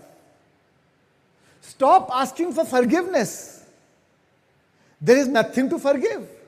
If I made you, I filled you with passions, limitations, pleasures, feelings, needs, inconsistencies, imperfections, and free will. How can I blame you if you respond to something I put in you? How can I punish you for being the way you are if I am the one who made you? So do you think I can create a place? Do you think I can create a place to burn all my children who behave badly for the rest of eternity? You know how religion talks about Swarg, Nark, heaven, hell? Further, God says, what kind of a God would do that? To create a burning fire for their own children? Of course not. God says, forget any kind of commandments. Those are tricks and conspiracies to manipulate you, to control you, and only to create guilt in you. That's why you are told, oh, Jesus died for your sins.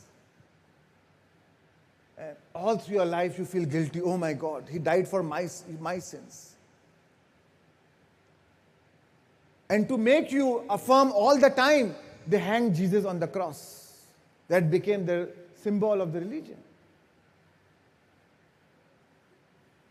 But this is how religions manipulate us.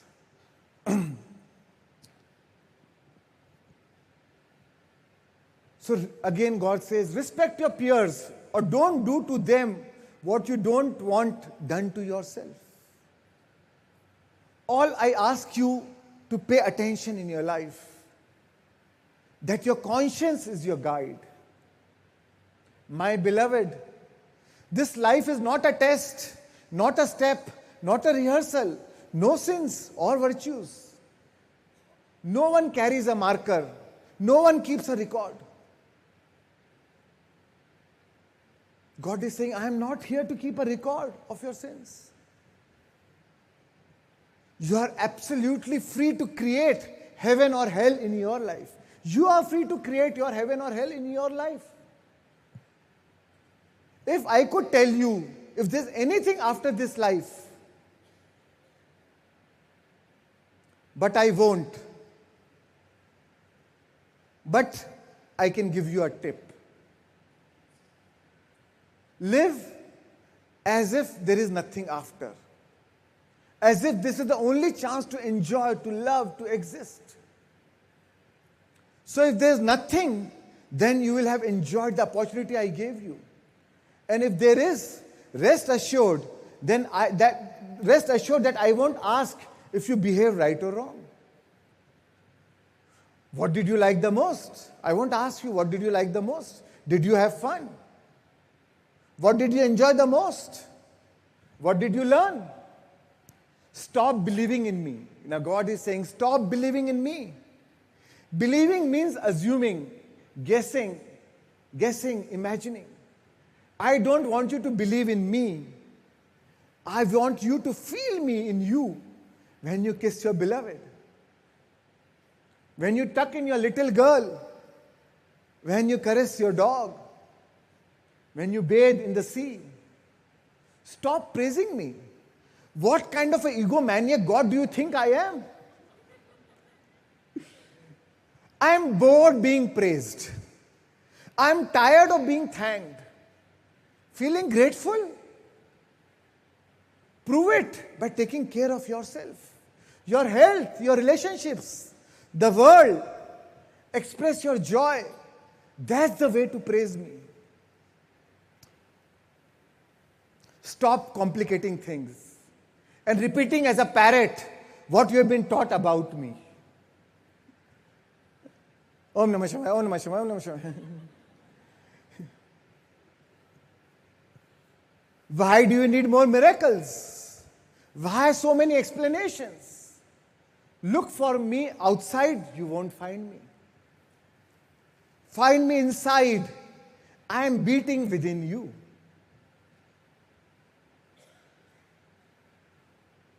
Thank you.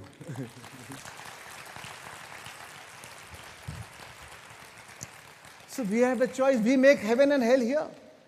If you say heaven here, hell will be there after you vacate the body. If there's a hell here, it's the same continues. So live a life in such a way, then when you vacate your body and meet God, God asks you, so how was heaven? Yes? Thank you.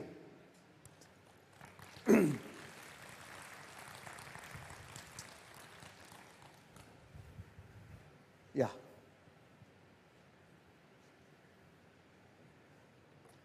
So we'll do, maybe you can take 2-3 questions and then we'll do a meditation, yeah? We'll do Who Am I meditation, which is based on teachings of Shankaracharya and Advaita Vedanta. But of course, there's also a lot of similarity with Sankhya, right? Thing changes where Advaita says we are only one consciousness, or Sankhya says we are many consciousness. But all the way is same. Everything talks about disidentification. So that the root is same, and we are interested in root, right? Yeah. Hi sir, I am Rajdeep from Assam. Yeah. Like from the speech that you gave, sounds like Spinoza was basically Charvaka in previous life. But I basically wanted to ask that you mentioned about Sattva, Rajas and Tamas. So Sattva is also one of the qualities of Prakriti. And if we are following a Sattvic life, if we are trying to imbibe those qualities in ourselves, we are still in the cycle of Prakriti. So then why is it said that we should be more Sattvic and move from Tamas to Sattva? In this Vyavaharik world, we are still operating, we are still chosen this body, we are still living. So the more you move towards Tamas, Sattvic, the more that it will be closer to even experience consciousness. Right? So Sattva is in that way is closer to that state of being. Yeah, yeah. The more you withdraw, more you lose your identification with world of things. The more you depend your pleasure or your happiness on the world of things. Right? The more, but I don't say to deny that. I say experience it. Experience consciousness, and then that will naturally happen. See, a lot of time people fall into depression. What is depression? Depression is a deep rest from the compulsion to work. Deep rest from a compulsion to do some activity. And this something beautiful happens during depression. You stop enjoying the world of things. But why are you depressed? Because you stopped enjoying the world of things, but you don't know there's another thing which you can enjoy, your consciousness. You can rest in your consciousness. That's why there's a depression. Even in spirituality, to achieve enlightenment, we also say same thing. Stop world of things. Stop enjoying the world of things, or stop taking pleasure or getting attached with the world of things. But now you have another thing to depend on. That's why there's no depression. That's why there's excitement. That's why more you meditate, more passionate you are, more excited you are, more fun-loving you are, more light-hearted you are, more creative you are. Right? Then actually you enjoy the world of things because you are not attached with it. You don't have any fear losing it. Now you're enjoying it. Otherwise, the world of things is enjoying you. Right? That is when you become free. Yeah.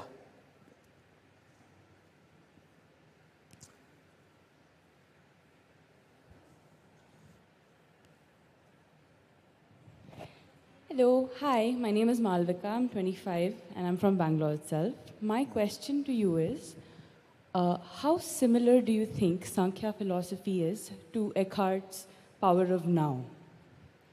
Right. So, I think very similar, but very, very similar. Especially, but what I've been observing now, Eckhart, is going more towards the Advaita Vedanta side. So to that extent it differs.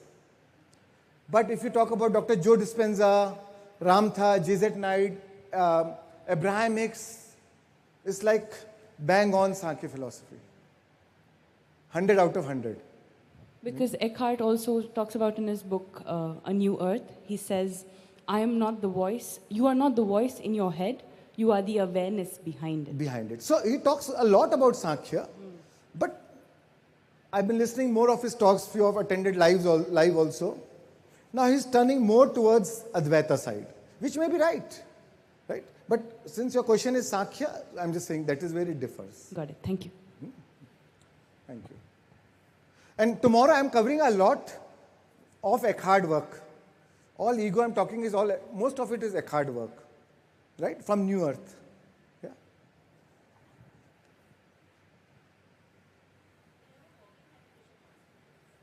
Yeah, तो एक और कर लेते हैं ना? हाँ? Manifestation? When is it planned? Tomorrow morning? Now is what? It's today.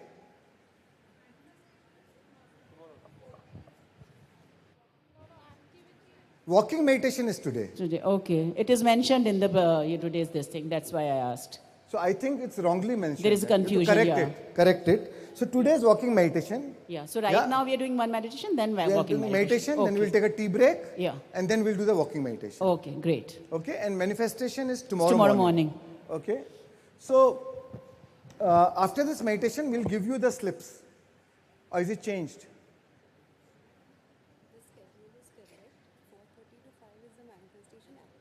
Achha, manifestation tag activity. So the idea is we'll give you the slips and you have to write 3 things that you want to manifest, which I'll talk to you about after the meditation. So we'll do a meditation for maybe around 40-45 minutes. So that 15 minutes I'll explain you about what manifestation activity you're going to do tomorrow morning so that you know about it. And then we break for tea and then walking meditation. Okay, got it. So thanks for Achetna for letting this know. Okay, so let's start with meditation. Maybe we'll do around 40-45 minutes. So this Who Am I meditation is for 2 hours, 20 minutes. We're not doing the whole meditation, but around first 40-45 minutes we'll do. Mainly observing the breath, mainly very much sankhya actually. Okay? So let's do it.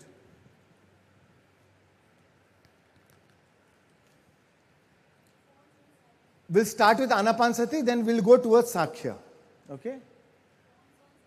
Yes.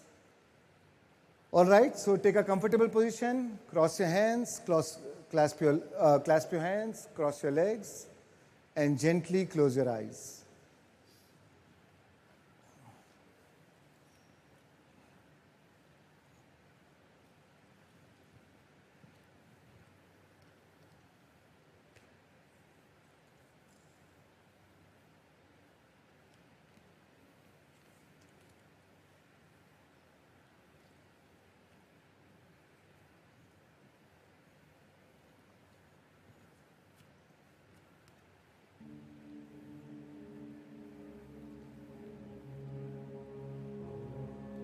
And now I invite you to gently bring your awareness to your nostrils and observe the natural rhythm of your in-breath and out-breath.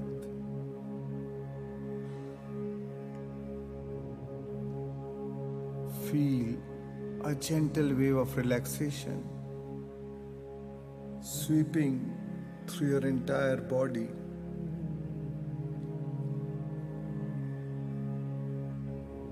Take one slow, steady breath in through your nostrils. And as you exhale, relax.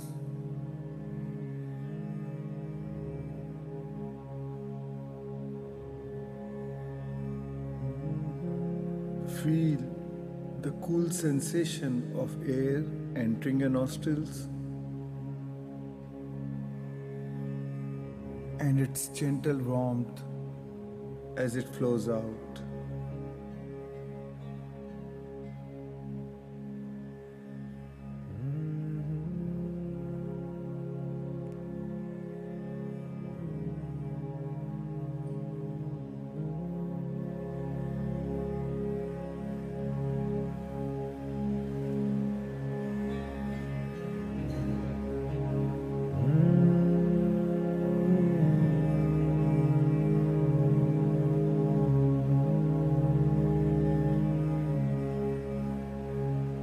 Inhale deeply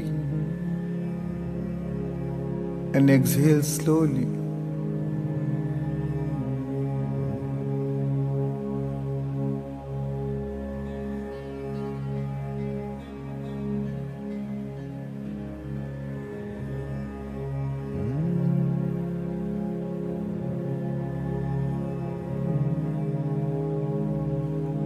With every breath, you are here now, fully present, fully alive.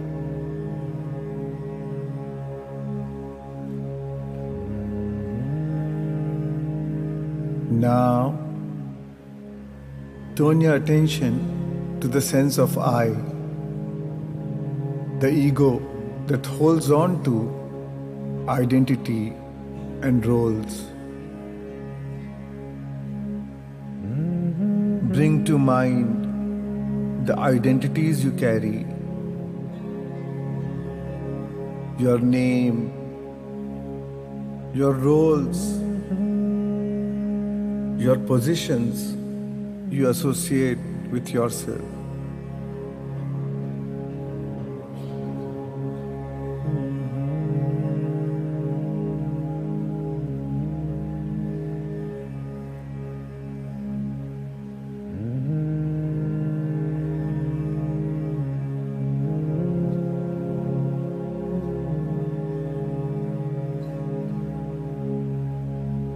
Ask yourself,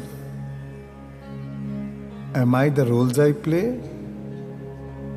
Or is there something deeper, something beyond Who am I?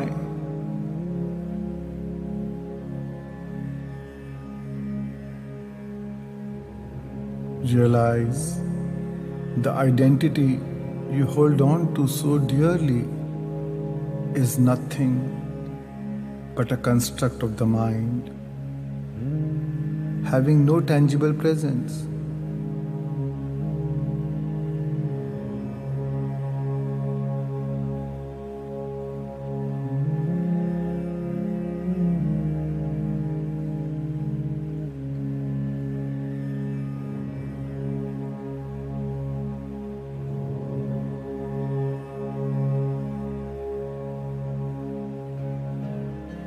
Drop your identity. Drop the language, labels, and titles you cling to.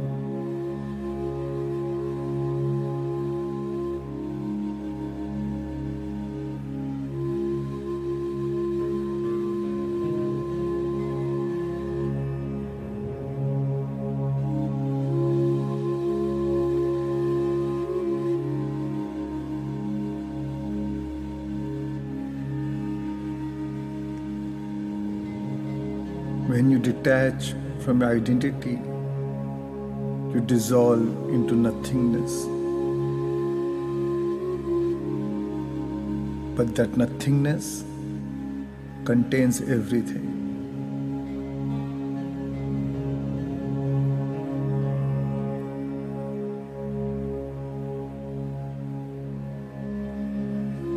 Recognize that what remains when all labels and roles fade away is pure awareness, witnessing the breath.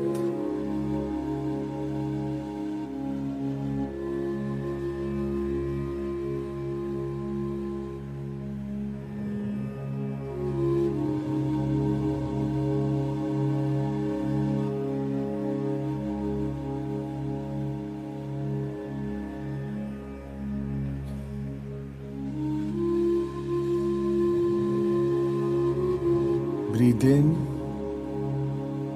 and breathe out.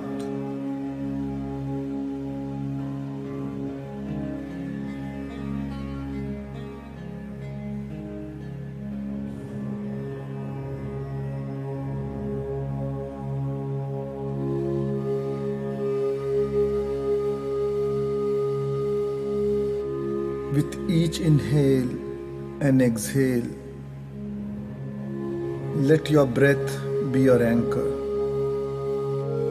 a constant companion grounding you in the present moment. Hook on to your breath.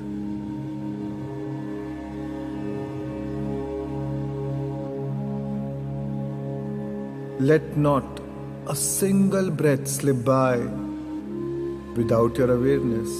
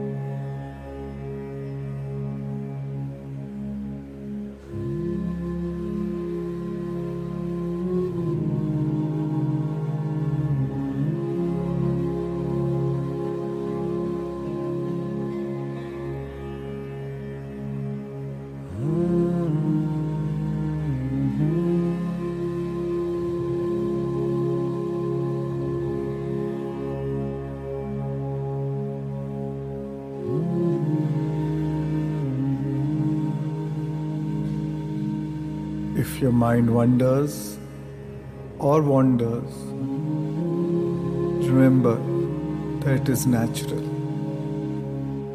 Neither cling to it nor push it away. Simply bring your attention back to the breath.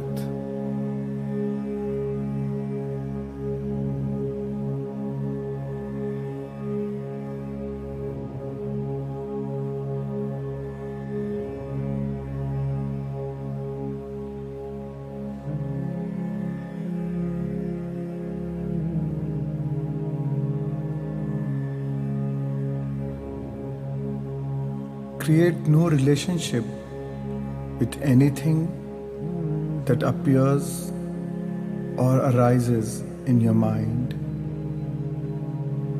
Whatever appears, let it appear by itself. There is no need to follow or analyze or interpret. Let it come, appear, and disappear. You are a witness to both the appearance and the disappearance.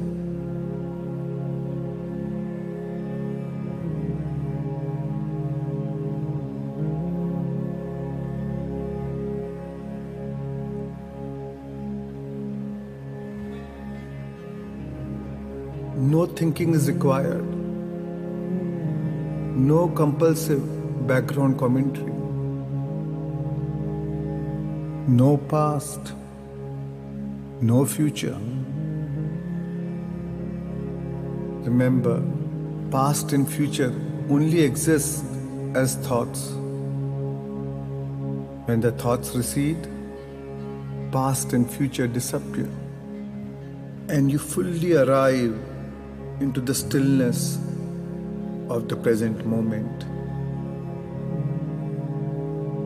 As you breathe, allow yourself to become still.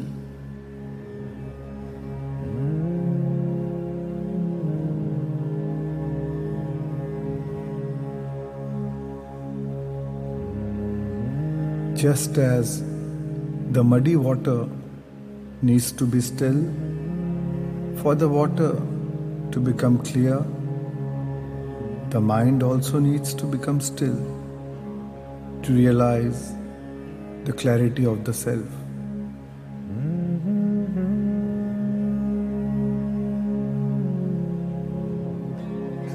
As you rest in this quiet stillness, notice how the boundaries of your fleeting thoughts begin to fade.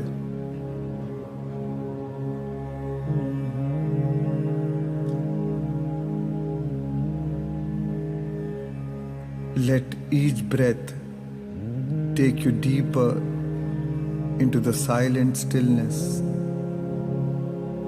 the space of gentle awareness.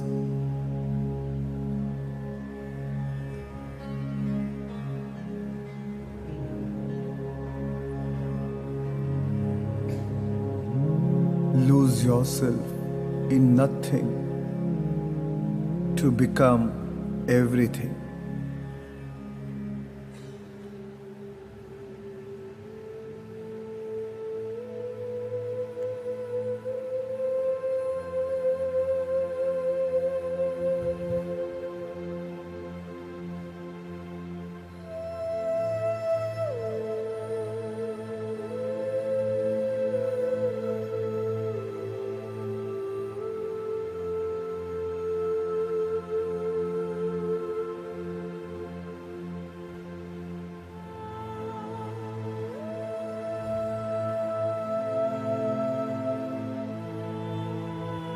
Breathe in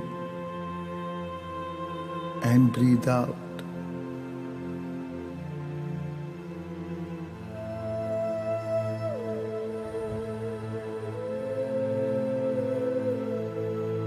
Every breath you take is an invitation to something deeper.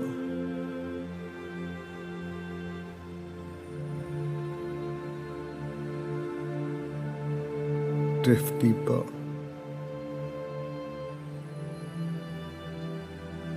Sink further deep and deeper still.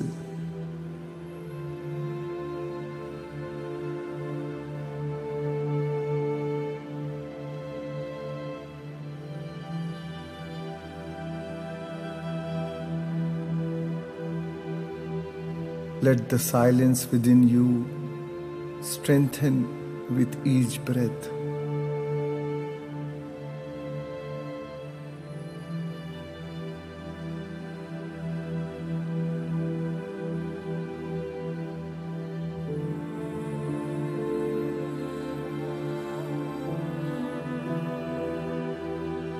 Listen to the silent rhythm within you.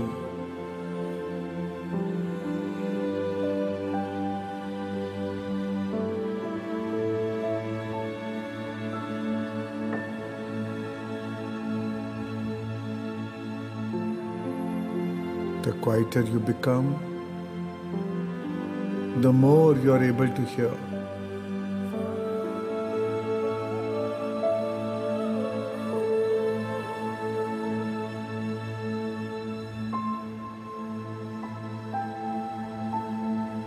Breathe in and breathe out.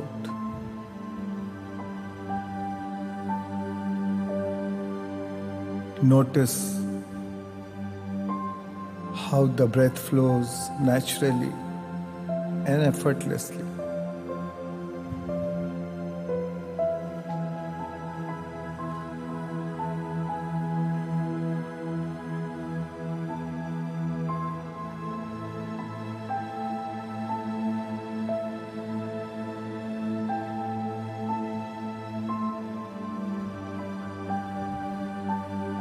Release any need to control the breath.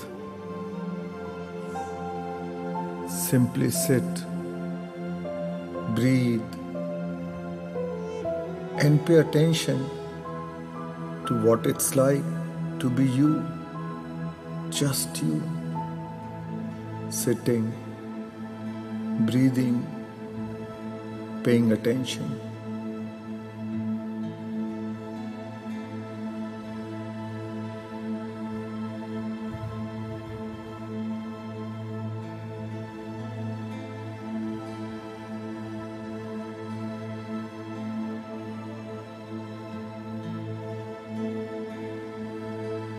Allow yourself to be still.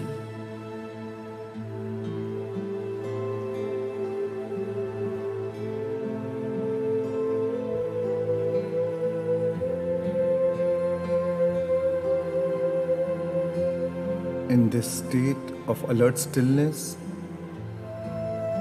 feel a sense of surrender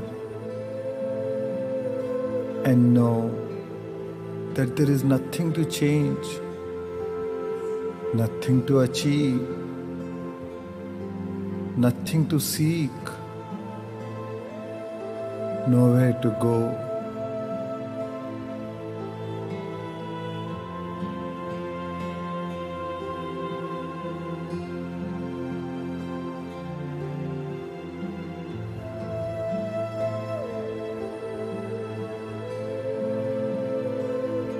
When you realize there is nothing lacking, the whole world belongs to you.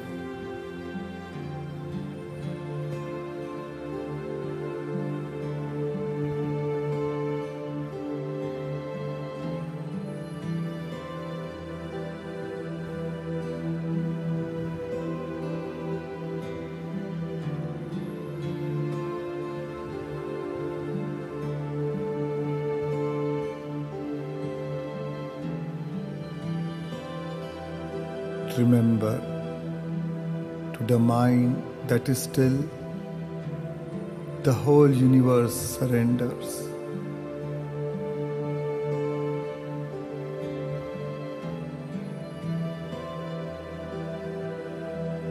Just breathe and let the universe reveal itself in this quiet simplicity.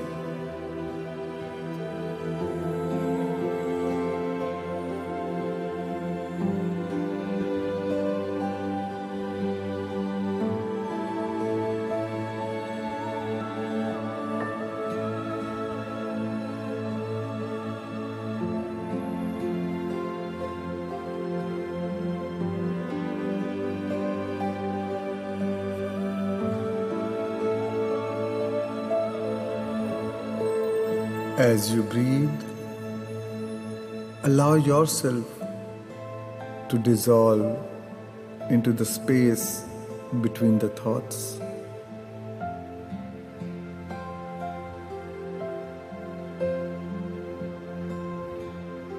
This gap is not an empty experience. It is an experience of emptiness.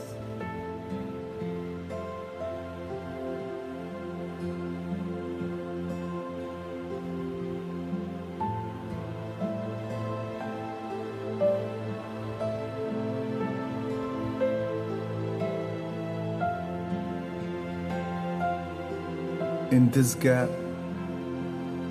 feel the presence of innate silence and stillness.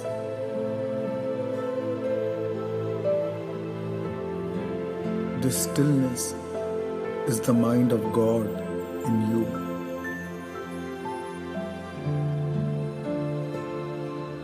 With each breath, let yourself merge with the greater self and become pure consciousness.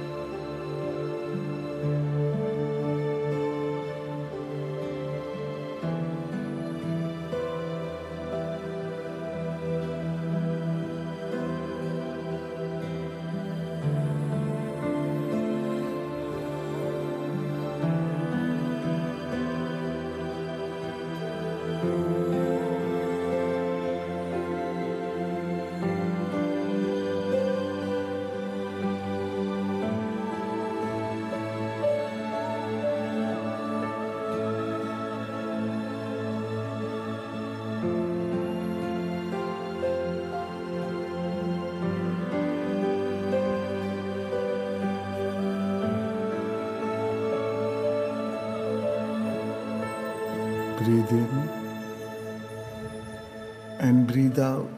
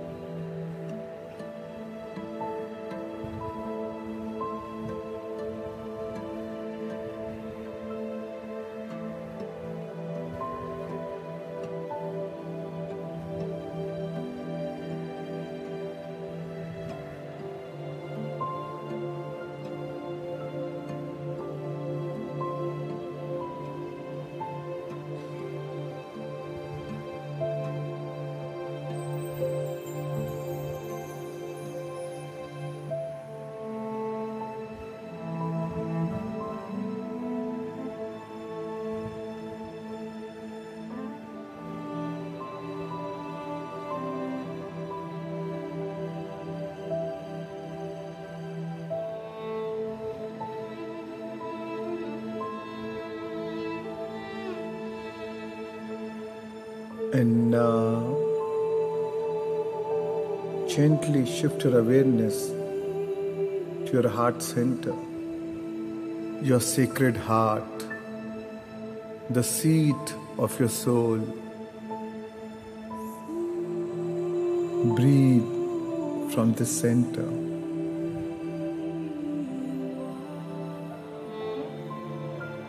With every breath, you open your heart furthermore.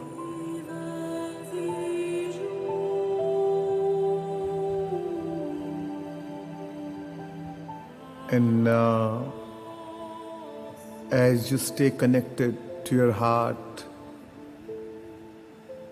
allow the music of your soul to fill this sacred space.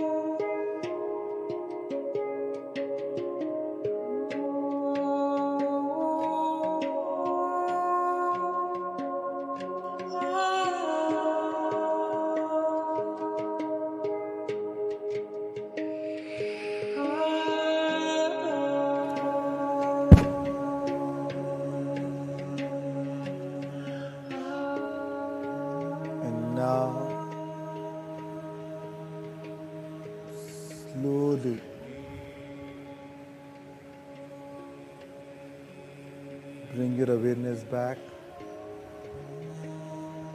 to your body.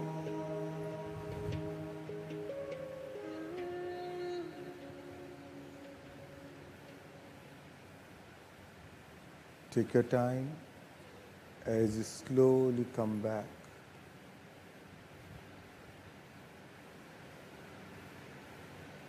Whenever you're ready, you can gently rub both your palms and place it over your eyes. 5, 4, 3, 2, 1. And slowly come back, feeling refreshed and relaxed. Take your time as you slowly come back.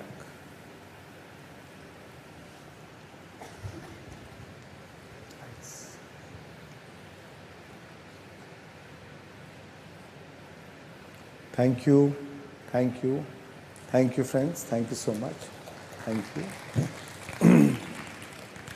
We'll continue the same meditation on the last day, right? On 28th, we'll do this meditation till the end. From where we left, then we'll finish this meditation. Very powerful meditation as we go along.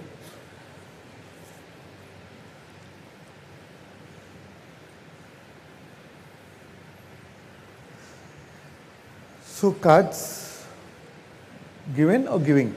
Okay. So I'll now explain you about what is the activity we are going to do day after tomorrow morning. It's called instant manifestation activity. It's an outdoor thing. What we are going to do is you're going to get 3 cards, and I want you to think about 3 things that you want to manifest in your life. 3 things that you want to manifest in your life. And if you have already manifested, if you would have manifested that those 3 things, what is the emotional payoff you will get? What is the emotional payoff you're looking? If you achieve that, if you have manifested that, if it's already there in your life, then how would it make you feel? So I want to write those 3 emotions. I'm not telling you to write the things, what you want to manifest. I want you to read the emotional payoff that you're looking if it is already manifest. Those 3 emotions that I want you to write, right? So, can you show the slide, that emotions? So this is like an emotional goal setting, right? See, as human beings, or as whatever we want to create, manifest, we become obsessed. We become obsessed by physical manifestation, right? But what I'm saying is, and the practice which you're going to do is not to get obsessed by physical manifestation, be obsessed by emotional manifestation. If you have emotionally manifested, our job is done. It is not our job to physically manifest. Our only job is to emotionally manifest. If you have emotionally manifested, that is your vibration. Then it is the universe's job to match that vibration. Right? It is not your job to then chase.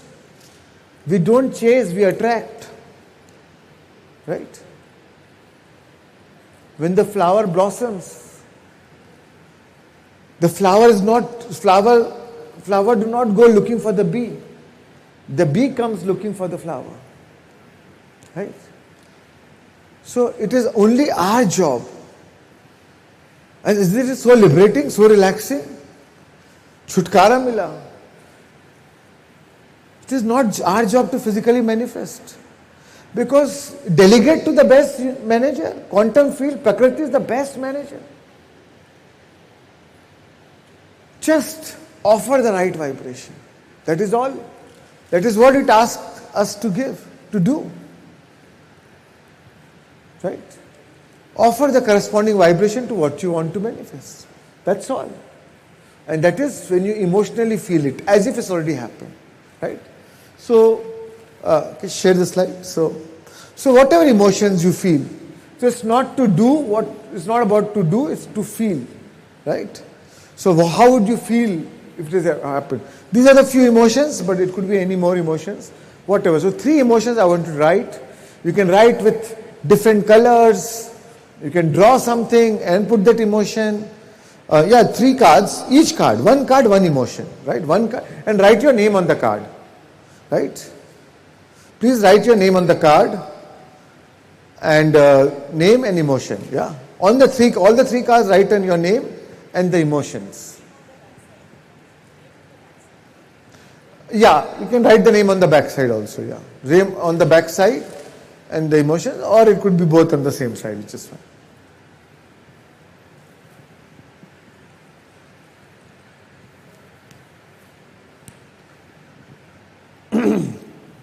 Take your time, some music.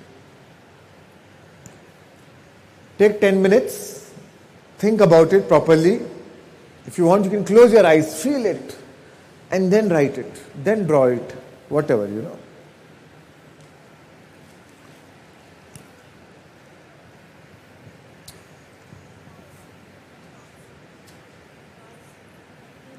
Cards, few people, actually they're going to give you, yeah. The one distributing the pencils are different, the cards are different. One is Prakriti, one is Purush.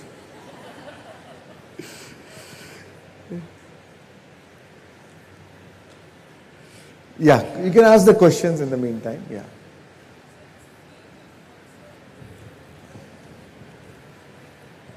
Sir, would free will be also an emotion? Free? Free will. Free will, so we have it only. We don't need to write it. Manifest that free will within ourselves. So, it's already there. With your free will, you are choosing your emotion. Thank you. Yeah.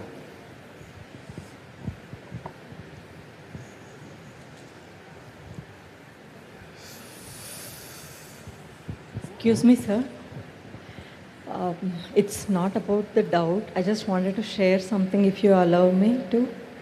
Can I? So let's take a moment. Okay. Let's give everybody time to think and reflect and write. Let's do it as a meditative experience.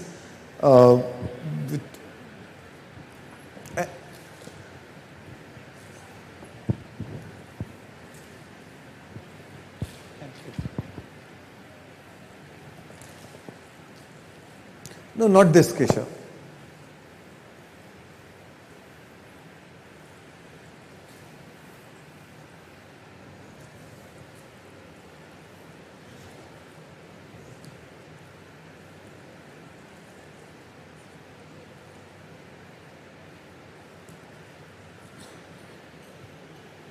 Yeah. Any doubt about this, what you're doing, you can ask. Yeah. So, for one activity, we can mention multiple emotions, or we need to mention only one?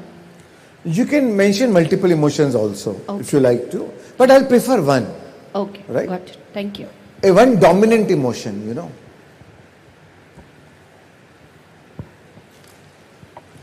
But otherwise, all these emotions are interrelated, right?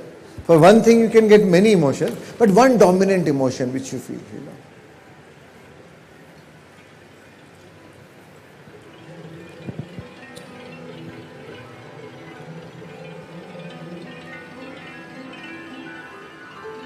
Valhalla.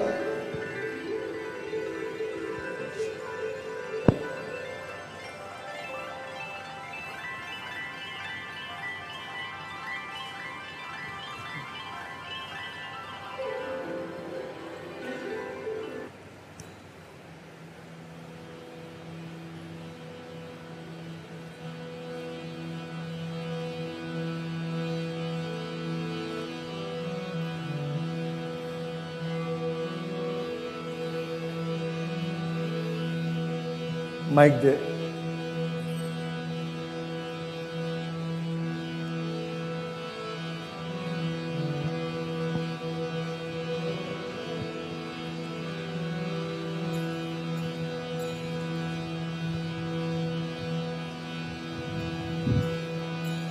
And if you want to think about only one thing that you want to manifest, not 3 things. And 3 emotions. Then you can write 3 emotions, 3 different cards. So you can do either of the 2. 3 things that you want to manifest and 3 emotions, or 1 thing and 3 emotions. We can feel outside these emotions also, no?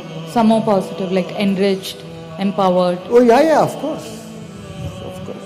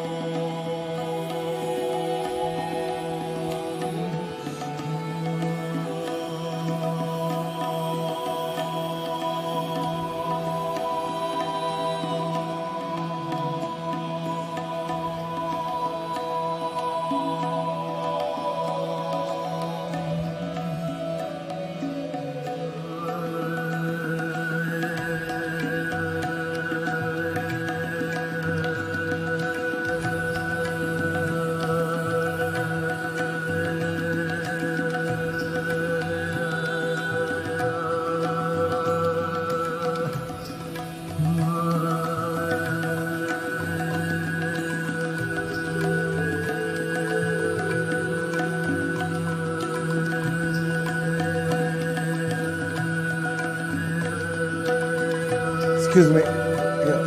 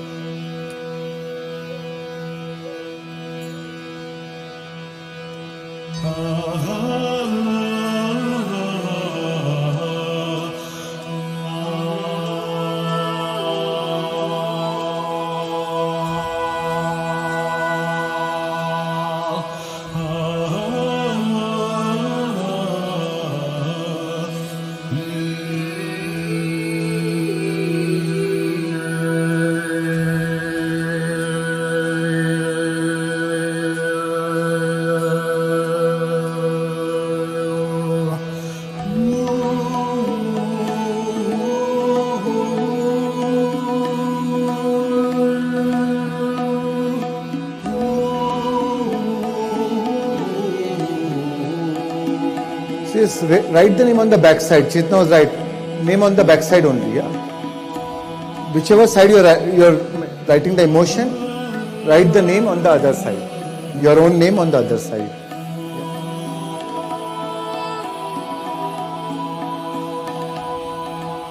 You can scribble it and write it back. You can erase your identity.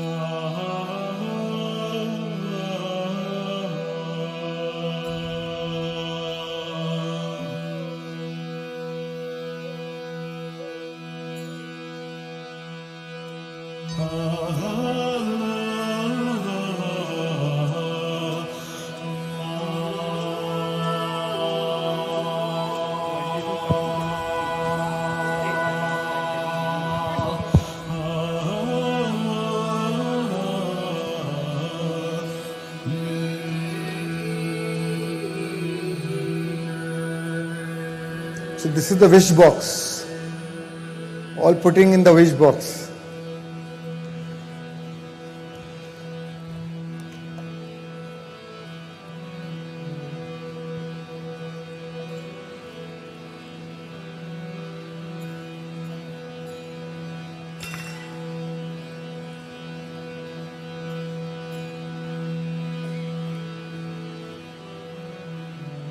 I hope everybody has written their names on the back side, yeah? Make sure you write your names.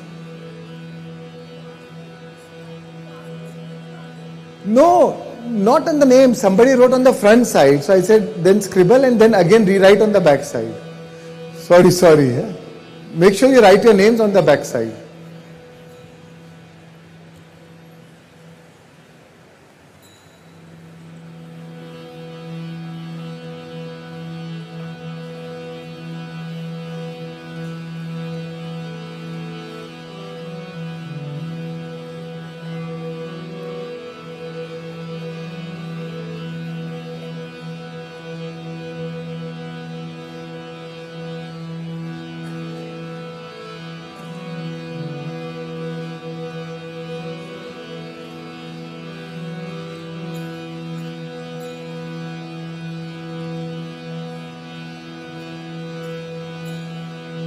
You can keep the box on the other side also. Listen, you guys can keep it behind also, and there'll be a box down also at the help desk. You can put it there also. Right? Guys, you can go behind itself. You don't need to line up.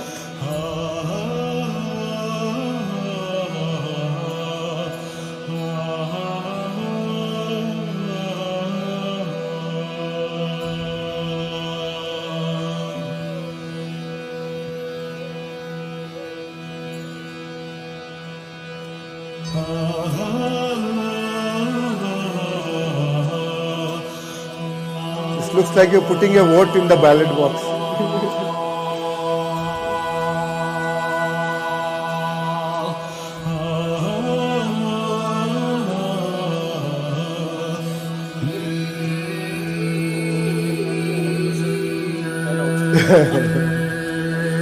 Yes.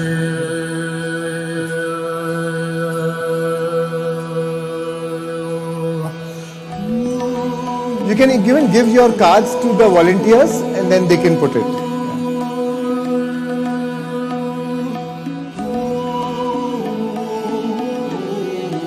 Once you have put the cards, then we can break for tea.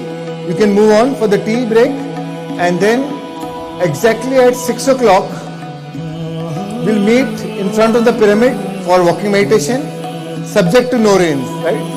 If there rains, then there could be a change in plan, but we'll announce, depending on the weather, we'll announce on the WhatsApp group. But as of now, we plan to do the walking meditation.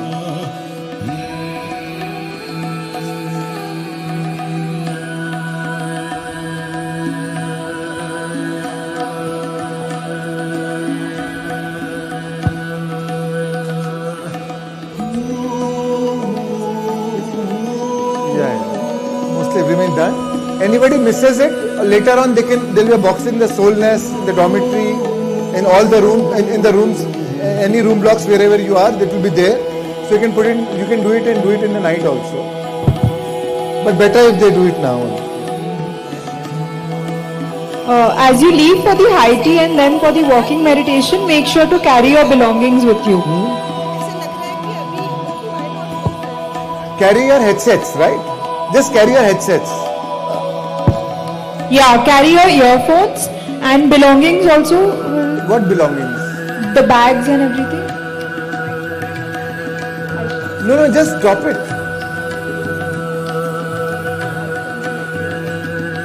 Okay, so belongings can be left here and you can just carry your earphones with you. Just let them carry the earphones, Yeah. So only earphones to be carried and you can leave your belongings behind. If you want to, so then after the walking meditation, you come back and collect it and go back to your room.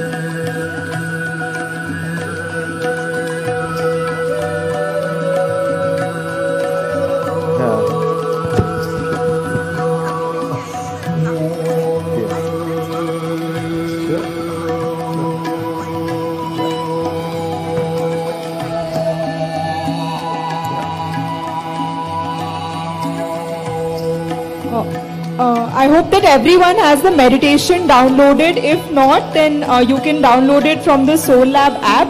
And if you're facing any trouble with the app or downloading the meditation, you can take help downstairs at the reception.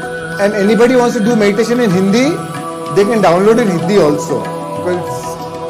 So any language. Hindi, English, both are available on the app.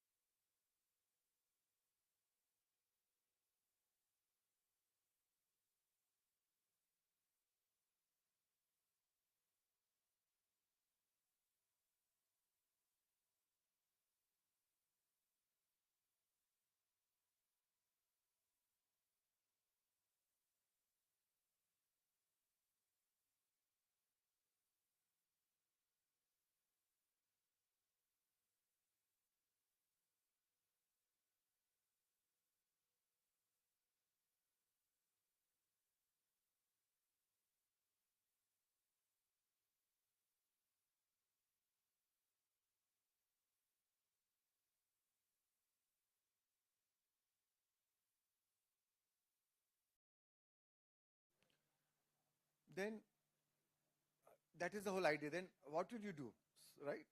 For example, suppose physical health is there, right? Suppose I have a knee injury, which I have.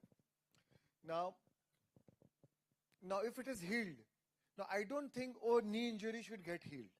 I have a knee injury, it should get healed. My focus is on, oh, before the knee injury, I could dance, I could run, I could trek. So now I am focusing on, oh, I am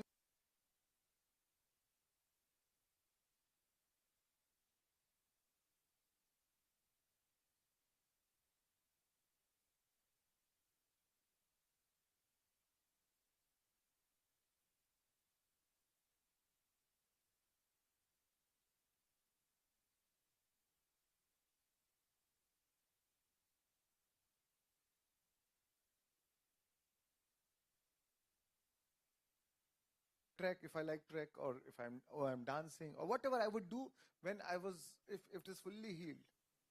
So that is the idea, that you focus, see it as if it's happened, right? Not just see the movie, see the good end of the movie, right? The finale, the happy ending. Yes.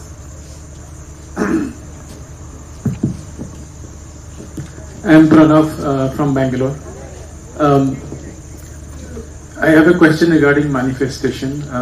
When we were writing it down, and even before that, whenever I used to think, and even I was struggling right now, what should I manifest? A few things that come to my mind, let's say next promotion, or take care of the needs of my parents in the way they want, or take my wife to a destination she wants to. These are like, when I'm thinking about it, I feel as if these are very short term and I need something after this. So in a lot of ways I want to discard them. So I'm getting to a stage where I'm not knowing what to manifest. Yeah. So that's also good idea about this activity, that gives you clarity. So many times, because the moment you say, the moment you put why you want what you want, the moment you write emotions, then you question, this is actually, do I really want? Will I really, is this? Otherwise, we ourselves are confused, we ourselves don't have clarity. Sometimes I want this, sometimes I don't want this. Sometimes we are stuck in very superficial things. But when you do this exercise, when you know, oh, this is what the emotional payoff, is it really that I'm seeking? So you ask questions. And that, your inner guidance will guide you. Yeah, you'll get the guidance from your own soul, right? The soul will whisper to you, and then the clarity comes. Oh, actually, this is what I want, and if that comes, then it will give me real fulfillment. Right? So, also the purpose of this exercise is to get clarity about you to you. So many times when I ask people, they raise their hands, manifestation, and they start talking about, oh, I don't want this, my life has this person has this has an issue, this problem, that problem. I said, okay, but what do you want? Now what? What do you want? And they don't know, they are blank. क्या चाहिए तो सोचा ही नहीं, क्या नहीं चाहिए उसी की बात कर रहे हैं, right? फिर the more they think, the more we sync with that vibration. The more you talk about problem, the more you are syncing with that same problem, problematic vibration. That is your vibration, right? And then you magnetize more of that into your life. So the whole idea is be clear of what you want, right? And why you want. That's why we put emotions. Then the clarity comes. Yeah. Hello sir, I am Anju from Surat. Yeah. मुझे ये जानना है कि जब मैंने आपका introduction सुना तो आपने बताया कि पत्री सर ने आपको मेडिटेशन के बारे में तब बताया था जब आप फेस कर रहे थे बहुत सारे हेल्थ इश्यूज। राइट। तो जब आप मेडिटेशन के लिए बैठते होंगे और वो फिजिकल पेन होता है या फिर कफिंग होती होगी, तो आप उस चीज को कैसे मैनेज करते थे और इतनी देर तक कैसे बैठते हैं? क्योंकि I am having some physical pain जिसकी वजह से बहुत देर तक मैं बैठ नहीं पाती हूँ, तो उस चीज को हम कैसे मैनेज कर रहे हैं? So the idea is Sukhasana, right? The body is making you really uncomfortable. If you are actually going some physical health, then you can lie down. You can see in what posture you can meditate better, right? The idea is to lose your body consciousness also. But if your body itself becomes the hindrance, then how will you go deep, right? So which is very. So the whole idea is not to be strict about the posture. Right. In whatever posture the body is supportive. Generally this is the posture, but if you cannot sit, lie down. If you can't lie down on one side, you can lie down like on the whatever is, whatever you find your way. And you see whatever time you can do, right? And then slowly the duration increases. Okay and ये जब हम continue करते हैं तभी thoughts जो है वो drop होते हैं? अदरवाइज थॉट्स तो ड्रॉप ही नहीं होते क्योंकि पूरा जो फोकस होता है वो पेन पे ही रहता है. Right, exactly. And not only you focus on pain, the whole idea is when you do like visualization, meditation, when we do creative visualization, we are focusing on the health. As if you're fully healthy, now what would you do? As what she asked, right? So you are focusing on that. Because what happens is, and it happens to all of us, to me also, many times when I'm going through some physical issue and बहुत pain हो रहा है, you tend to think negatively, you tend to become pessimistic. Because your morale is so down, you're feeling so low, energy is so low, and we think equal to our emotions. फिर thoughts भी वैसे ही आते हैं. But that is where, as human beings, we have the power to change the direction of our thoughts. Right? And that is when meditation, creative visualization, focus on what you want and not what you do not want. Right? So you change the direction of your thoughts. And that's why these tools are there, right? Yeah. At the end, it is all tools, right? Okay.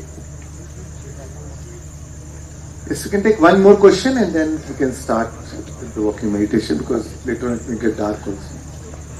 Yeah. Everybody has downloaded the app? Yes. Yeah. Yeah, good evening, sir. Myself, Kavita from Pune. So my question is there any kind of timing that we have to do it every day, 1 hour? Should we fix to a certain routine? Or does it become like kind of compulsive kind of thing when it comes to meditation? Should we set some rules for ourselves and a timing also? So each to their own. So what I would normally say is, like Patrisa used to say, do as per your age. If you're 30 years, then do 30 minutes. If you're 80 years, do 80 minutes. More the age, more the conditioning. In the beginning. But the good thing is, meditation is difficult to start, but once you start, it's difficult to stop. Right? Then you will say, oh, I want to do more. Right? So and then I like to do things, or I would advise to do before you get into any of the worldly activities. Right? Then start with meditation. Start with changing your state of being, finding your alignment, and then face the world. Because then you are balanced, you have clarity, you are calm, you are not reacting, you are responding. Right? And then even things do not happen as per your liking, then you don't care because you are anyways happy inside. Right? So start before starting your worldly activities. But I've seen like a lot of mothers, early morning, they have kids going to school, they can't do it in the morning time. So whenever they get time, maybe in the afternoon, whenever, some mothers can meditate only when the husband is not around. So whatever works for you. Thank you, sir. Thank you.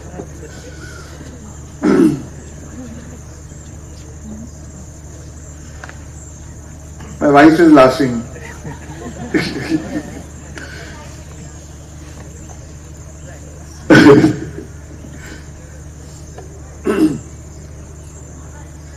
So friends, today's meditation we've been used to doing sitting meditation, but we are not used to doing walking meditation. And the intention of this meditation is, usually during the meditation, we sit for meditation, we feel so good, we feel nice, we are happy, we feel calm, we feel peace. But the moment we face our world around us, the moment we face the chaos around us, right, it pushes the same emotional buttons and we go back to our past. We again lose our alignment. Right? So how to maintain your alignment, how to be in a state of joy and inspiration, even with open eyes, how to carry that awareness, even with open eyes, how to walk with intention, even with open eyes, right? That is the purpose of this meditation, is to give you that taste, to give you that practice. Oh yes, it is possible. It is not that every time you have to withdraw from the world. You can still be in the world and still carry that awareness. carry that vision, right? You don't need to only close your eyes to carry your vision. The inner vision can be there even with open eyes, right? You can dream even with open eyes. So this is the idea of this meditation. The name of this meditation is your date with destiny. So this is your date with your destiny, with your future, with yourself, right? With your future you. So the idea is to go on that date, to meet your future you, right? As you walk, you become that. So we'll start this meditation by brain coherence, heart coherence. We'll do that while sitting here. It will be around 20 minutes. And then I'll tell you now, open your eyes and look around you. And I'll tell you, okay, now start moving, start walking. So at that time you can get up and start walking. Okay, so there's no rush. If you see, like when everybody gets the instruction at the same time because we all start at the same time. So don't try to rush or compete or I have to go ahead of that person. If this is crowded, then take your pace. You can still be sitting and slowly walk when there's not too much of crowd. Now this is your date with yourself, with your future you, right? If you find anybody else interesting, don't just start waving. Hi.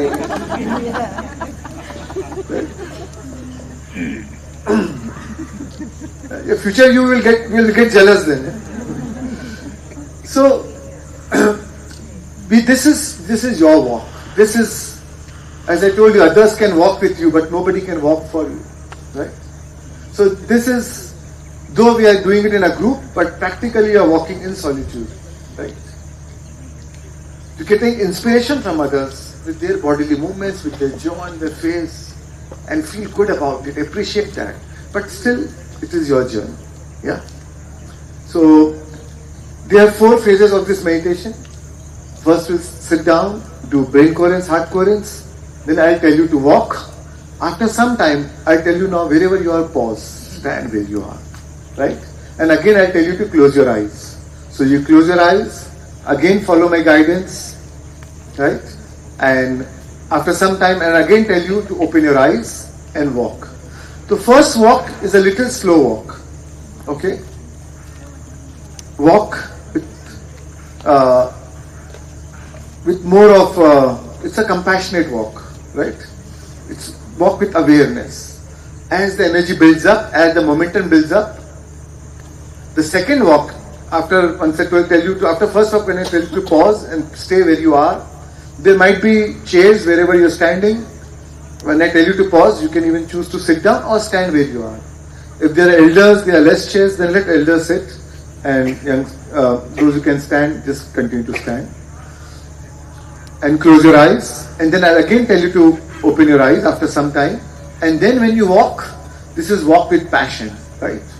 This is, now you have built enough momentum, enough energy now, with inspiration, with passion. And then again, after some time, I'll tell you to stop, pause for a moment, stay where you are, and I'll tell you to again close your eyes, and again follow my guidance, and then I'll tell you to open your eyes, and that's where we end the meditation, right? So after the meditation, we'll again meet here. We all come back here, and there'll be a beautiful fire ceremony which will be conducted by Pinky Daga, my wife. So we'll do the fire ceremony here. And if there's enough light, maybe we'll try and do a group picture also, and then we'll break for the dinner. Yeah, all clear? Walk with passion means that your passion should be in the walking or the meditation. In the passion, you'll be guided. Don't worry.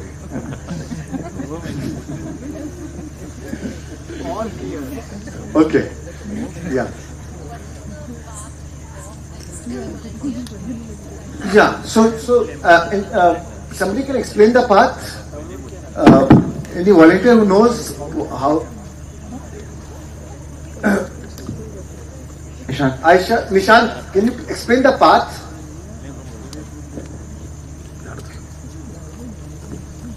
Can you explain the path to enlightenment? Look, okay, so what we are going to do is we are going to walk out from here, turn left, and there are cordon of areas. You go round to the dormitory, the standard rooms, which are over there. Then there are two paths. You can take a longer path behind Annaprasad Annadana, go around the mountain and come back down, or you can take the shorter one, which is right in front. There are volunteers at each and every point, and they will guide you. If you have any questions, you just look at them and they'll guide you on the walk in inside. Yeah, perfect. If you take a longer path, you'll get enlightenment. If you take a shorter path, you'll get liberation.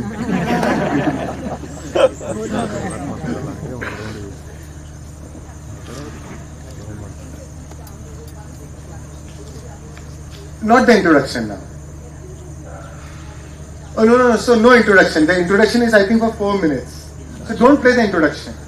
We're directly going to the meditation, yeah? Which is 1 hour 22 minutes. Okay? 1 hour 22 minutes, yeah. So, no introduction, just directly meditation. Okay? So, I'll say 3, 2, 1, and at the count of 1, we'll start. Okay? In the meantime, you can all put on your headset, connect to your mobiles, get ready, and I'll say 3, 2, 1, start. And then you press the start button and close your eyes. During the meditation, maybe you could hear the guidance to stand up, but don't stand up, okay? First 20 minutes, be seated.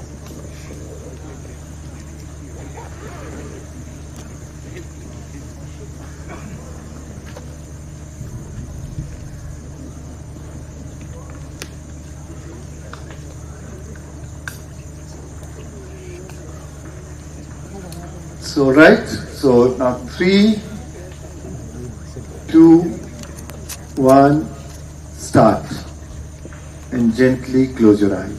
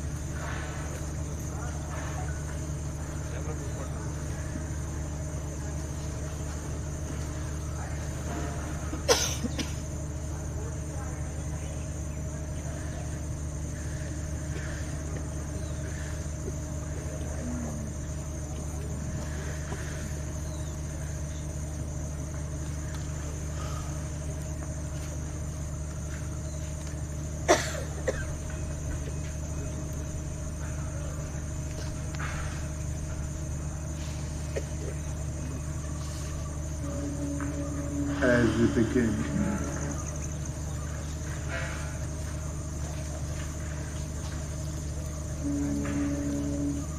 bring your focus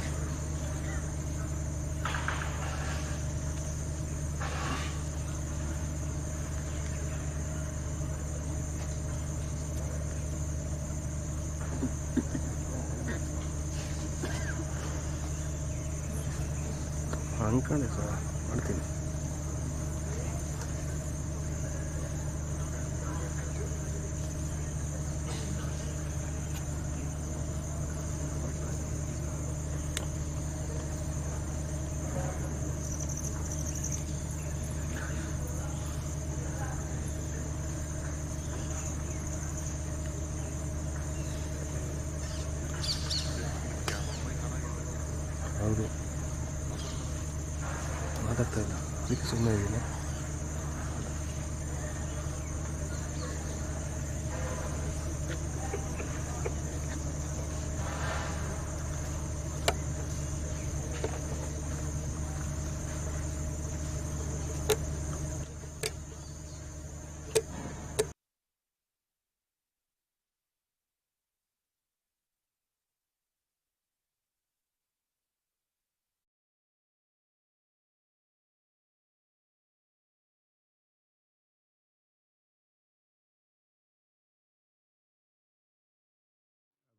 To take a moment to personally welcome you to an energizing, experiential walking to the world inside you.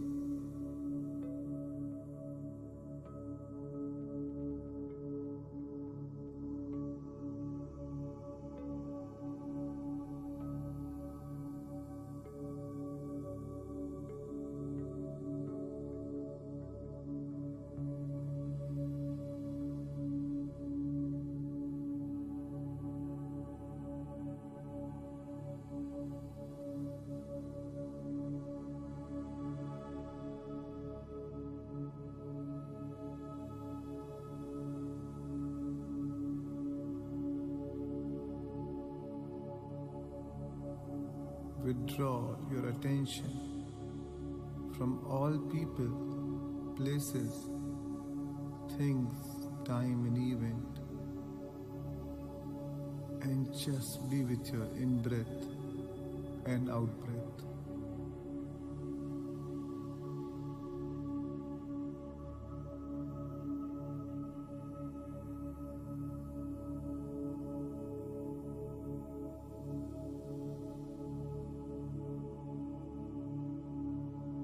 Just become one with your breath.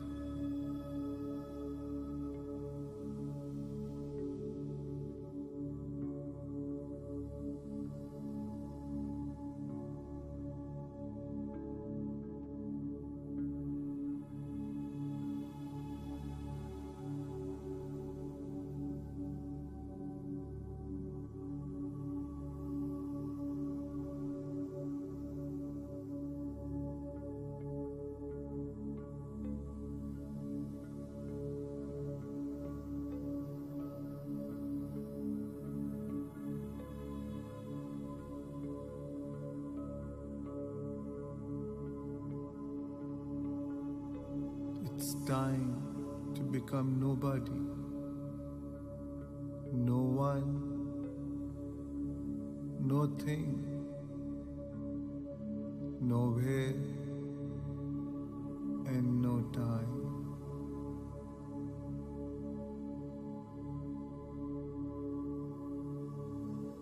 Become pure consciousness in the void.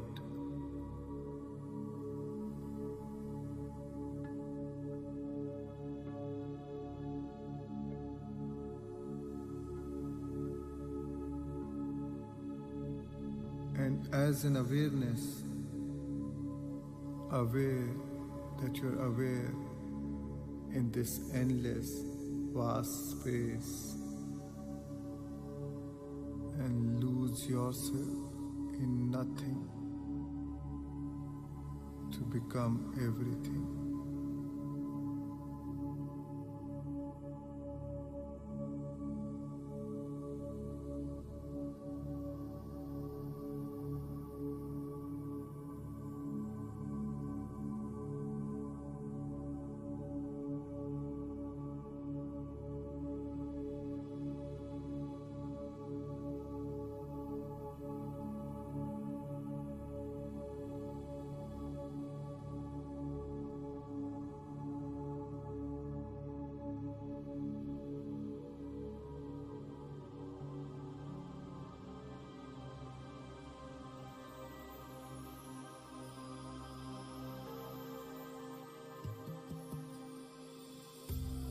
And now,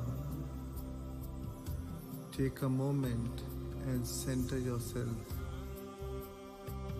by lovingly placing your hands over your beautiful heart, the seat of your soul, acknowledging the divine within you.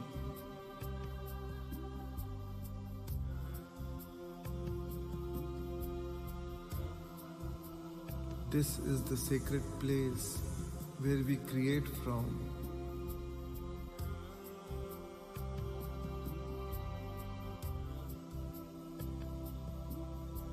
And as you shift your awareness to the sacred center,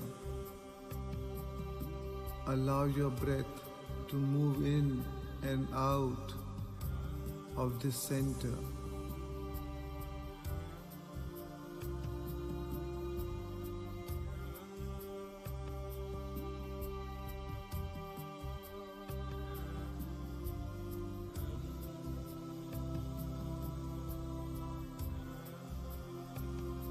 And for a moment, turn your love inward.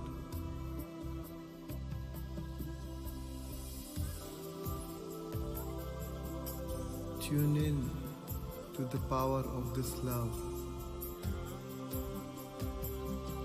and feel it within you.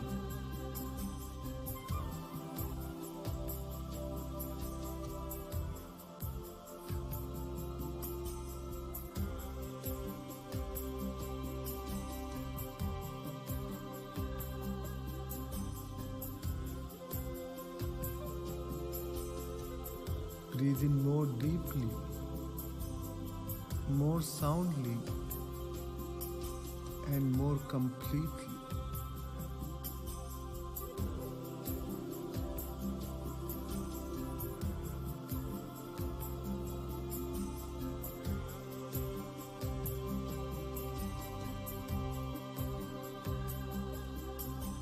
With every breath, you infuse more vital life force into this center by giving it your attention.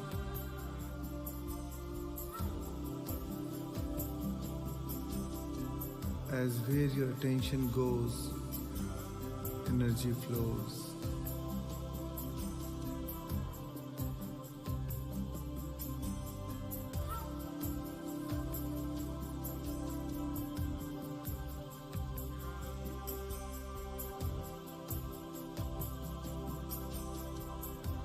Moment by moment, with each breath, you awaken your heart. With each breath, allow your heart to speak and open up furthermore.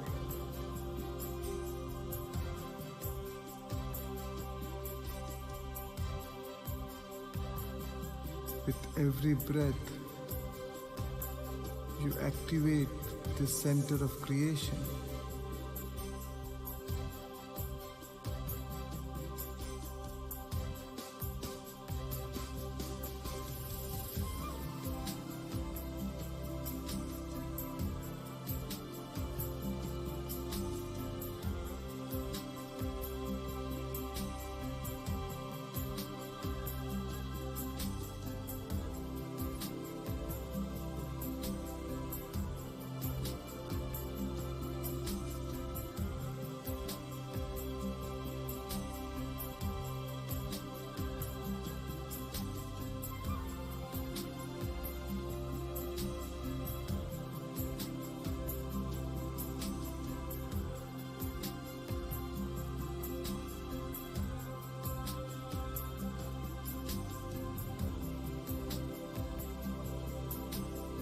As you tune in to the energy of the center,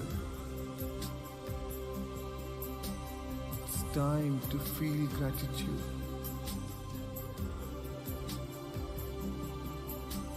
Appreciation, the joy of existence.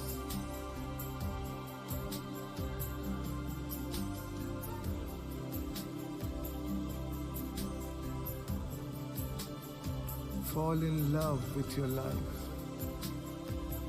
a new life,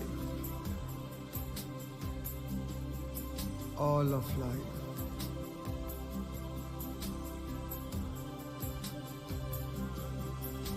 The divine is within you and all around you.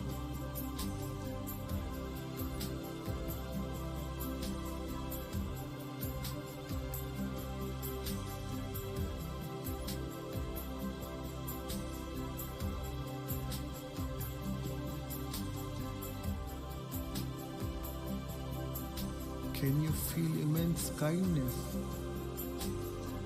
care, and humility?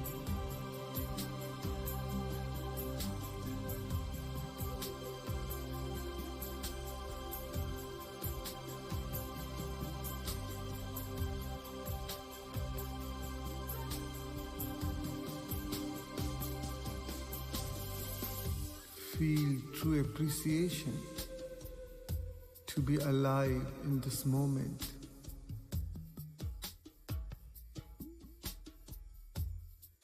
And express gratitude for this beautiful gift of life.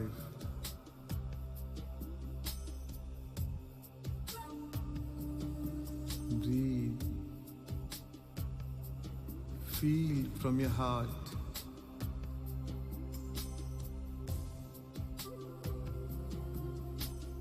And now radiate that feeling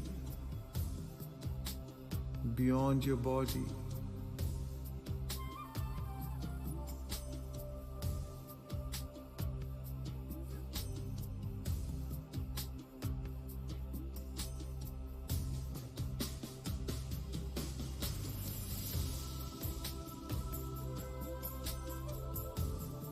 Feel empowered to create as a consciousness with coherent energy, radiating that feeling into space.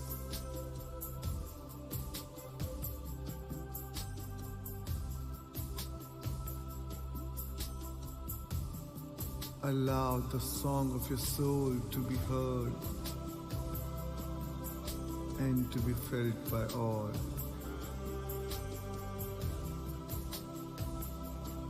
And let the energy of love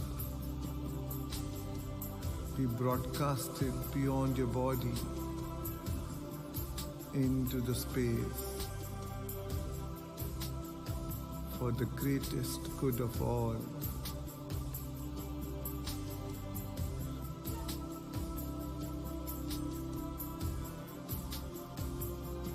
Breathe. Feel. Radiate.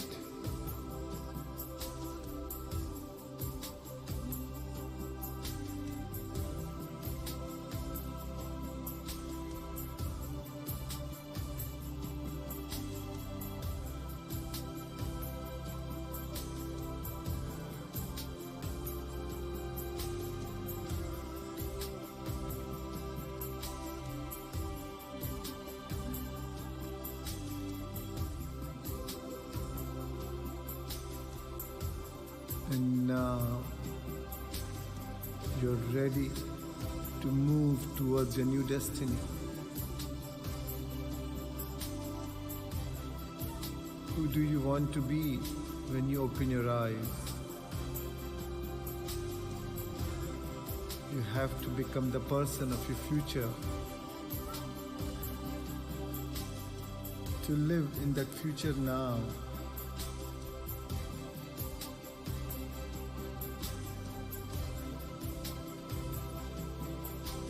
By the end of this walk, you will merge with your destiny. Merge to emerge.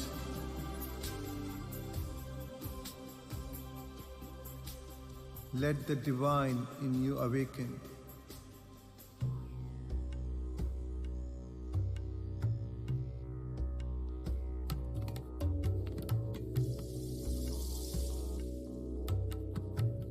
Slowly open your eyes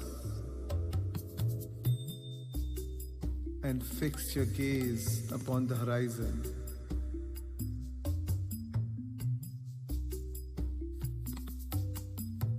and allow your body and brain to go into a trance.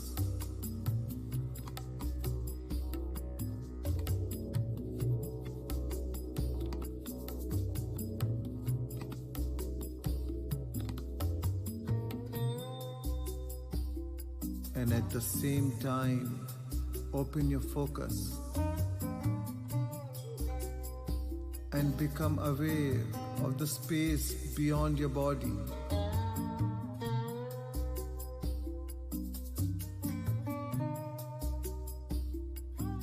Stare upon the vastness of nature in front of you while you sense the space around you.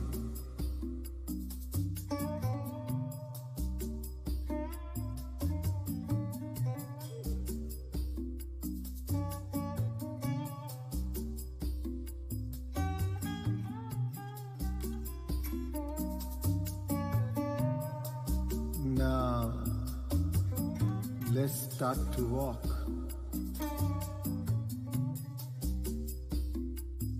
Take your body for a walk into a new future. Here we go.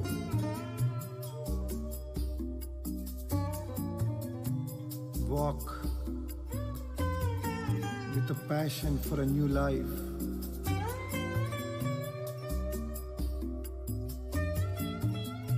Feel it with your body. Embody it. You cannot have what you want to have unless you are willing to embody vibrationally. With each step, you're walking away from your past. Give up your old story and embrace your true glory. Let's walk into the future, declaring who you are.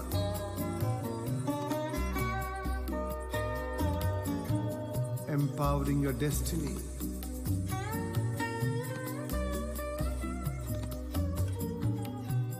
Become that person in your future now.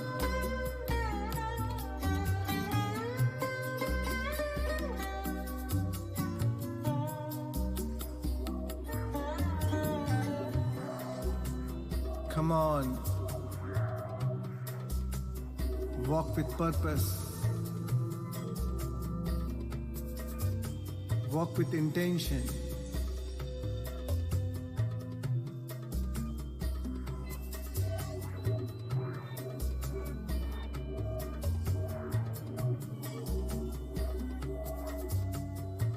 Acknowledging your precious body.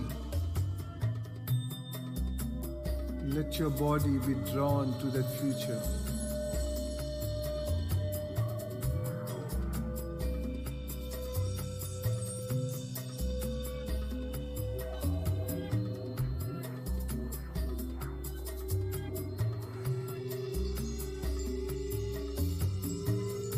Become aware of your connection to Mother Earth.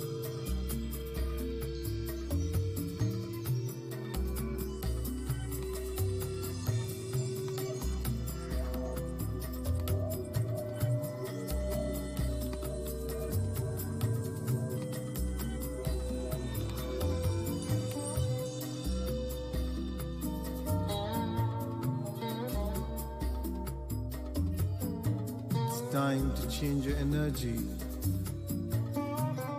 and move into a new state of being.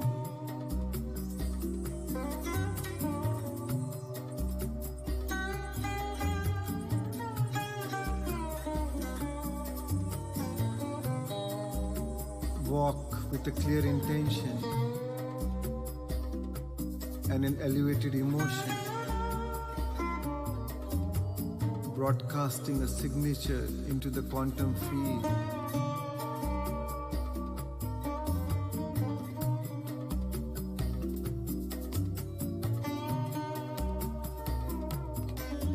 Come on now, feel it. How would you walk? How will you breathe? How will you move? If all your dreams have come true.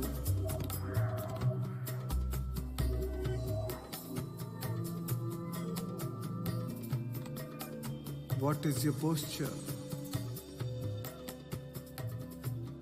Come on, feel it in your body.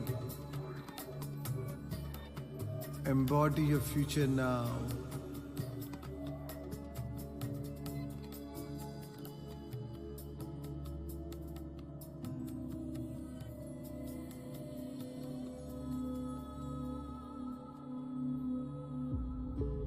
Come on, feel it. Let the images come. They are the memories of your future. Come on, remember your future. Let your body respond to a new mind.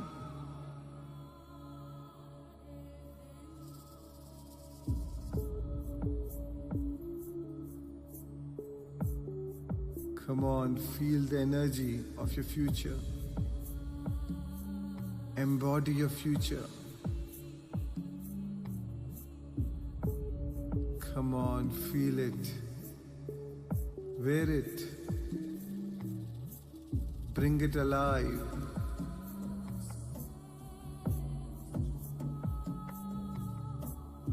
Come on, let your past go and move yourself into a new state of being.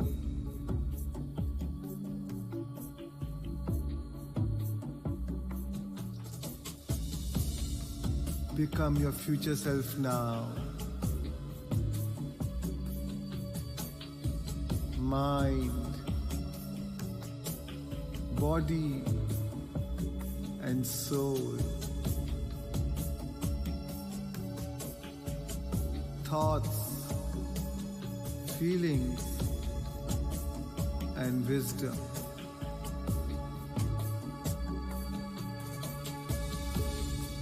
Invest in your future.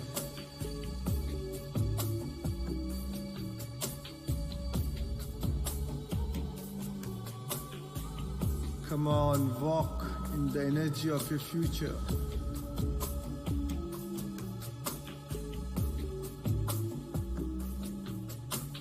Become more of it. Feel it. Surrender to it.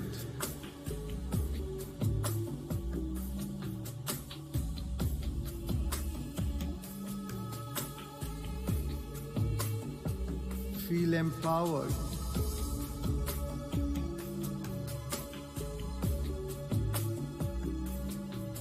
Be lifted.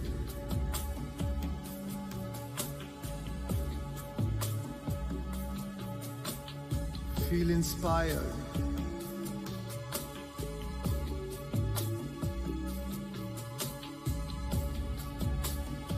Feel invincible. Come on, feel it.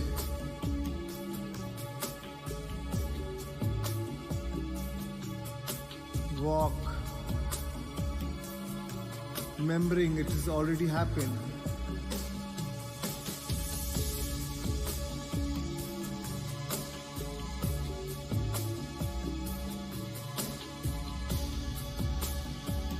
Feel it. Fall in love with your future.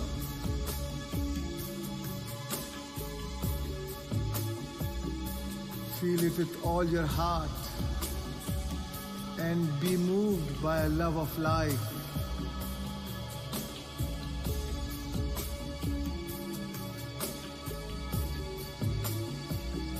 You are loving your future into life. Come on, trust it. Know it. Enjoy it.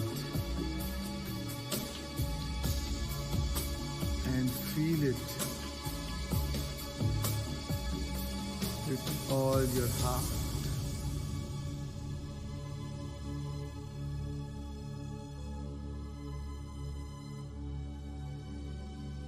Come on.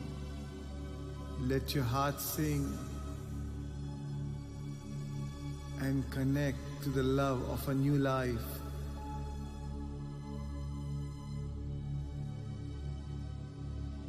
You are giving life to your life right now, stepping towards a new destiny.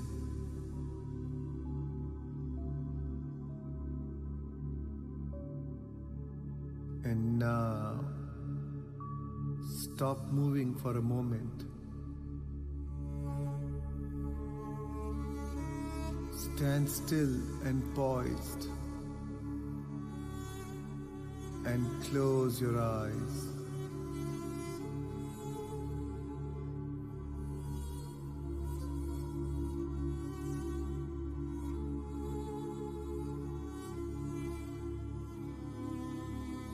It's time to change your energy even more.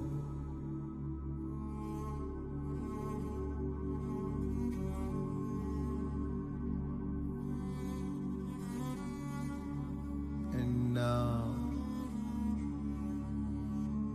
can you rest your attention on your heart?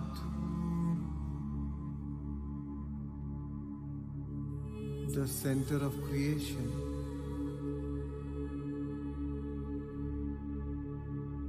Allow your breath to move in and out of this center. Breathing in more deeply, more soundly, and more completely.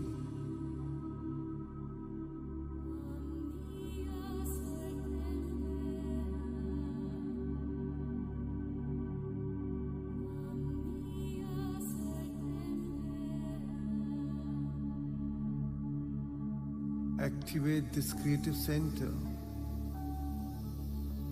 and feel unlimited.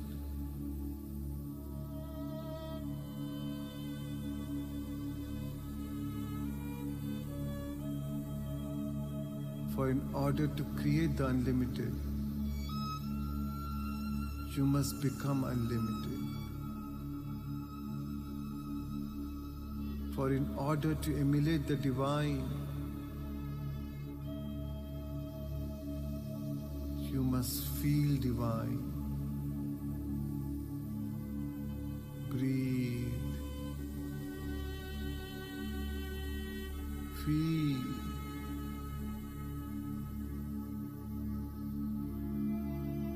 For in order to create the magnificence, you must feel magnificent. Breathe. Feel. And move into a new state of being.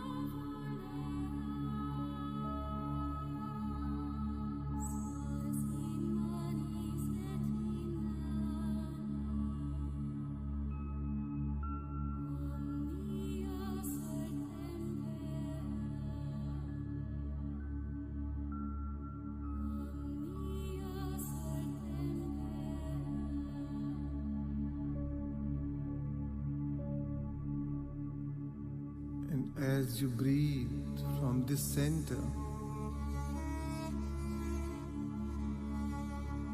feel immense joy, immense gratitude, and immense love.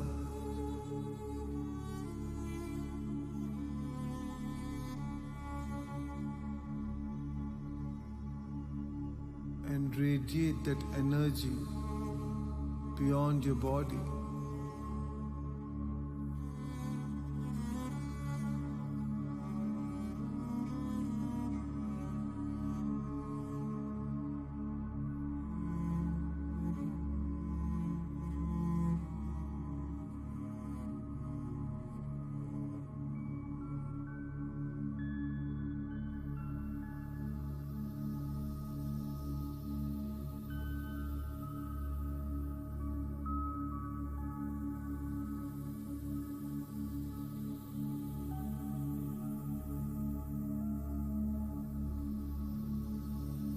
Remember your intention,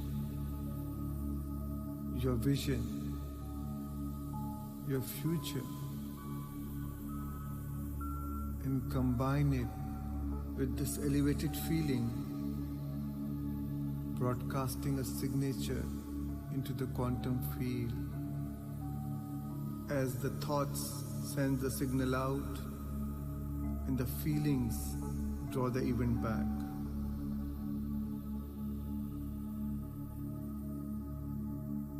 And the longer your consciousness lingers in this energy, the more you're calling your future to you.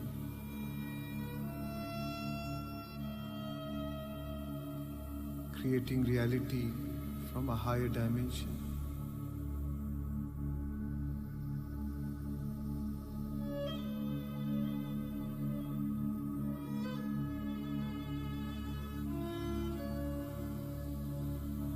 Open up and be worthy of receiving all that you've created in this moment. And feel deeply.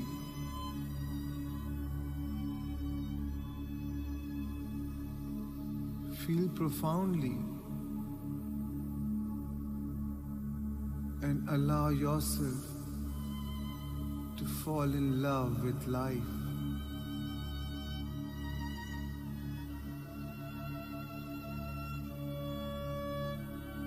The universe gives you what you are worthy of receiving.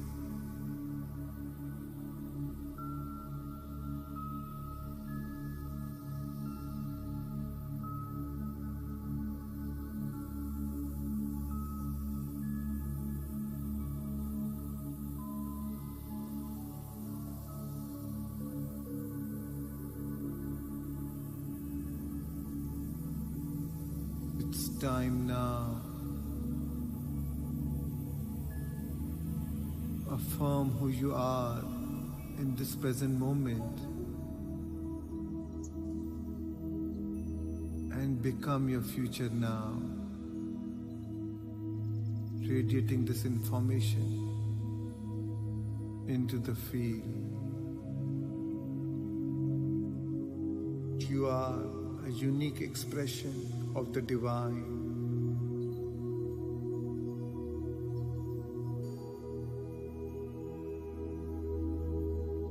Start by the affirmation, I am.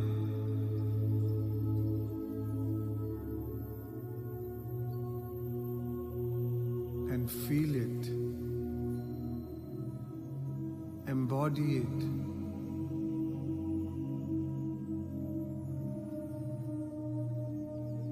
And move to the next.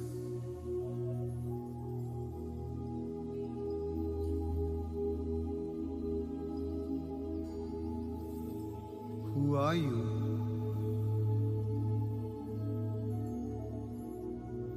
Feel it. Embody it.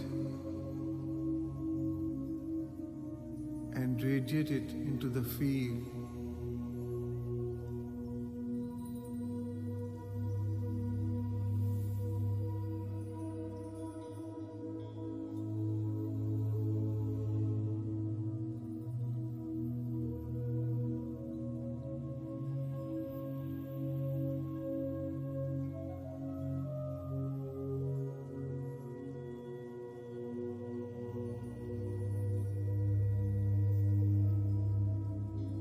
It's time to move to the next.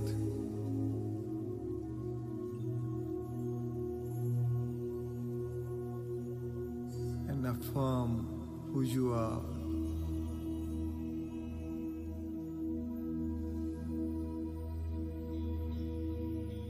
Feel it.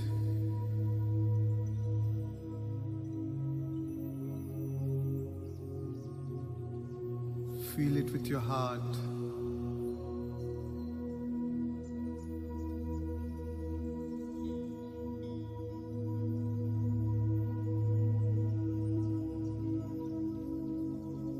Tune in to the power of love.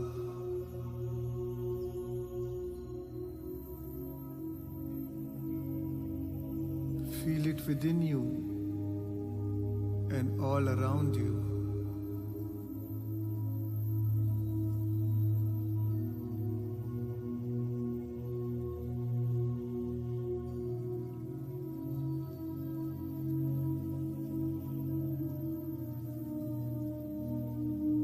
Become the vortex of love.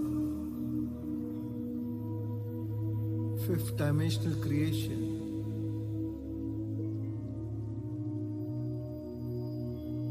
Tune in to the energy of awe and wonder.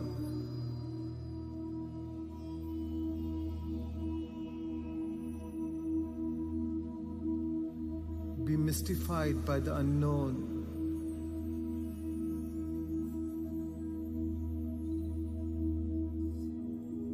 As you change your energy, you change your life. Awaken. You can do anything. A new life. Feel it.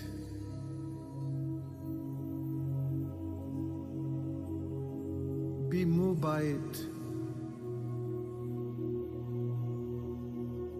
Be humbled by it.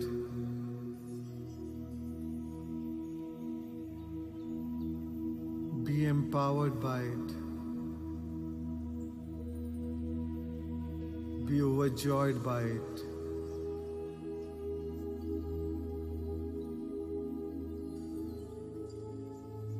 As you embody a new life,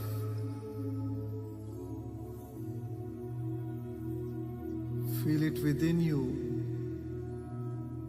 and all around you.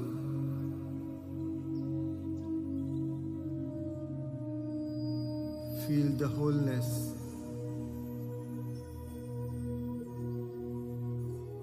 Standing in this moment, feel the divine who lives within you and all around you.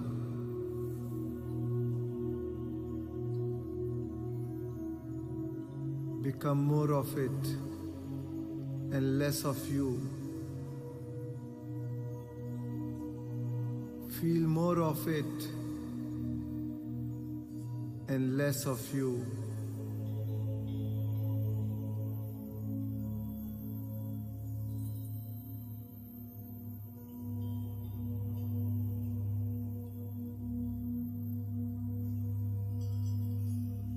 Experience it. Surrender to it.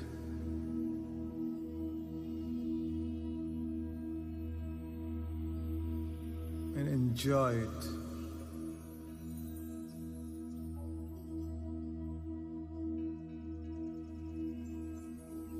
And it's time to walk into that future. What do you want to be when you open your eyes?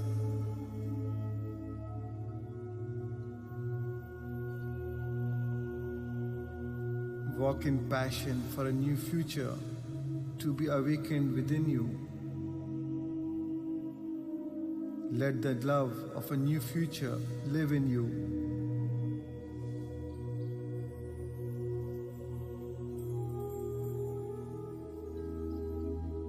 Let that experience be alive in you. slowly open your eyes. It's time to wake up. Come on, wake up in that future and let's start to walk.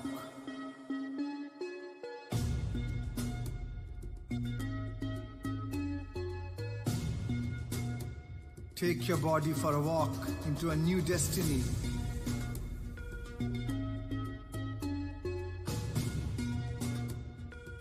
Tune in to the energy within you and all around you.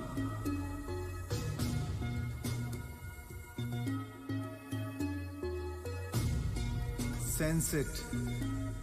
Stay connected to it. And move with the trance.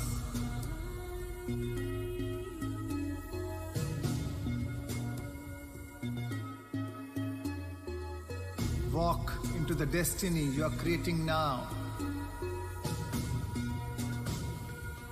Come on, feel it. Walk as a victor, not a victim. Walk with passion.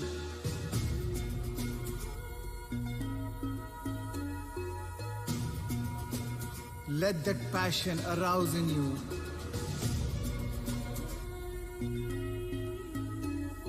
Let the life force move in you.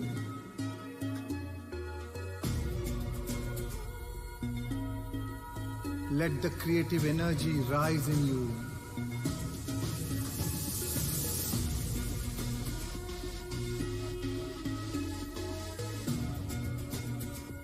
Come on.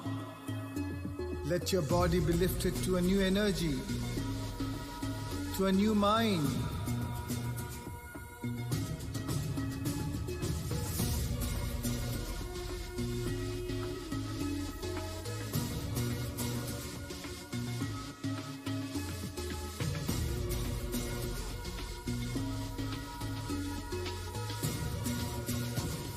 Walk in wholeness.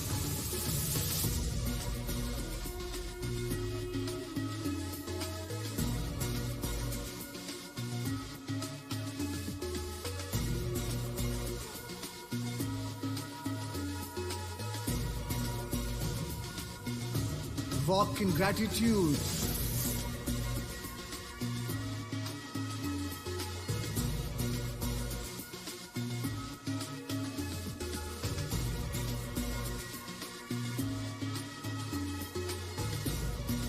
As you walk with an attitude of gratitude, it's time to tune in to the mind of the sage, the wise one.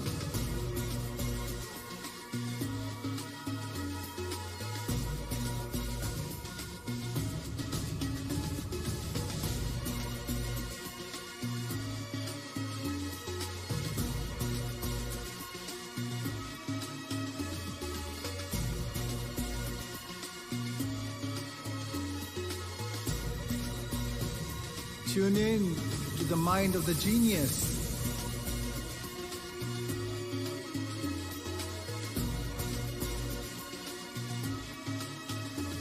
Feel that energy within you and all around you.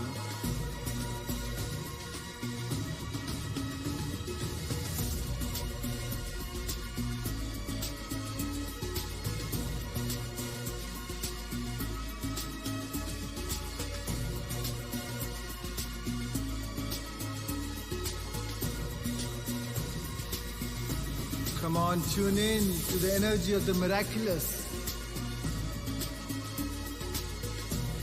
Tune in to that mind.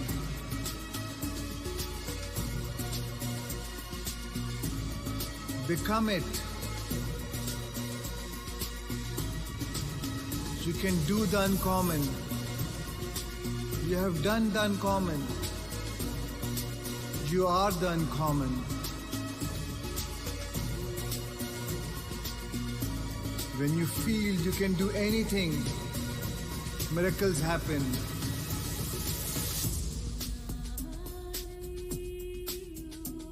Walk in that energy.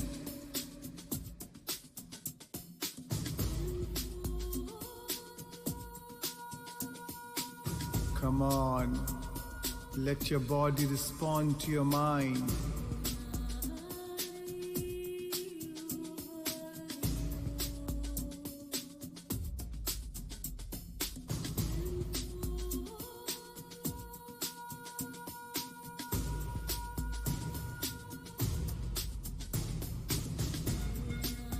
Tune in to the energy of freedom.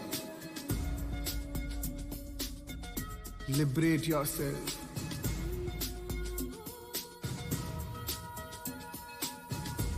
Free yourself.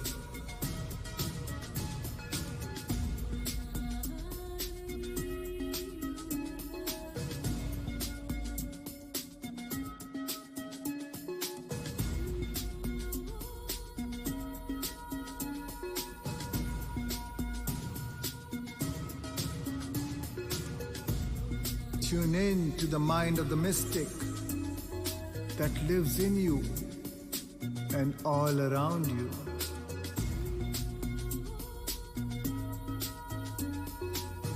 Tune into that frequency and become the mystic.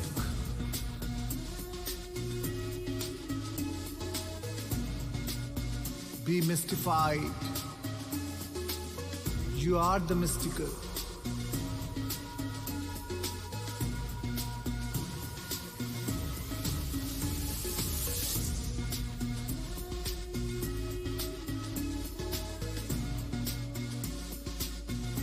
Tune in to the mind of the healer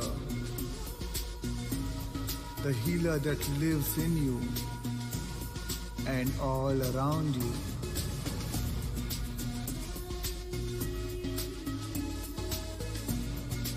Tune in. Feel.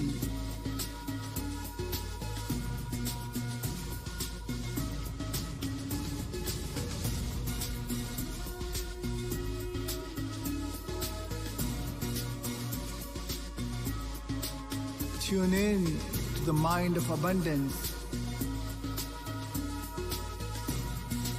Be worthy to receive.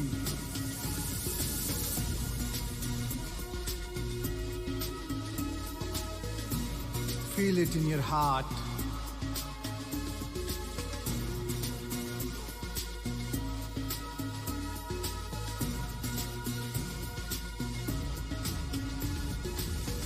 Tune in to the energy of life.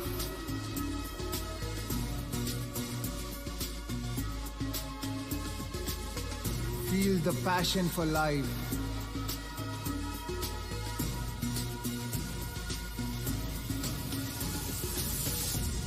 Enjoy this feeling.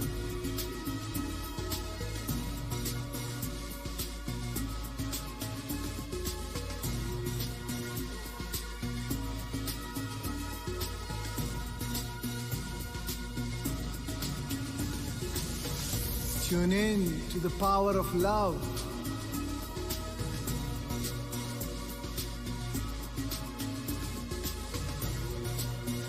Fall in love with life.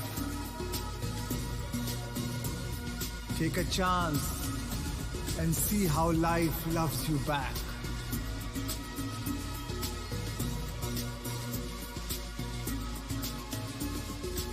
Sense it. Notice it.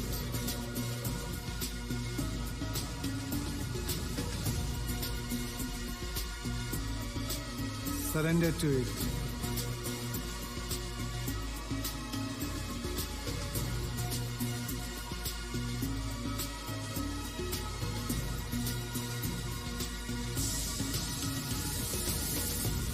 Tune in to the energy of wholeness. Become that mind connected to the energy of all things.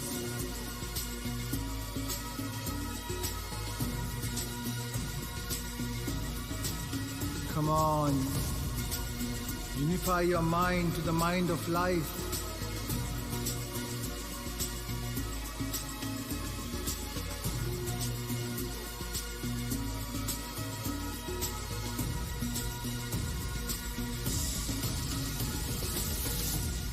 Tune in to the greatest potential within you.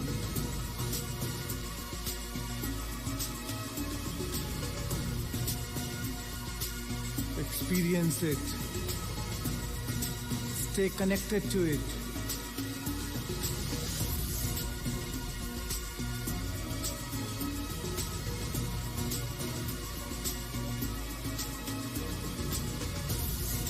Tune in to the energy of new life.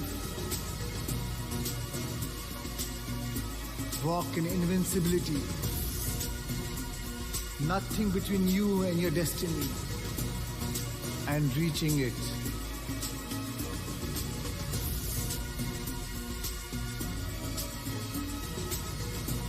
Come on, walk purposefully. Feel your power,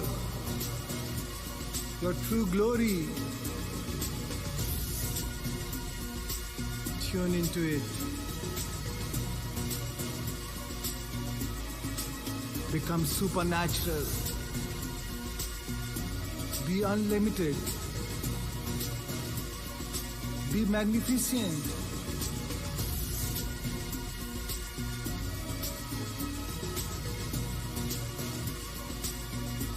Come on, walk into the unknown.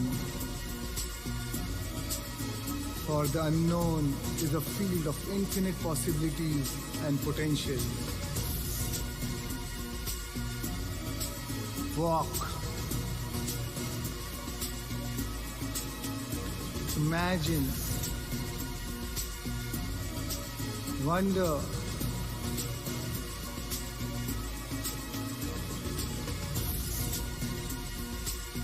Walk in harmony.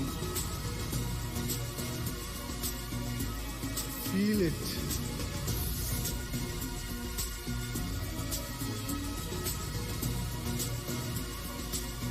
Walk in freedom. Embody the freedom.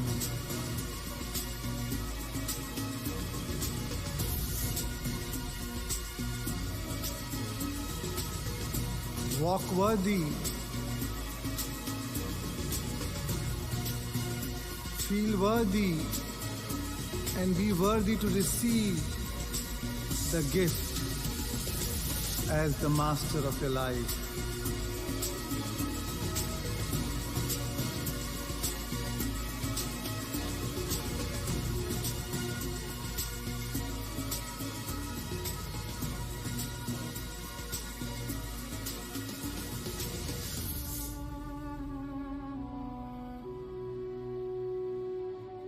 And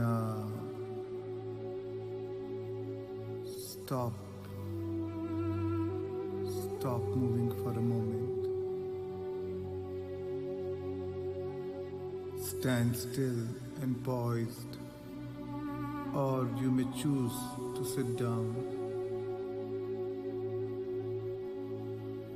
and close your eyes.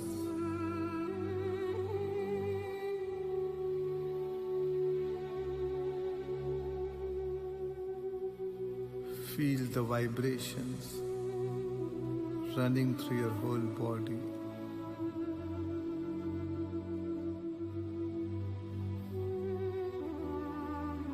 This is the energy of the future. Allow it to integrate into your consciousness.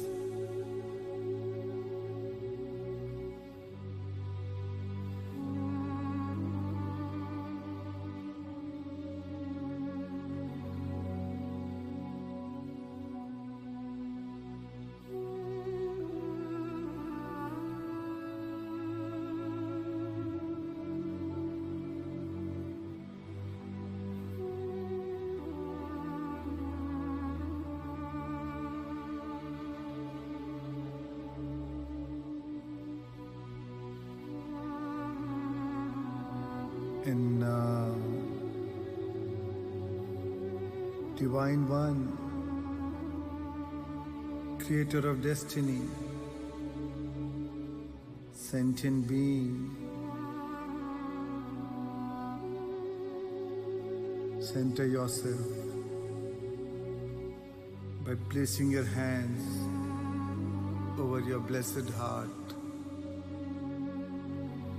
Your soul acknowledging the sacred place that all things are created from.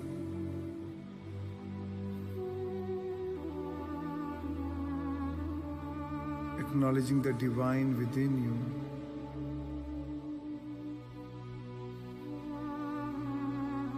The power within you.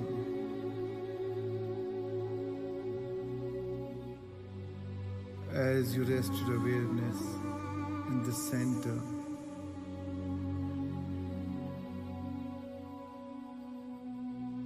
breathe through it.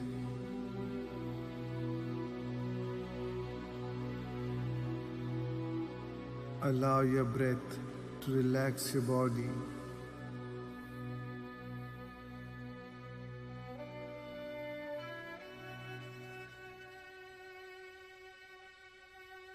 Allow your breath to become enriched and deeper and more complete.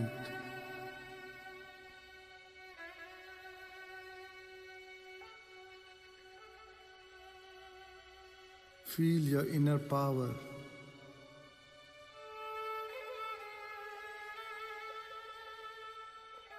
Feel your connection to the source energy.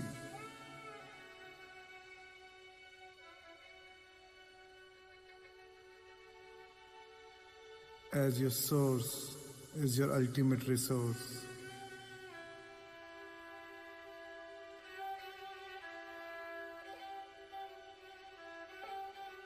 Feel it.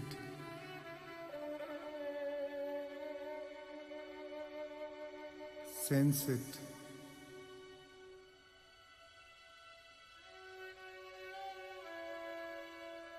Experience it.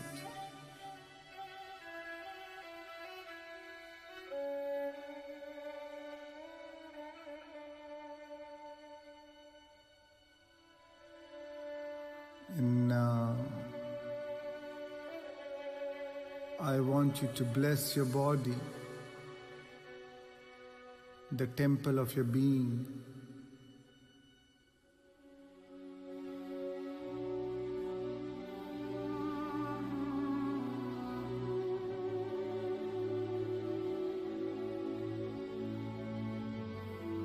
Bless your soul.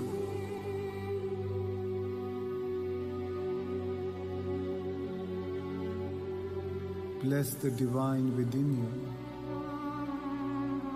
as it moves through you and all around you.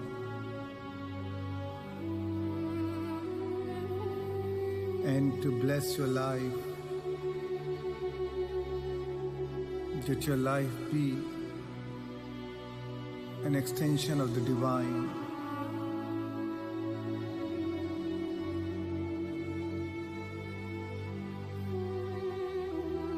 And to bless your future so that it never be your past.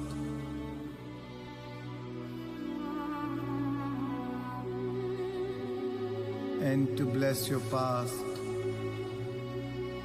that it turns into wisdom.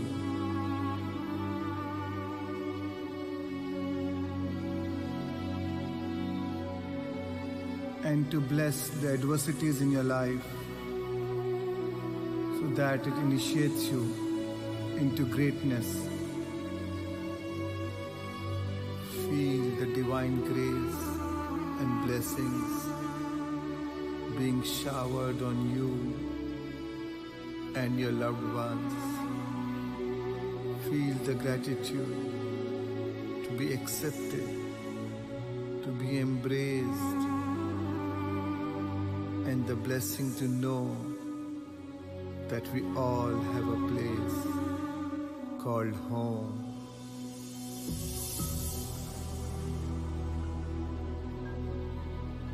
And now, Divine One, it's time to give thanks for a new life.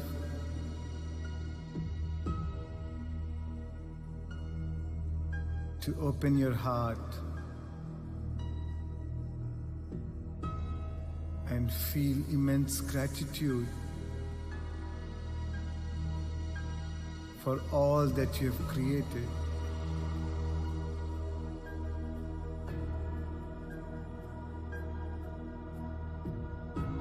And the longer you carry this attitude of gratitude, the more you draw your new life to you.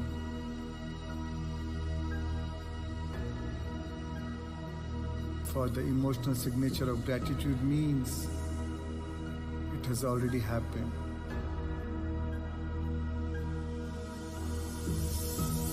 Gratitude is the ultimate state of receivership.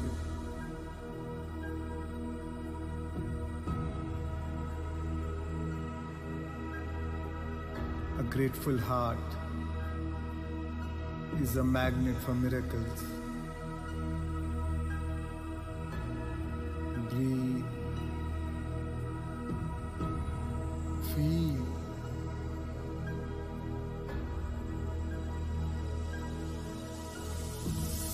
Open your heart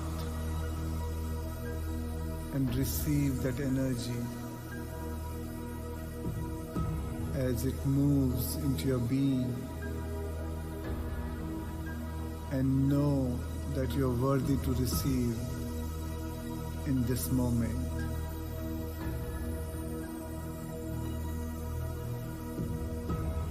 Be thankful for a new life.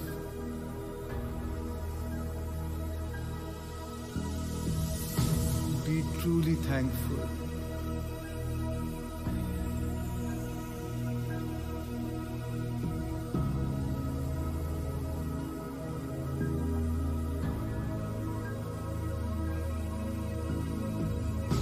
Let the power within you continue to unfold in you and move around you and show evidence in your life that is real,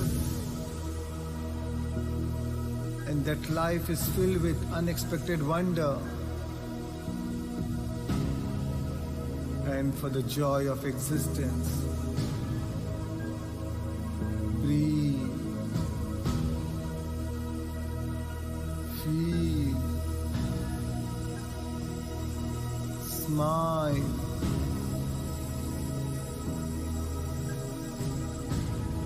And radiate your love into life.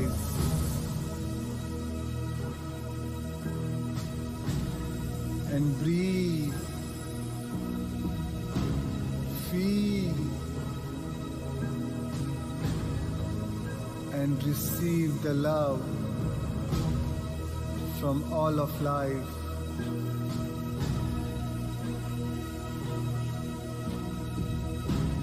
Be lifted by your dream.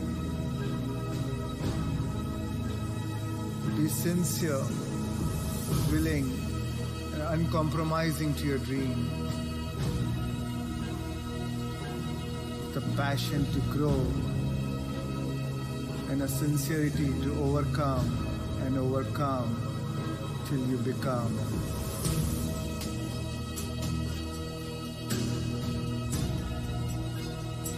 A joy in a new life, a heart that is open and activated in awe and wonderment of this new life.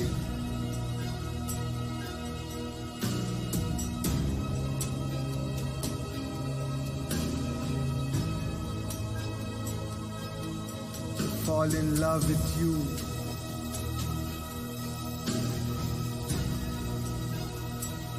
Let you merge with the greater you. Feel the celebration for life as life celebrates you.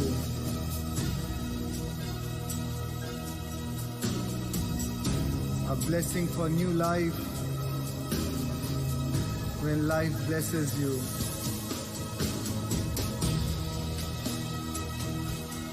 True thankfulness for life when life thanks you.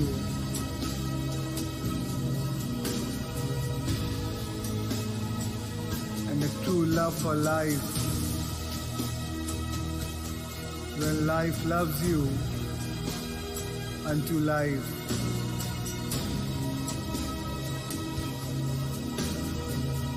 A new life that we pray to be more wiser, more aware, and more conscious.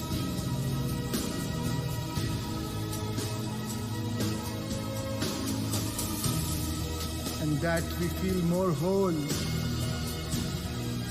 and feel less lack.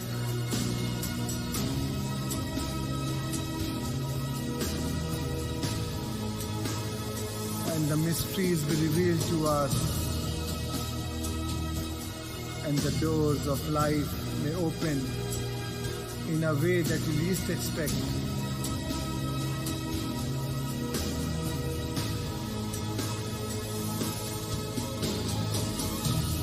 And that we are shown our limitations only so that we can grow into a greater mind, into a bigger heart, and with a stronger passion for life. And that a love for life be greater than any fear,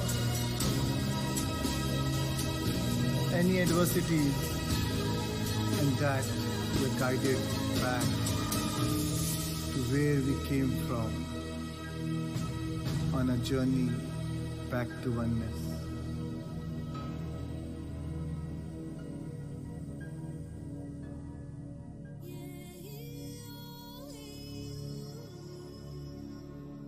And now,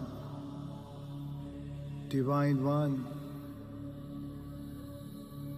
it's time to use the power of your beliefs to change your energy, to change your vibrations, as our beliefs drive our behavior. Focus on the best version of yourself and others, and truly believe in it. What you sincerely believe as true of yourself shall be awakened within you. So believe in yourself. Believe that you are limitless. Believe in the power of your goodness. Believe in the power of your divinity.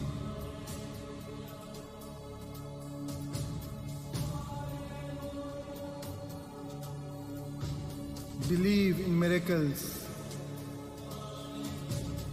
Believe you are miraculous.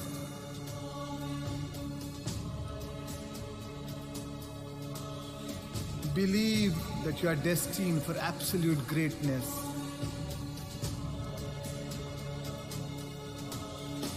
Believe you deserve it.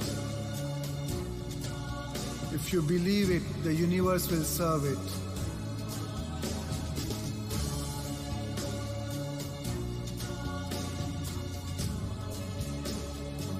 Believe you are magical.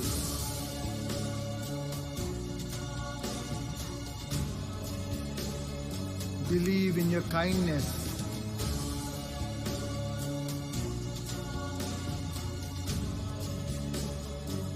Believe you are vibrating at your highest frequency. Come on. Feel it.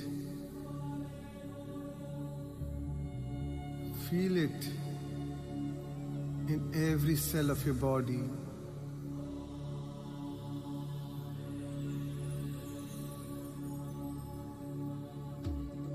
Come on. Believe it. Affirm it. Believe in the power of grace.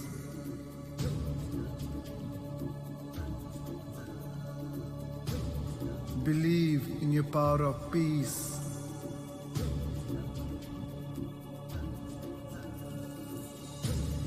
Believe in your power of surrender.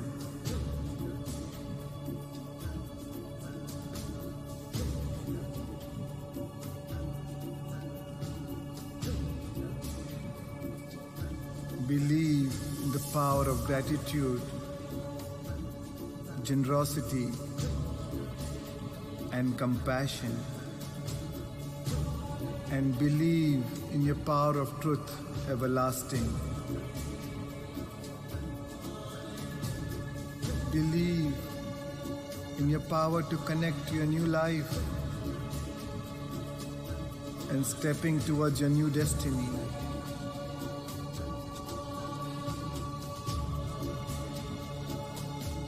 Believe in your power to become your new future now, remembering that it has already happened.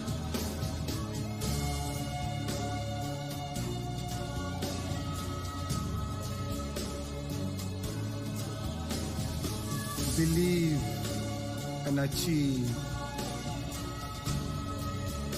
Believe,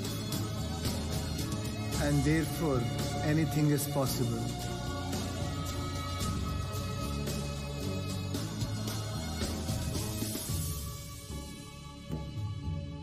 Trust it.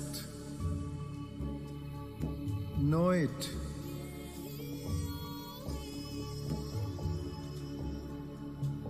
Experience it.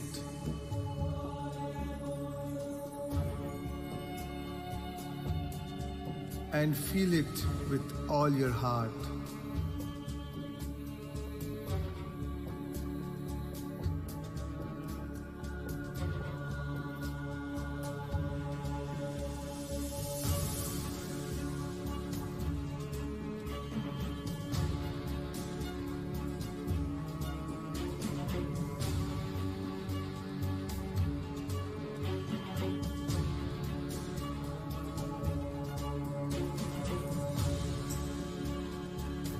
Now, with this overwhelming feeling of joy and gratitude,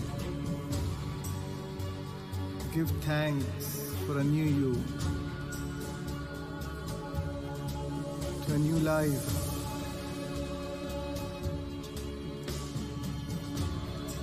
Remember this feeling deep in your heart.